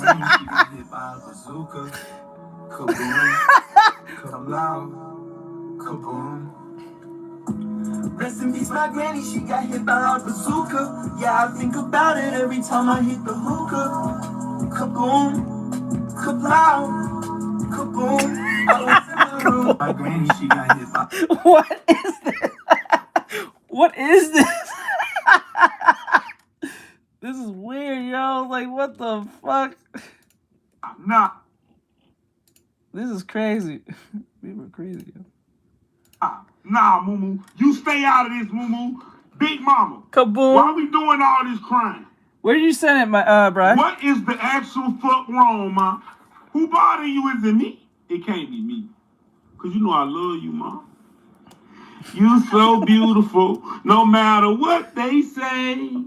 Words can't bring you. This dog don't know this. This dog know this giant black man spewing in his face.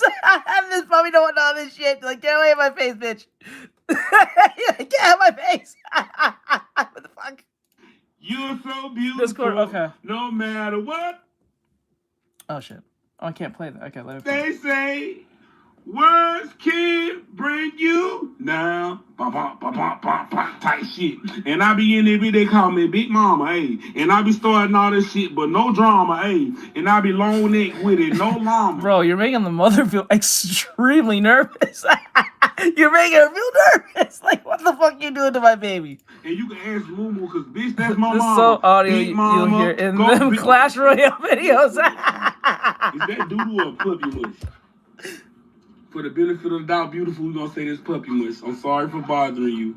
I love you because you had like Gigi. Gigi playing the Bills and Pippin dogs. Oh, dogs be so funny. Lazy ass.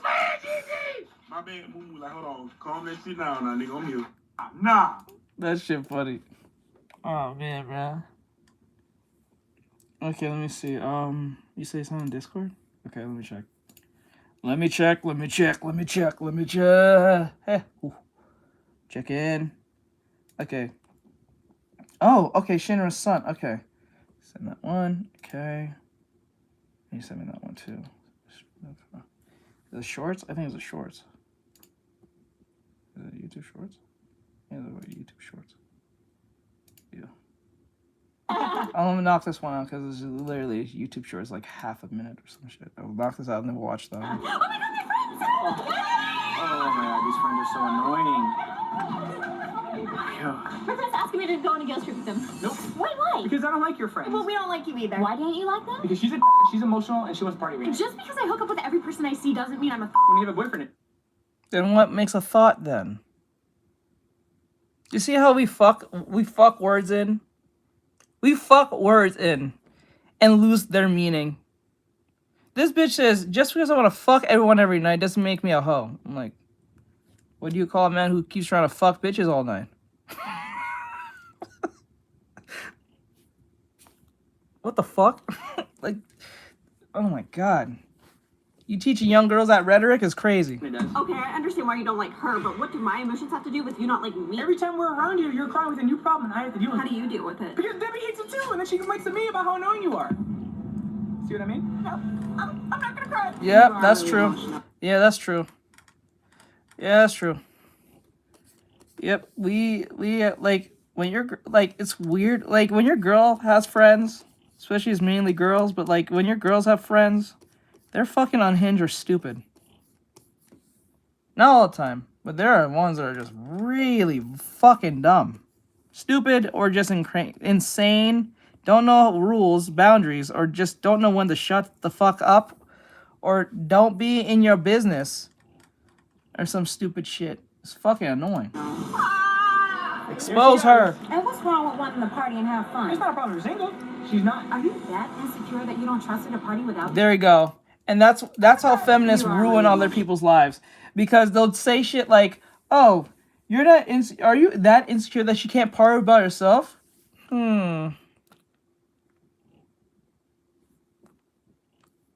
Accusations, right?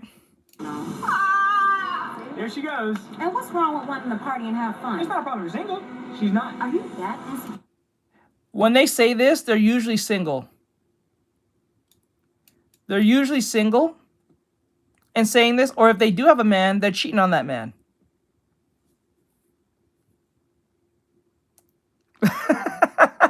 Sure that you don't trust her to party without you? Oh, I trust her. I just don't trust you or the other single horny guys that don't care if she's in a relationship. Babe, don't you think you're being a little bit ridiculous? That reminds me that I'm going on a boy trip with Justice, Matt, and Kevin this weekend. No, I don't like them. All they do is cheat, party, and they're emotional.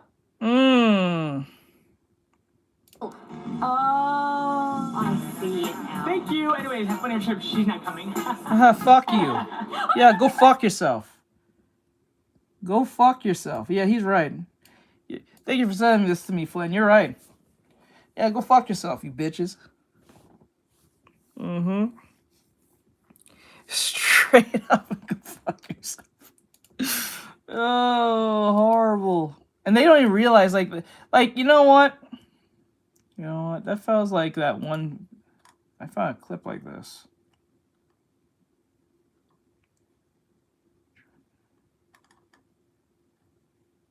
And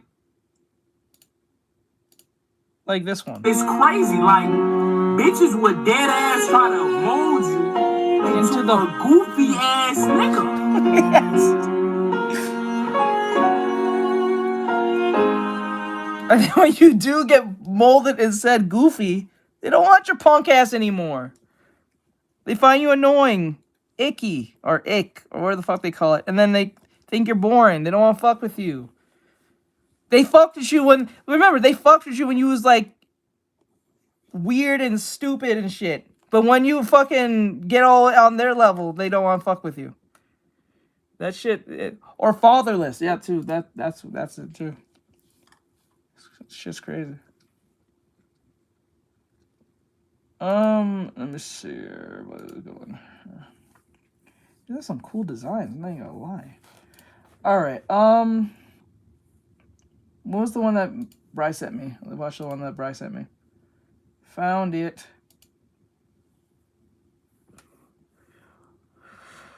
Okay.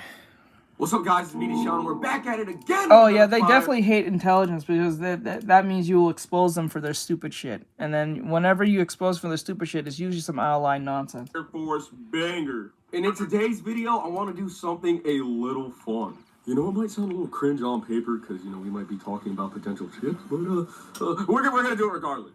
Who are the ancestors and descendants between Fire Force and Soul Eater? Basically, who had whose kids, and is Soul actually related to Shinra? We're going to have some fun and take the characters of They Soul do have Eater a very and see high who resemblance. they're connected with in terms of their family tree and who exactly are they descendants of. So I think the first one to start with would be obvious. Shinra created Shinigami, and Kid is Shinigami's son. So basically, that would mean that Kid is a direct descendant of Shinra. Oh damn! I thought it'd be like more like Soul, because you know the face. But you know, when you take into consideration that he made Shinigami, and it's also really funny when you think about it because Death also made Kid in the image of Shinra. And with Kid looking like Shinra, it's almost as if Shinra is naturally an ancient ancestor of Kid. Now that we've gotten Kid and Shinigami out of the way, what about the #1 Meister at BWMA? Who is Stein's ancestor? And honestly, it's a little obvious when we really think about it. Gabimaru? His ancestor would most likely be Hinawa, because their Why? resemblances are actually very striking. They almost I don't feel like that's a good indication, because if that's the case, then Soul has a great resemblance more to Shinra than Kid. So let me see. Or Farless. Yep, Shinra is both a mom and father to Death. I guess so. Because he did make Death, right? He made Lord Death. So it makes sense why he'll be like a direct descendant, but I don't know. Just because they wear glasses, I don't think that's good enough of a reason. No, not really. I don't think that's a good enough reason though. Because just because you wear glasses and have like, I don't know, striking resemblance, I don't think says a lot. I don't know. That's a hard pass. That's a hard pass for me. That's a hard one. Hard reach for me. look exactly the same, and they both wear glasses. That's not good enough. Think about it. It's a no. This is no different from the Kaya situation when Kaya said his grandfather, he's related to his grandfather because they both wear eye patches. Bro, I exposed that shit so far. I was like, what? That doesn't make a lot of sense. Like, just because you both wear eye patches does not mean you're a direct descendant. He may be your adopted grandfather, fine, if you want to say that. But, like, that is not a reason to say you are related. Like, that's a hard reach, my guy. Hard reach. Let me see. I think it's right here. I can find the video. Hold on. Genshin. Like, it was the Genshin one. That shit, it kind of annoyed me, but it was kind of funny at the same time when it was said. I think it was it this one? Menace, Goofy, or Adventuring, me and Kaya. Oh, there it is. That one. Let me show this real quick. And then we'll go back to the Shinra thing. Because it was just that funny.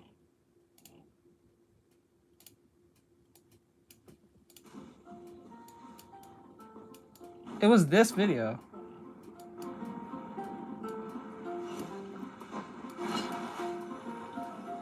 This place will do. I swear, if you confess your love. How should I begin? Oh, right. Let me tell you a secret first. It's a secret of my past, and I confide in you. We all have shirts. Does that have to do with the eye patch? Paimon's lips are sealed. As a matter of fact, my grandfather was a pirate. I can tell. Your pants are pretty tight. Wait, why do you sound so blithe? Do you Oh, think word I'm is making that? it up? Oh, you got the eye patch. Ah, there we go. From my grandfather, and this is solid proof that we are related by blood. That does not make a lot of sense. I was so confused.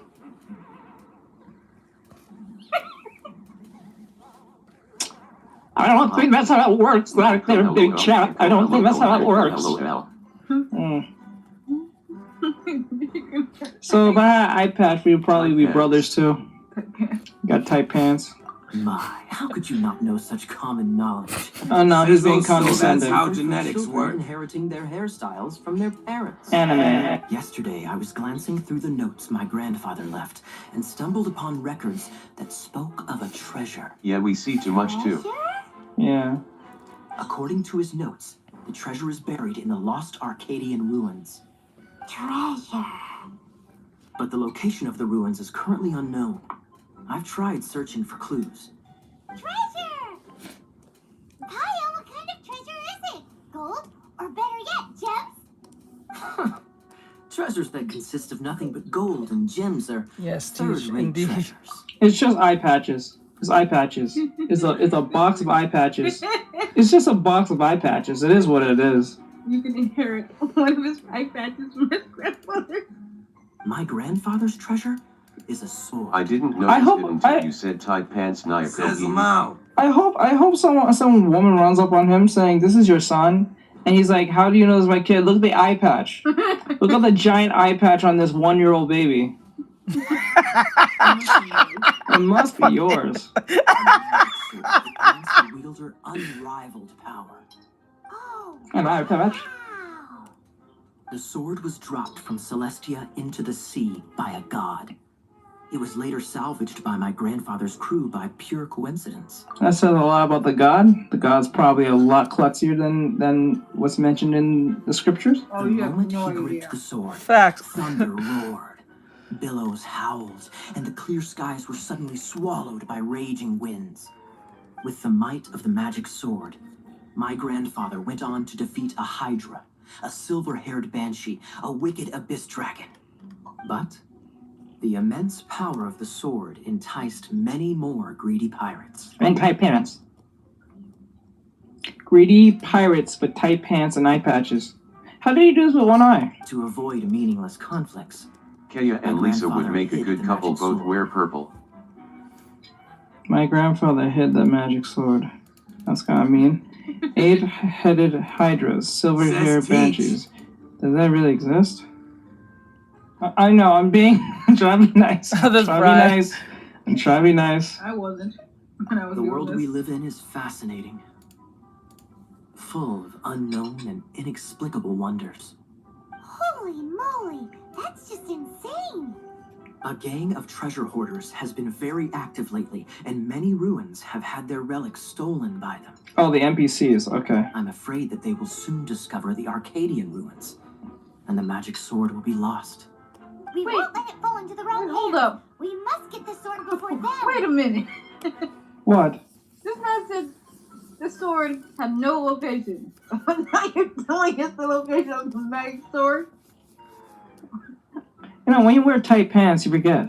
I'll tell you something, Kaya. This meetup was going to be a lot different in my head. I thought it was going to like destroy your entire soul, but apparently you just destroyed my entire day. So I guess you won that little battle. But one the day you tell me you're confessing love to me, you and your pants and eye patch will be doomed that day.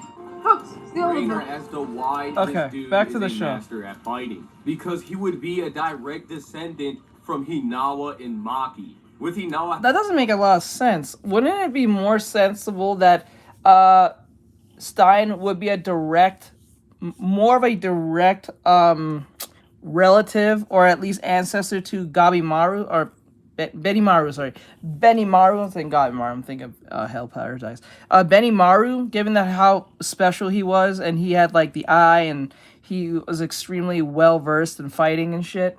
You and your tight pants.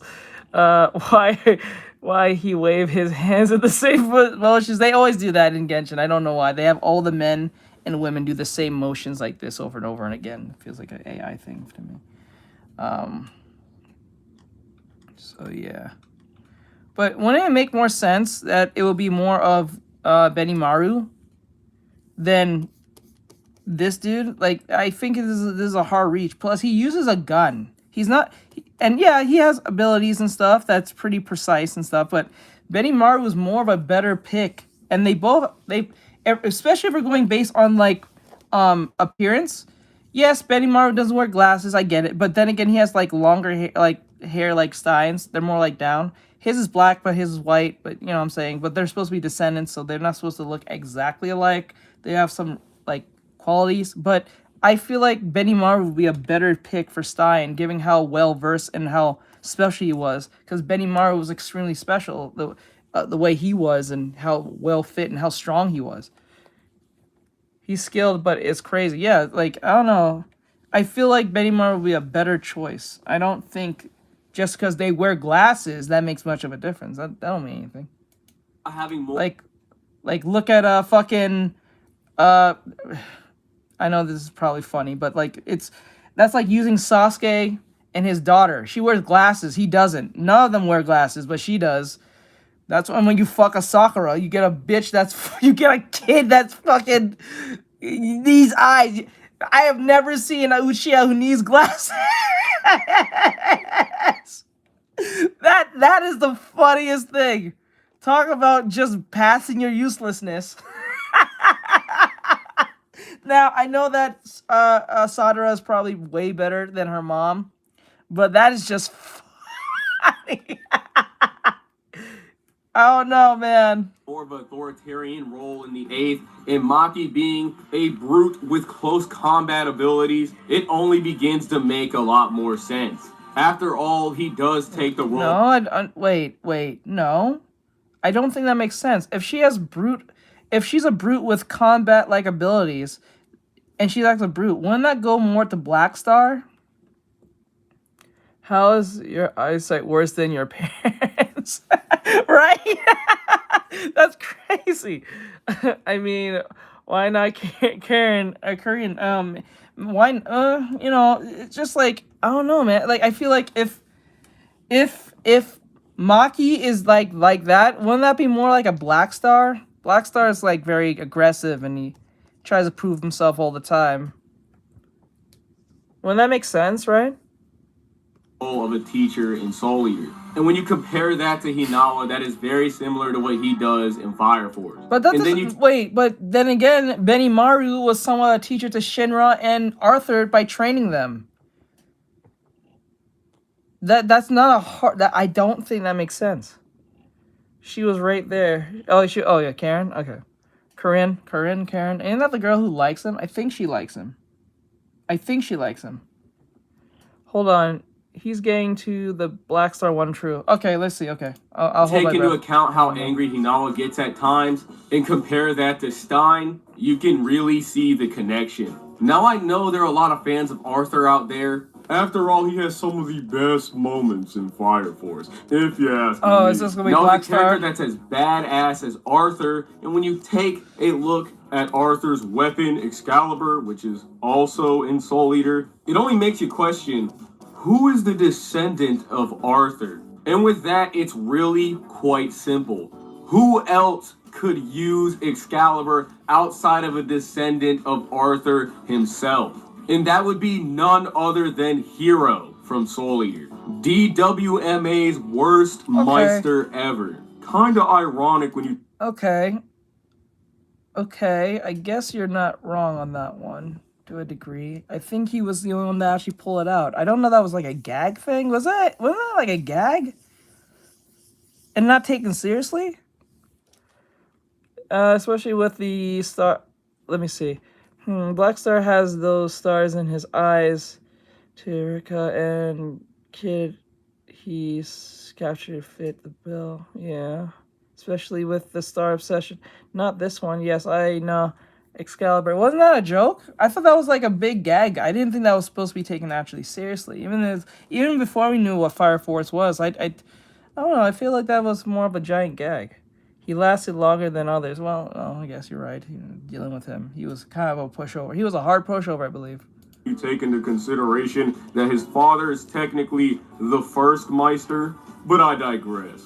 Not only does Hero look like Arthur, but when you want to take into account the demands that Excalibur would want out of his Meister and how Arthur would most likely have to maintain... I'm not gonna lie. If I was Arthur and I was the descendant of this boy, I'd be fucking disappointed. Look how he's dressed. Maintain them, and then compare that to how Hero is actually able to maintain them. That would honestly say a lot about the connection that these two would share. Not only do they both have extremely strong wills, hence Sid commending Hero for his strong will when he was considering bumping Hero up to a 3-star Meister, and obviously Arthur flexing his will throughout the entirety of the Fire Force manga, you know, considering his will is so strong it literally defies logic. I don't think it's a coincidence that Hero is probably the only Meister who could follow all 1,000 rules that Excalibur lays out in front of his partner. And then you add the fact that Arthur's probably the only other Meister that would ever deal with Excalibur because he was the original owner. It would make it seem like that this connection was a no-brainer. Also, guys, do keep in mind that I am just theorizing in this video because there's no concrete evidence for most of these connections. And next on this list, we have Black Star. Who could he possibly be the direct descendant? Okay, I can get where you're coming from with the Excalibur thing. I feel like that's more of a better solid proof to Arthur than what you did with Stein, because just because he looks like someone doesn't mean they are alike. You know what I'm saying? That doesn't make a lot of sense. Let me see. Damn, the manga is so early 2000s nostalgia, right? Okay, saying though, Arthur did have a donkey head on his crotch. So silver, that was his trusty steed. of. And 9 times out of 10, I definitely say that he's a descendant of Reika. When Black Star is choosing the path of the demon, or is most likely lost to madness, he begins to get these stars in his eyes, which is very reminiscent to his father, White Star, who is a member of the Star Clan. And then when you take this and add Reika into the equation, who naturally has an affinity for stars, you should notice that there's a connection there. Now, if you really want to get big-brained with this, let me reiterate this. When Black Star gets lost to madness, he starts to have stars in his eyes. In Fire Force, they're all worshipping madness. If you've read the manga, you do eventually find this out. And the fact that Reika has these stars in his eyes and was a follower of the evangelist, keep in mind he just wasn't any ordinary follower, that should say a lot about the two of them. At the end of Fire Force, Reika decides to go and journey around the world because he wants to travel down the road of valor. And it is most likely during this time he developed the Star Clan. And next up we have Maka. Now, who exactly would Maka be a direct descendant? I have this weird feeling he's gonna say Tamaki, or whatever her name is, the one that slips her clothes off because if they have pigtails or some stupid shit. Reika is crazy. Pity the person that he ended up with to start that lineage. Okay, let's go. And who would her mom also be a direct descendant of? If I honestly had to I've never seen her mom. This is my first time actually seeing a picture of the mother. Because I only watched the anime, not the manga. Like, Jesus Christ. Now seeing her mom is kind of crazy to me now. Yes. If we look at Tamaki, Maka does look a lot like her. And when we look at who Tamaki ends up with at the end of the series, Juggernaut, it seems like the both of them might have started Maka's lineage. Oh, she never gets with shit. Oh, wait. Oh, so what happened to Shinra was more of a sacrifice, because didn't she like Shinra? Okay, that's a spoil for me. Fuck it. But anyway, wonder where she went. Damn, he's tall. Yeah, he's tall.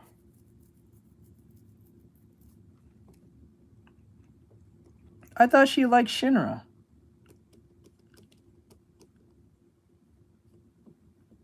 Yeah, she does. Okay. How does brown and black hair make blonde? I honestly couldn't tell you, but who knows, there might be an ancestor that just had blonde hair, and then that gave Maka's mom her natural hair color, or who knows, Maka's mom's hair might actually be brown just like Juggernaut's. It's just that we can't tell because... Well, then again, I forgot. This is a theory. This is not something to be taken seriously, so, like, this is for fun.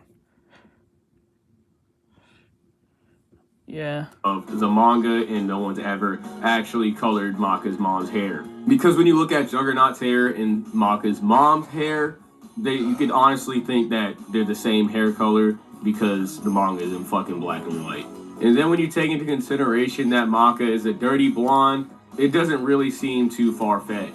I can't really think of anyone that Maka would have a connection with outside of Tamaki, and the fact that we see this ship literally build up throughout the manga, and then you see where that ship sails with the ending of the manga, I feel like that might actually take some all of this as well. Oh, so she does get with him. I thought she gets with Shinra, but never mind. I guess not.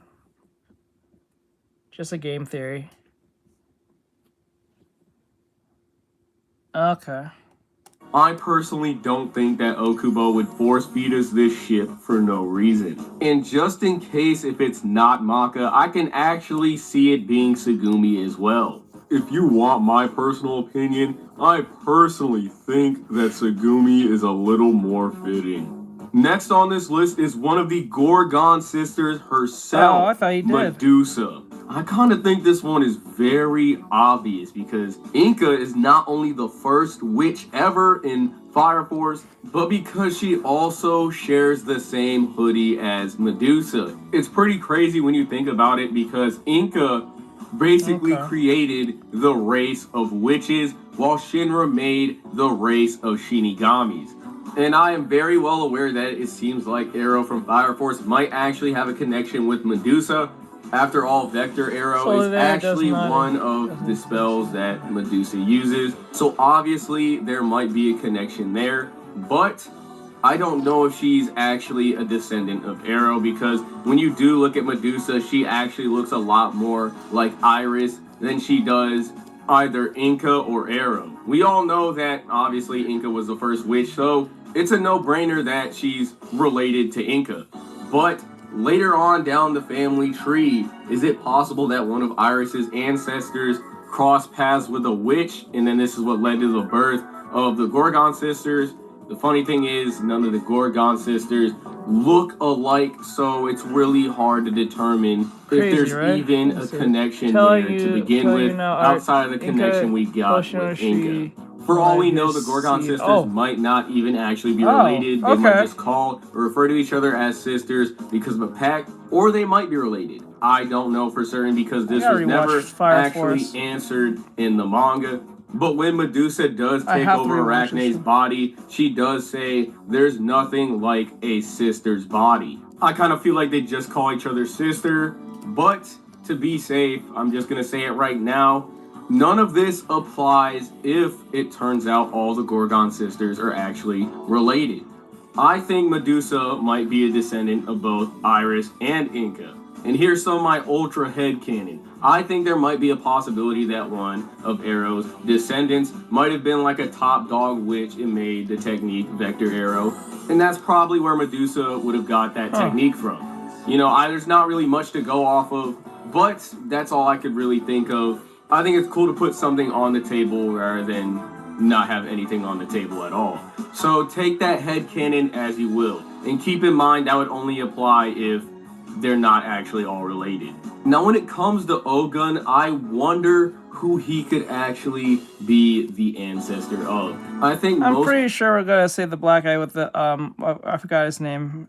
Can't remember his name for some reason. The one with the two twins as fists.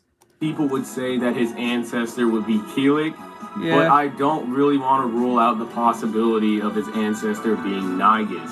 But when you look at the similarities between Keelik and Ogun, and how they both abbreviate their special moves, Triple F or the FFB, there are actually a lot of similarities between the two, and I definitely think this makes him lean a lot more towards Keelik than it would Nigus. Next on the list, we have Maka's dad, Spirit. I think this one is practically easy because there's nobody else in Fire Force that has red hair outside of Liza or Vulcan. So I think Spirit would be a descendant between Vulcan and Liza. And last but not least, who would Soul's ancestor be? And I think the answer to that would be very simple. I think Soul's ancestor would most likely be Sho. Not only because of his iconic sharp teeth, and Sho, Shinra, and their mother all sharing those same exact sharp teeth, but when we look at Shinra, whenever he uses his 3rd gen pyrokinetic abilities, he's usually making sides. So I really think that there's a connection right there. But not only Yeah, that, but then that means that that Soul and Kid are cousins. They're somewhat cousins then. Sho and Soul both have white hair. And when you look at Sho and Nataku at the ending of Soul Eater, it seems that they're both enjoying music. And I can see this being a start in Sho's interest for music and it carrying down further along the family tree, all the way to the Evans. Now, if you guys would like for me to do a part 2 of this video, please let me know down in the comment section below, and I'll see you guys in the next Fire Force video. I'm still not buying the one with the with the Dr. Stein one. I think that should go to Benimaru. So it's kind of weird that he never went down that road at all, since he was a prominent member in the show from season 1 all the way to season 2 and 3. So like it's kind of weird to me.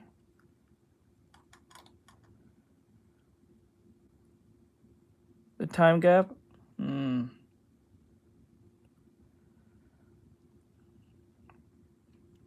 I think it might be safe. You might be right. I don't know. It's weird to me. It's like I don't know. That's a. I don't know. That's a weird one for me. Hold on.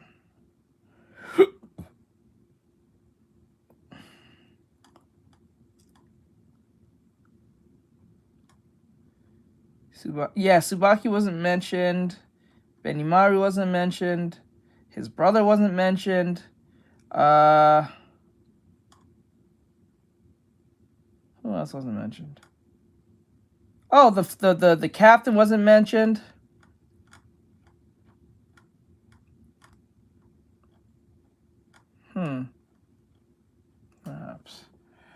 Perhaps.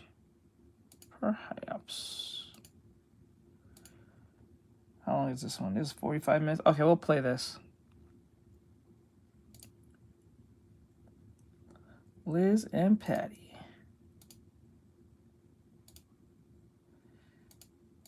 Okay, so I have the.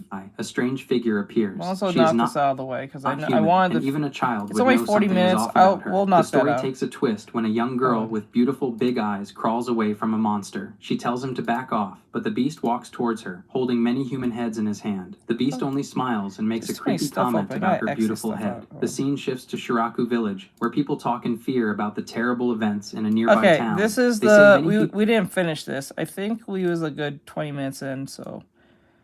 This is called "The Demon Girl Falls for an Orphan Boy Who Helps Her Recover Her Body." Oh, we haven't seen this. This is brand new. All right, so this is 40 minutes long. I don't think that's too long. We'll be done around like 10:40 or something. Then we'll jump off. We was gonna play a game, but I keep putting it off. But we'll do it another day. Hello. People were killed in the middle of the night. Some believe it was the work of a Shengwai, a terrifying monster that kidnaps and eats people. No one has been able to catch one yet, and the fear is growing. A young man named Ko overhears the conversation as he buys herbs from an old woman. She recognizes him and asks when he's been gone so long. He calmly greets her and hands over the usual herbs and vegetables. She recognizes him and notes he came after so long. The old woman smiles at the young lad and thanks him for his help. She offers him some leftover stew as a tip, and he happily accepts. Just then, a child runs toward the woman and bumps into him. The child is panicked, talking about the Shengwai in a nearby town. She says the bodies were twisted and their heads torn off like a chicken. The poor child insists they need to hire someone to deal with the Shengwai before it comes to their village. Scared, she starts crying, saying she's too frightened to even go to the bathroom alone. The girl then notices Ko and asks if he's one of the village kids. The old woman reassures the child, telling her there's a whole mountain between their village and the next one. She says their town is peaceful and has never had a Shengwai problem. The smile spreads across his face as he takes the stew pot, as if food is his only weakness. The old woman suggests that he might feel lonely living by himself in the woods and asks if he would consider moving to the village. Ko is caught off guard by her suggestion. He laughs awkwardly and assures the old woman that he's fine. He says he's never had any problems and loves living in the woods where everything is perfect for him. He promises to return the soup pot soon and heads back home.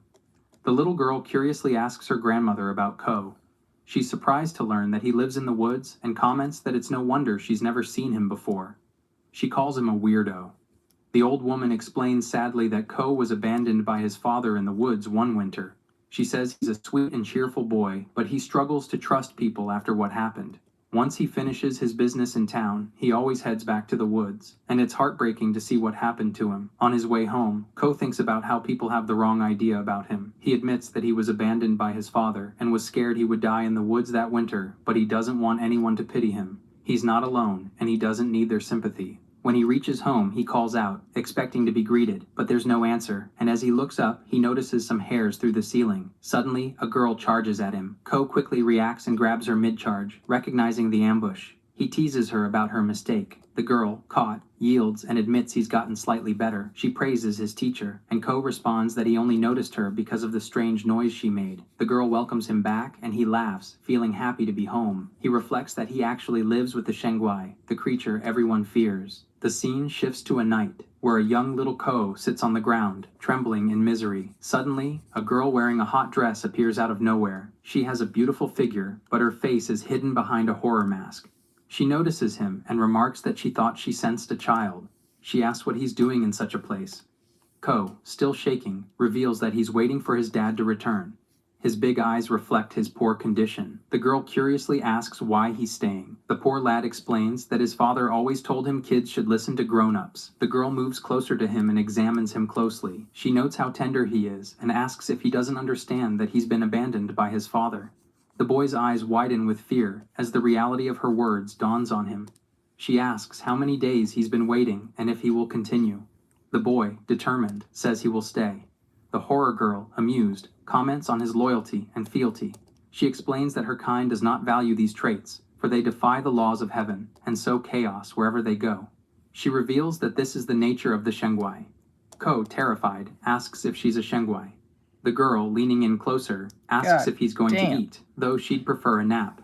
She introduces herself as Chiyu and asks who he is.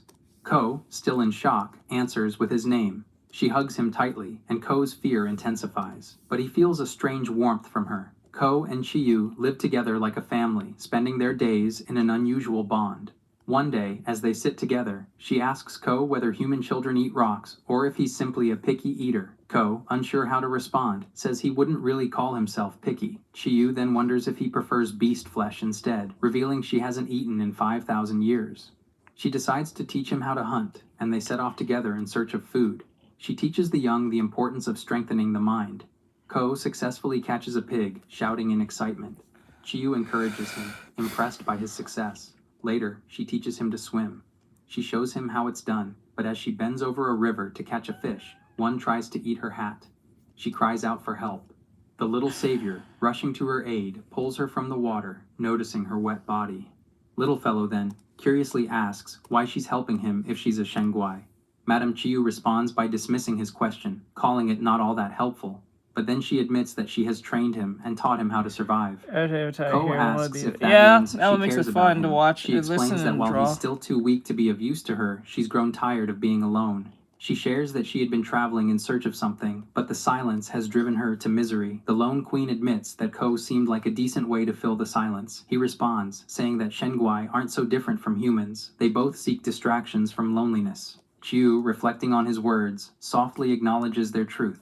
Back to reality, Ko tries to catch a fish in the river, but as he concentrates, Chiyu lies down behind him, her body resting elegantly. He notices her presence and casually mentions that he heard a Shengguai has appeared in a nearby village. Chiyu responds that it's a first, but the Shengguai is far enough away that they're safe. Still, she comments that Shengguai must be foolish to draw such attention to itself.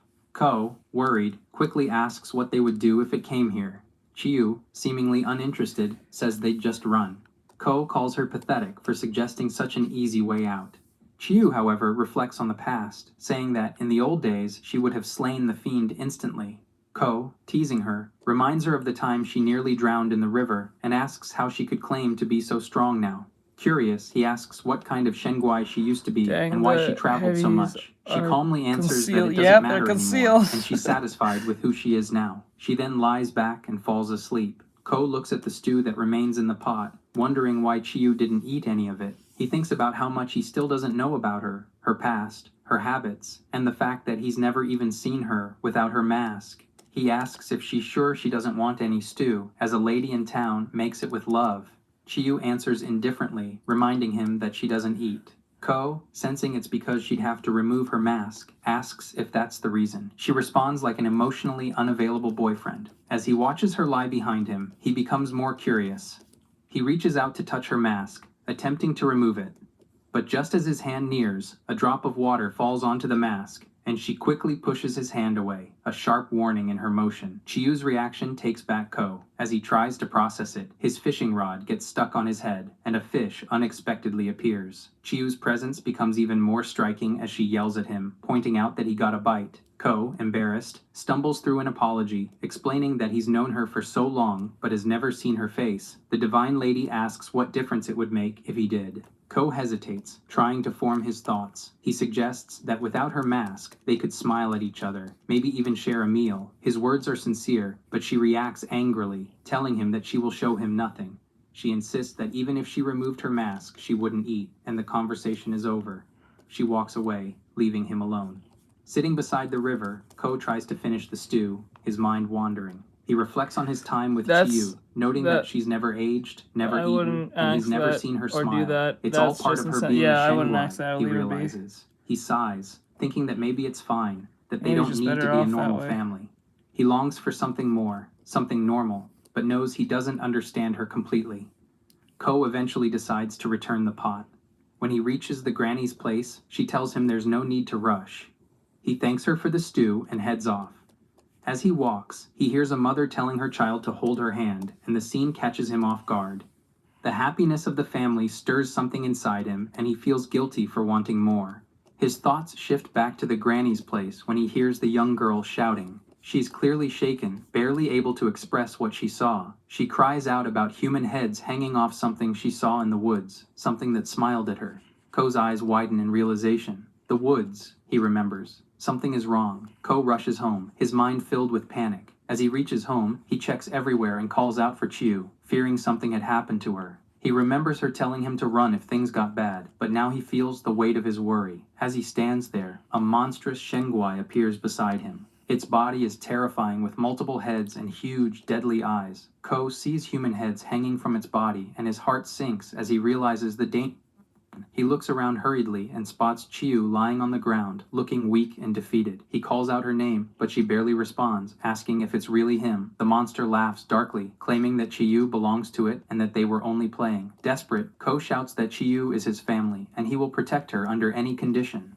The monster, confusingly, asks if he is Chiu's servant, implying that she hasn't fully possessed him yet. Ko is horrified and demands to know what the monster means by vassal. The beast calls her a nasty creature for failing to reveal the truth to Ko. It angrily swipes its hand, and Chiu's mask is suddenly ripped off. Ko watches in shock as her face is shown, but the monster mocks her, calling her the same old Chiu who has tricked him. The monster explains that Chiu was once a god, the god of war, who lost her body long ago and is now doomed to wander in misery. Ko's realization hits him hard as he sees her true face.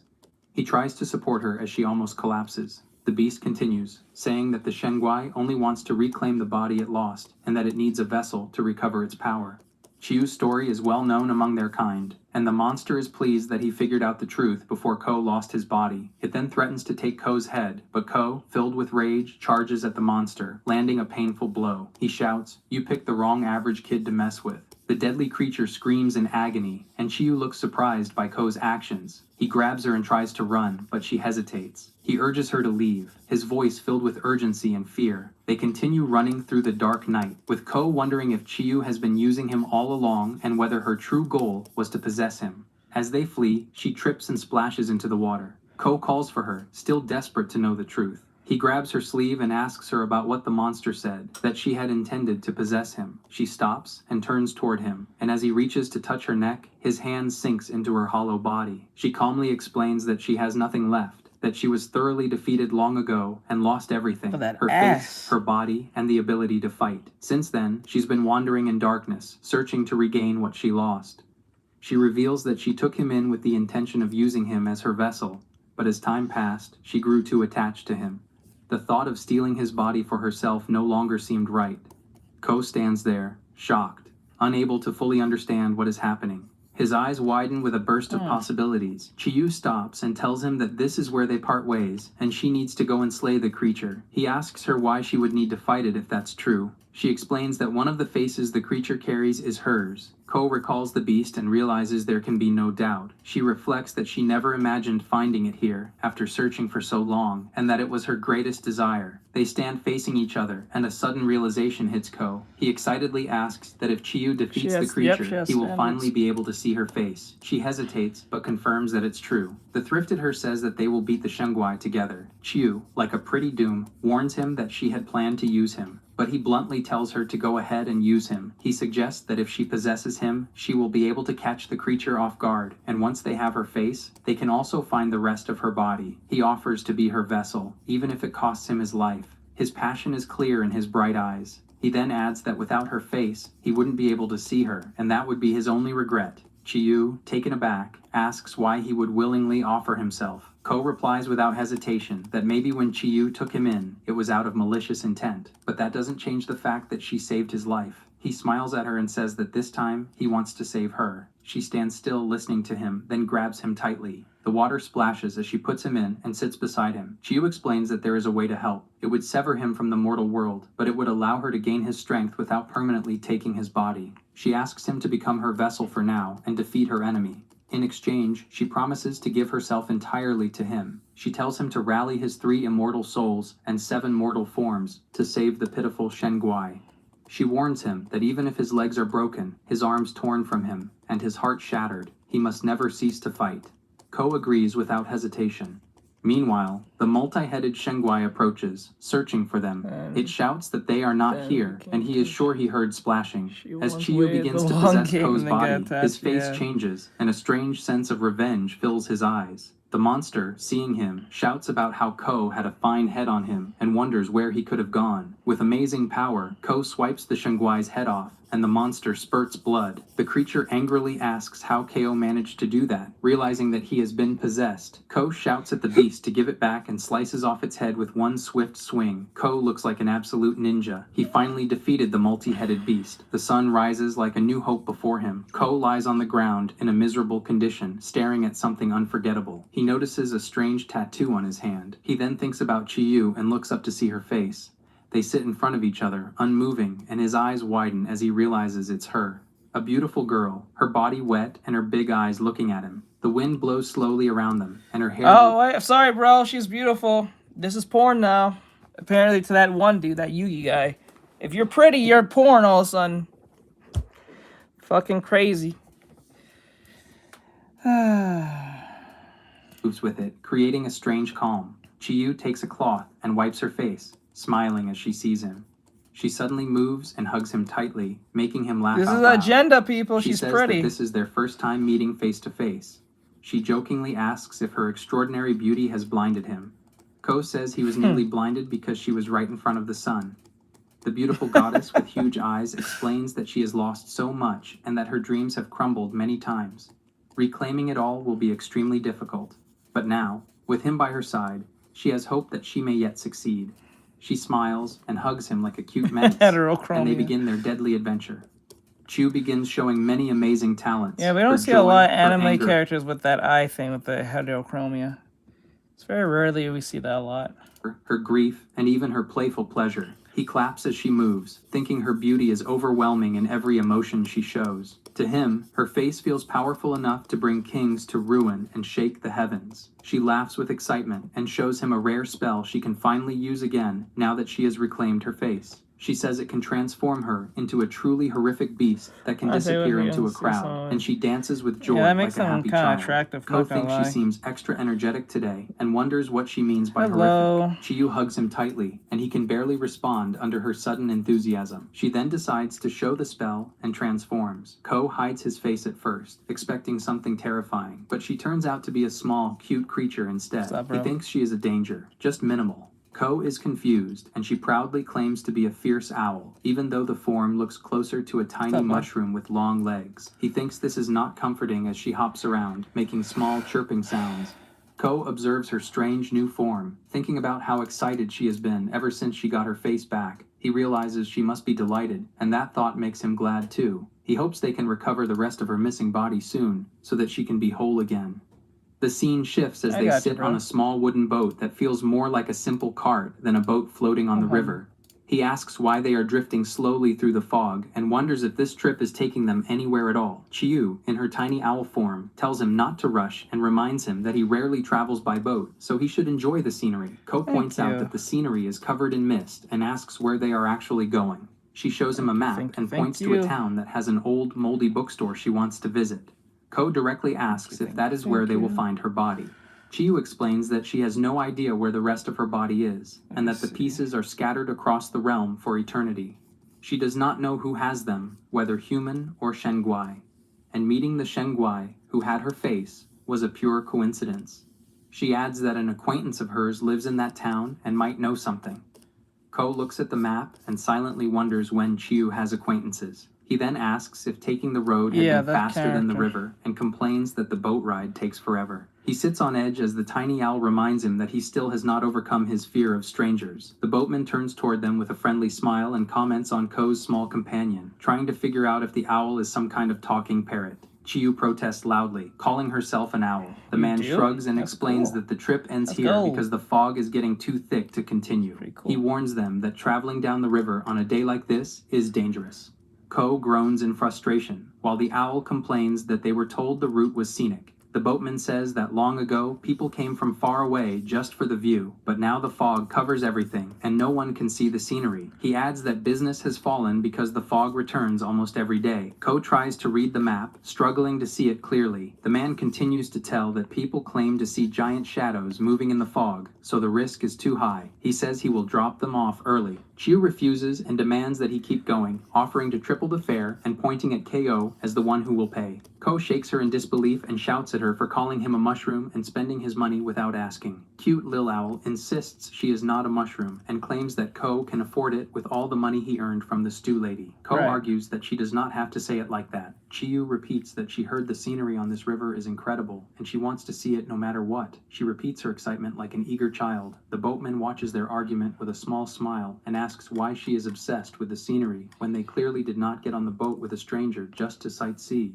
Ko reminds her that she is the reason they started this journey and that they are trying to recover the rest of her body. He asks why the scenery matters so much. Chiyu answers in a soft tone. When they say rest of the body, what is she missing? She was just missing her face, right? What is the body that she lost? Like a heart or something? I'm confused.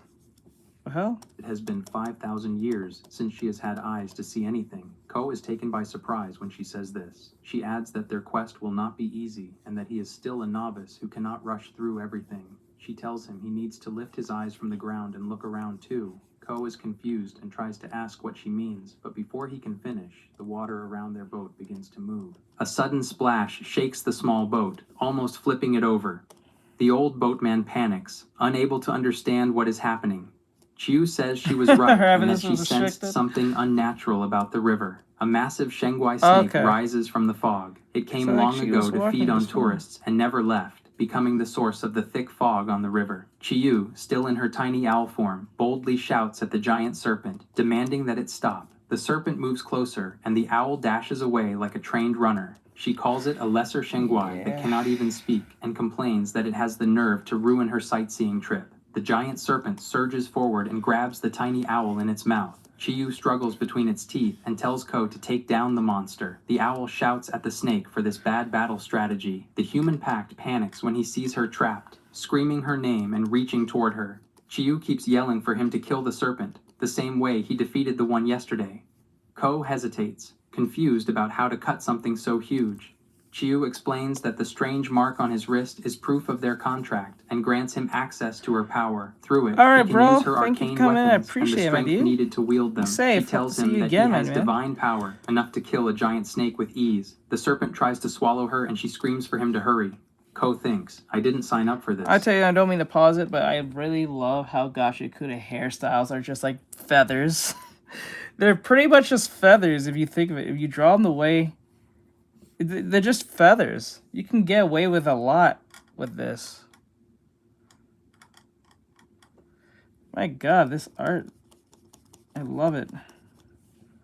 So crazy.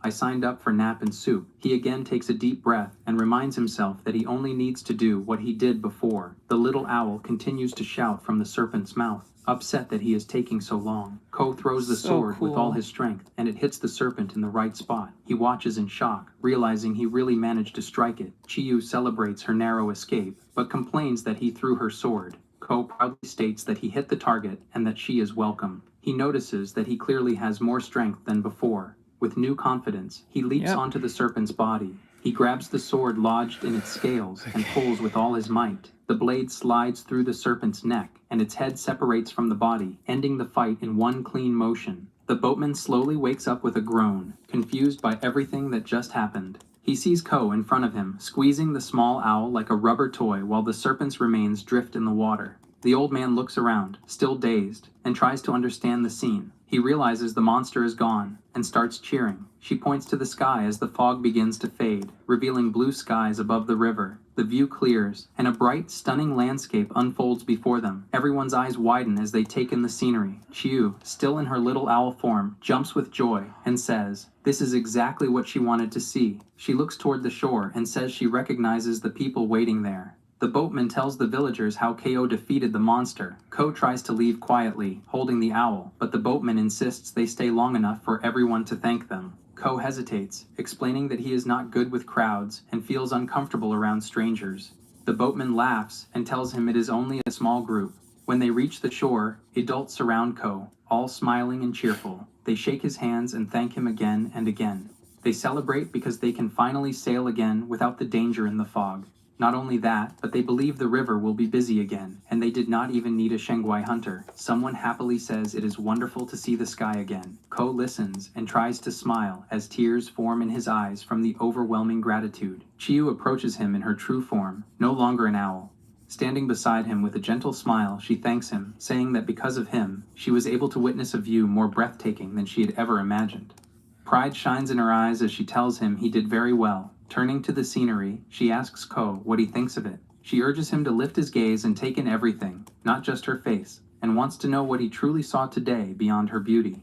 Ko takes a moment and answers with honesty. He says he got to see many new things, like the happy faces of people and scenery he has never seen before. He admits she was right, and he is still only a novice who has a lot to learn. Our lad feels grateful for the experience and says he is glad they came here. The day has shown him that there is much more he can do for her. Filled with renewed energy, he turns to her and says that they should go to the town and find their next clue. They arrive in the ancient town of Tianrui. Ko looks around the busy street and thinks this is where Chiu's acquaintance lives. He feels excited because this might be the first step toward finding the rest of her lost body. While he tries to ask what kind of person they are meeting, a donkey suddenly bites his hand. He looks around in shock, seeing many donkeys wandering everywhere. He tries to figure out what they are, but he keeps getting confused between horses, mules, and donkeys. Then he hears a cry for help and turns to see two donkeys chewing on Chiu, who once again has turned herself into a small owl. He panics, pulls her free while shouting. All the donkeys start chasing them through the street as they try to flee. They run as fast as they can, and she points at an old shop, telling him that this is the place they are looking for. Ko rushes inside and slams the door behind them. He looks around and notices how strange the town feels compared to home. The Chaos Queen is covered in donkey drool, and he complains as he tries to breathe normally. The shop is quiet and filled with old books and artifacts. He calls out to see if anyone is inside, but no one answers. The place feels abandoned, yet full of history. She returns to her true form and stands beside him in the empty library, surrounded by ancient knowledge waiting to be uncovered. Ko and Chiu look around the empty library. She comments that it is careless for someone to leave without locking the door. Ko studies the shelves and realizes he has never seen books like these before. Welcome back. On a small table, he notices a plant, handwritten notes, and a picture of a young girl with her family. Chiu sighs with disappointment and walks out, saying there is nothing useful here. Ko follows her outside and asks about the acquaintance she mentioned. They sit together, and she explains they have only met a few times in her long life, the last time being many decades ago. Ko complains that calling someone like that an acquaintance is a stretch, and that the smell of donkey drool still clings to him. He starts wondering if they misunderstood why they came here. Chiu checks her clothes and says the person should have known she was on the move again. Ko looks around the quiet street, wondering how so many donkeys can be here without any people. As they think about it, two donkeys pull a food wagon into the town. He notices the wagon and feels confused again since everything here seems to involve donkeys. God of War, feared by the heavens, is now stuck with a boy who panics at donkeys. A woman steps down from the wagon and is shocked to see anyone in town. She says she thought the place was empty. She explains she heard rumors that everyone in this town disappeared without warning. With no one to sell food to, they plan to pass through and move on to the next town. The boy notices the girl standing beside the merchant and realizes there is a child with her. He asks if they are merchants, and the woman confirms it with confidence. She calls it his lucky day and offers him a sample from their wagon. She hands him flatbread made with donkey meat, saying it is the best food from the Plank Bridge Inn. Ko hesitates but accepts when she insists. Just as he tries to take a bite, the girl slaps the bread out of his hand. The woman's face changes and she looks angry that her plan failed. She yells at the child harshly, calling her worthless. The girl apologizes frantically, but the woman hits the girl right in the face. She calls her a fool and her parents honorless. As she tries to hit the girl again, he steps in. He grabs the woman's hand and tells her there is no reason to hurt the child. The woman switches her tone and acts friendly again. She laughs and says she will prepare a new flatbread, as if nothing happened. Ko still holds the old piece and starts feeling strange and tired. The girl quietly thanks him for stepping in, and he says it was nothing.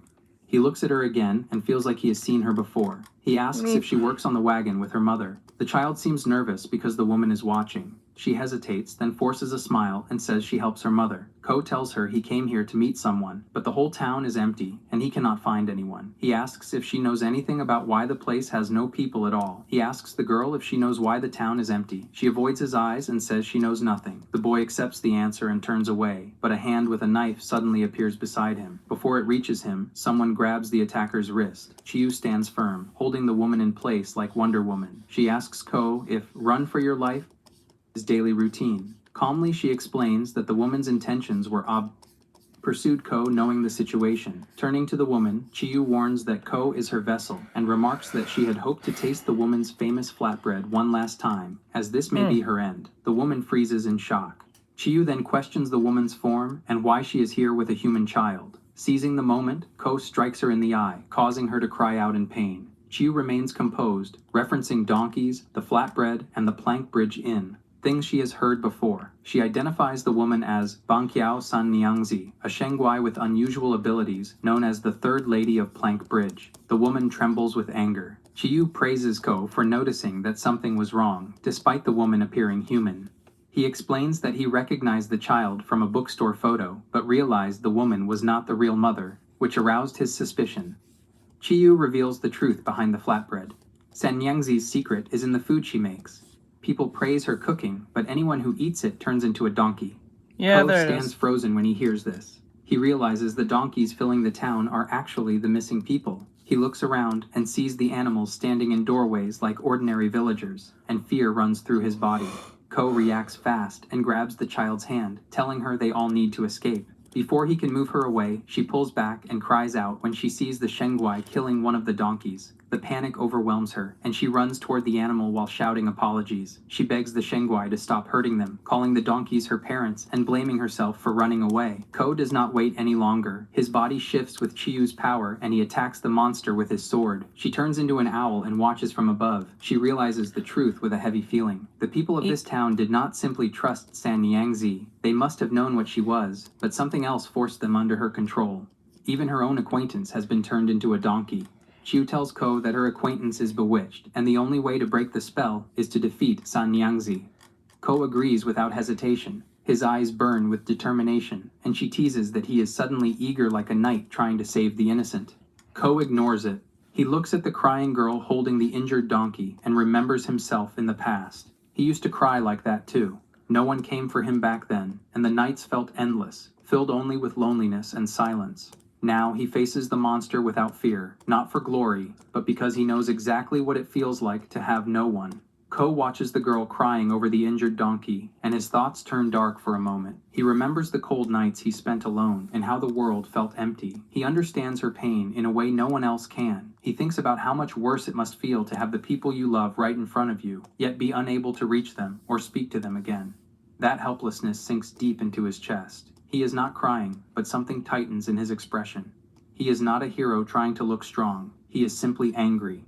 He puts his sword back in its sheath with a firm motion, not because he gives up, but because he is ready to fight with full control. The scene shifts to the little girl sitting alone with a book she found in the old shop. She reads the name Banqiao San Niangzi and learns that this woman is a Shengguai who turns people into donkeys. The memory rushes back into her mind. She remembers the villagers happily eating the flatbread and talking about how tasty it was. She remembers trying to warn everyone, telling them they would turn into donkeys if they ate it. But the devil woman only laughed and told everyone not to be silly. She acted friendly while hiding her true nature. The girl cries as she thinks about how no one listened. She holds the wounded donkey carefully, as if it were a part of her family. Chiyu sits on Ko's shoulder in her small owl form and tells him they must act fast. If they want to find the rest of her body, they have to break the spell first. She gives Ko a direct order to defeat San Niangzi.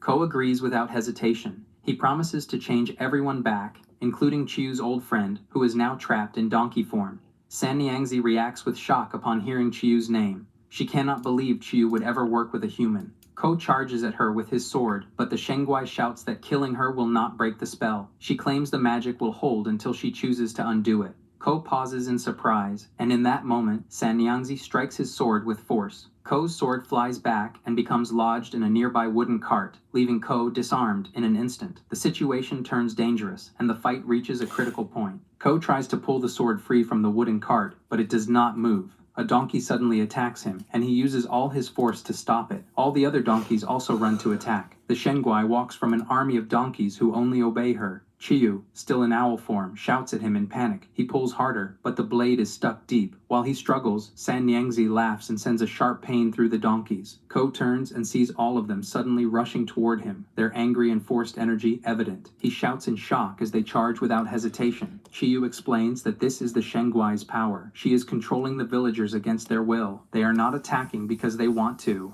The woman laughs again and says she has no intention of freeing anyone. She calls them her loyal servants and orders them to attack. Ko clenches his teeth and braces himself. He knows he cannot harm the donkeys because they are innocent people trapped in another form. He thinks fast. He needs to reach her without hurting anyone, and he needs her to lift the spell herself. Killing her would not solve anything. The Shengguai mocks him. There is nothing he can do.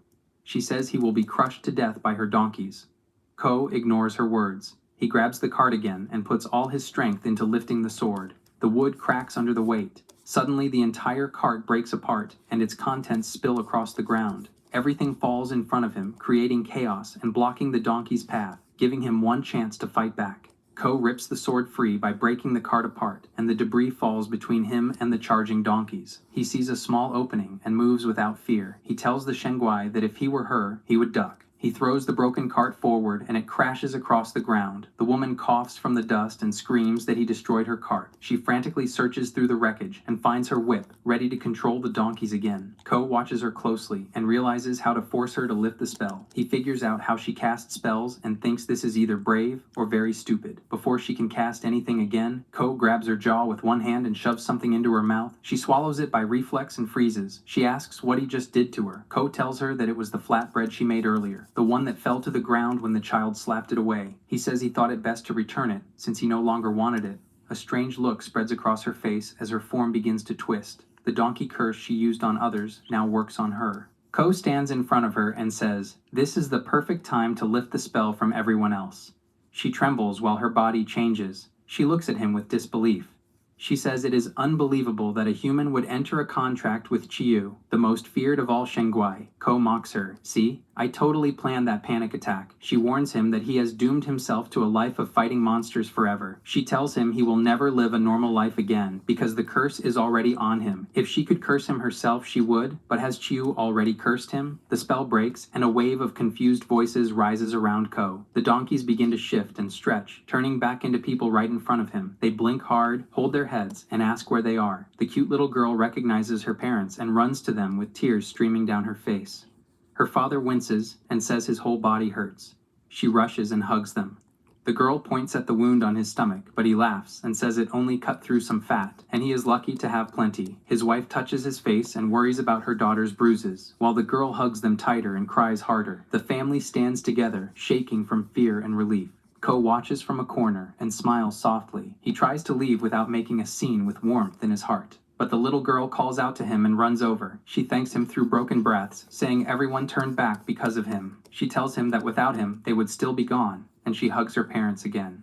Little warrior stands still, listening to her words. The warmth of that reunion sinks into him more than any praise. He stands alone in the street and wonders if he will ever have something like that. When he turns, he sees Chiyu standing beside him with a small smile. Ko looks at her and thinks again, with a calmer feeling this time. One day, Ko lets out a long breath and tells his Shadow Queen that he is relieved everyone is back to normal. He admits she had him worried for a moment, but Chiyu keeps walking. She explains that her acquaintance should be human again now, so they need to find them as soon as possible. Before Ko can answer, a donkey steps in front of them and starts licking Chiyu. The animal suddenly changes shape right in front of their eyes. Ko and Chiyu both freeze as the donkey transforms into a small, strange creature resembling a tiny demon.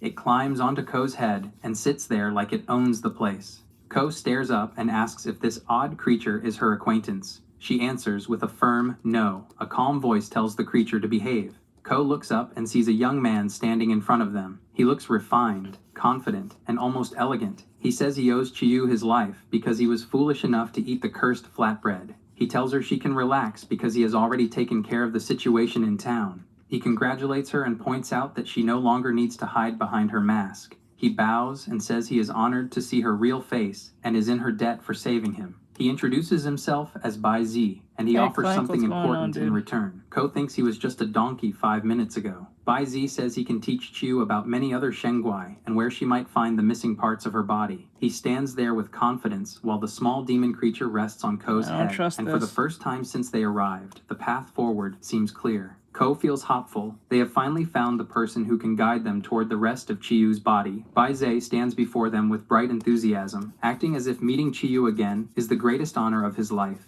He praises her loudly and calls himself her humble servant. Chiyu does not look nearly as excited as he does. Yeah, I don't trust Bai him. Zhe leans in to examine her face, but she stops him by pressing her foot right into his face, which makes Ko almost laugh out loud. Bai Zhe then tries to inspect Ko instead, saying he at least wants to see the young man who carries Chiyu's power. He studies Ko closely and notes that the boy shows no signs of possession. Their minds seem separate, which means something unusual is happening between them. He grabs Ko's hand and sees the mark. His eyes widen, and he realizes Chiyu has entrusted her life to Ko. Bai Zhe praises Chiyu for taking such a difficult decision. Before the moment gets too heavy, the small creature in Bai Zhe's arms squeezes his hand and complains that it is hungry. He snaps back into host mode, apologizing for talking in the street instead of offering hospitality. He invites them somewhere more fitting. Chiyu turns without waiting for Ko and says, "This used to be one of his businesses." Ko stands still for a moment, watching her walk away, and realizes how much of her past he still does not know. Ko and Chiyu follow Bai Zhe to the old bookstore. The place looks the same, but now it feels different knowing he once ran it. He explains that he could not manage the shop alone, so he hired people to handle the day-to-day work. Those workers are now with the doctor after everything that happened, so the three of them can sit and relax.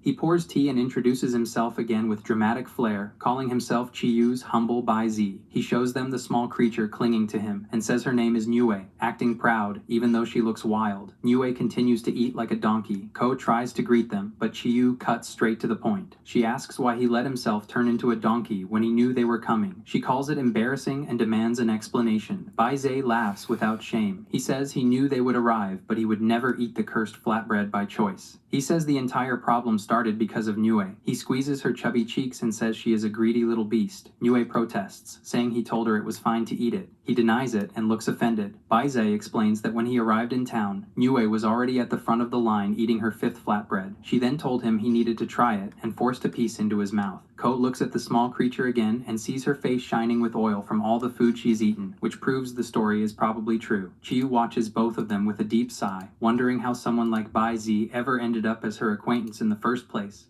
Ko sits quietly, listening to Bai Zhe's chaotic story about Niue and the Xiaobing disaster. Once things settle, he gathers the courage to speak. He says he has been wondering what kind of person Bai Zhe must be if Chiyu considers him a friend. He raises an eyebrow and gently corrects him. He explains that the word person does not really apply to him. He says Chiyu did not mention it, but when he calls himself her humble Bai Zhe, it is not a name, it is his species. It is a type of Shengguai known for deep knowledge about other Shengguai. The answer shocks Ko. He stares at Bai Zhe and realizes he is not human at all. Kadegami.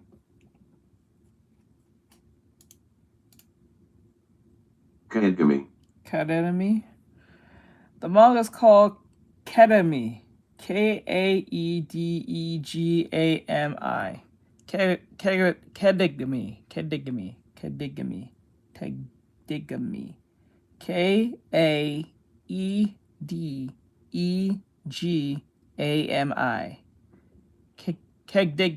I think I'm saying it wrong, but that's what it's called. If you're wondering, Ari.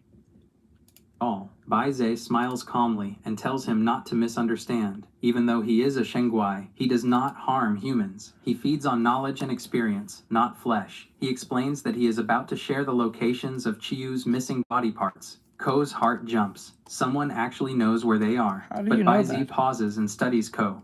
Before he tells them anything, he needs to know something important. He asks Ko what he understands about the contract he made with Chiyu.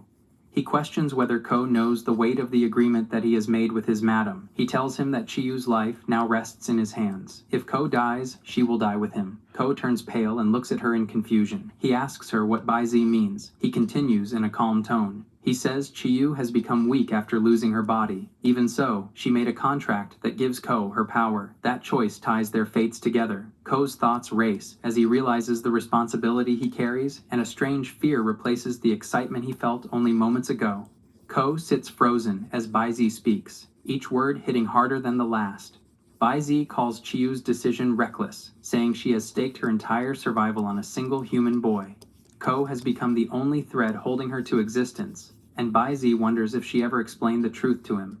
He opens an old book and reveals more, saying that the small Shengguai sitting beside Ko was once a god of strife, who started a great war that split the world in two. Earth and heaven once trembled before her, until she was killed and her body was taken by other Shengguai. Now the pieces of Chiyu's body are in the hands of powerful beings, far beyond someone like San Niangzi, and recovering them will mean fighting battle after battle with no chance to escape. Baizi looks straight at Ko and asks if he is ready to walk that path and collect the pieces only for Chiyu's sake. He cannot understand why Chiyu would stake everything on a weak human like him, or what she sees in Ko at all. Ko stares at Chiyu in disbelief as the truth sinks in, realizing that Chiyu entrusted her life to him without him ever knowing it. Ko stares at himself with wide eyes as the truth settles in, wondering if he is even worthy of the responsibility Chiyu has placed on him and why she chose him at all.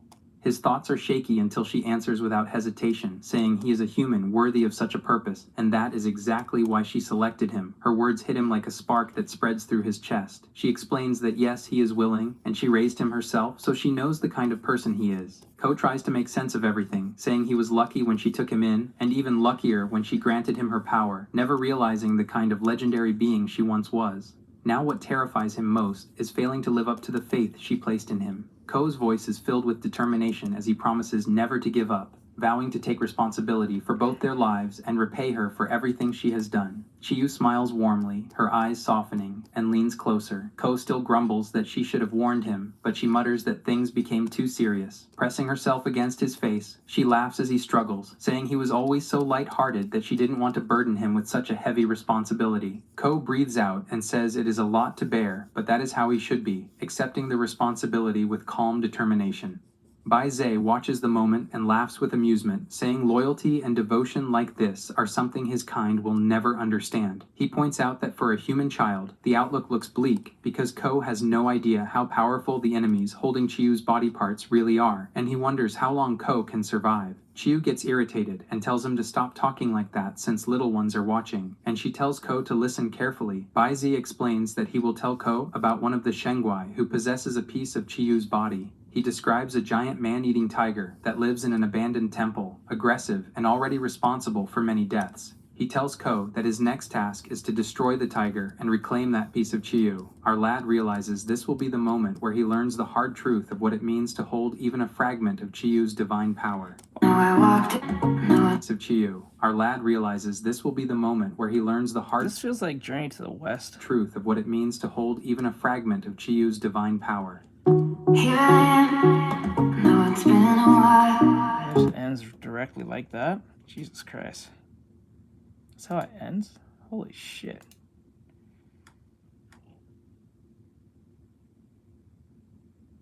Huh. I like stories like this where I can just listen to it while I work. I like this. This more often though. Alright. It's 10:28. I don't even think Mikey's on. It's tomorrow's Monday. So yeah, I'll let you guys go. I'll let you guys go. You guys can go rest and stuff. It's... Oh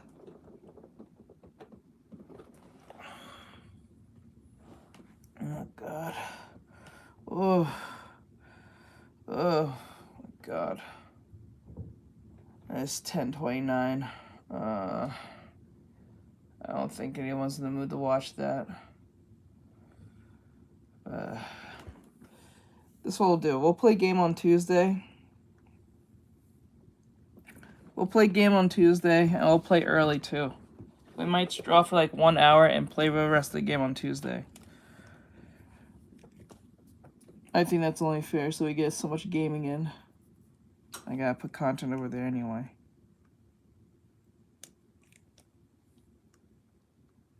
Alright guys, I'll let you go. Have a great night. Thank you for coming in. I got my 2 frames here of engine. I need 3 more frames, 3 or 4 more frames.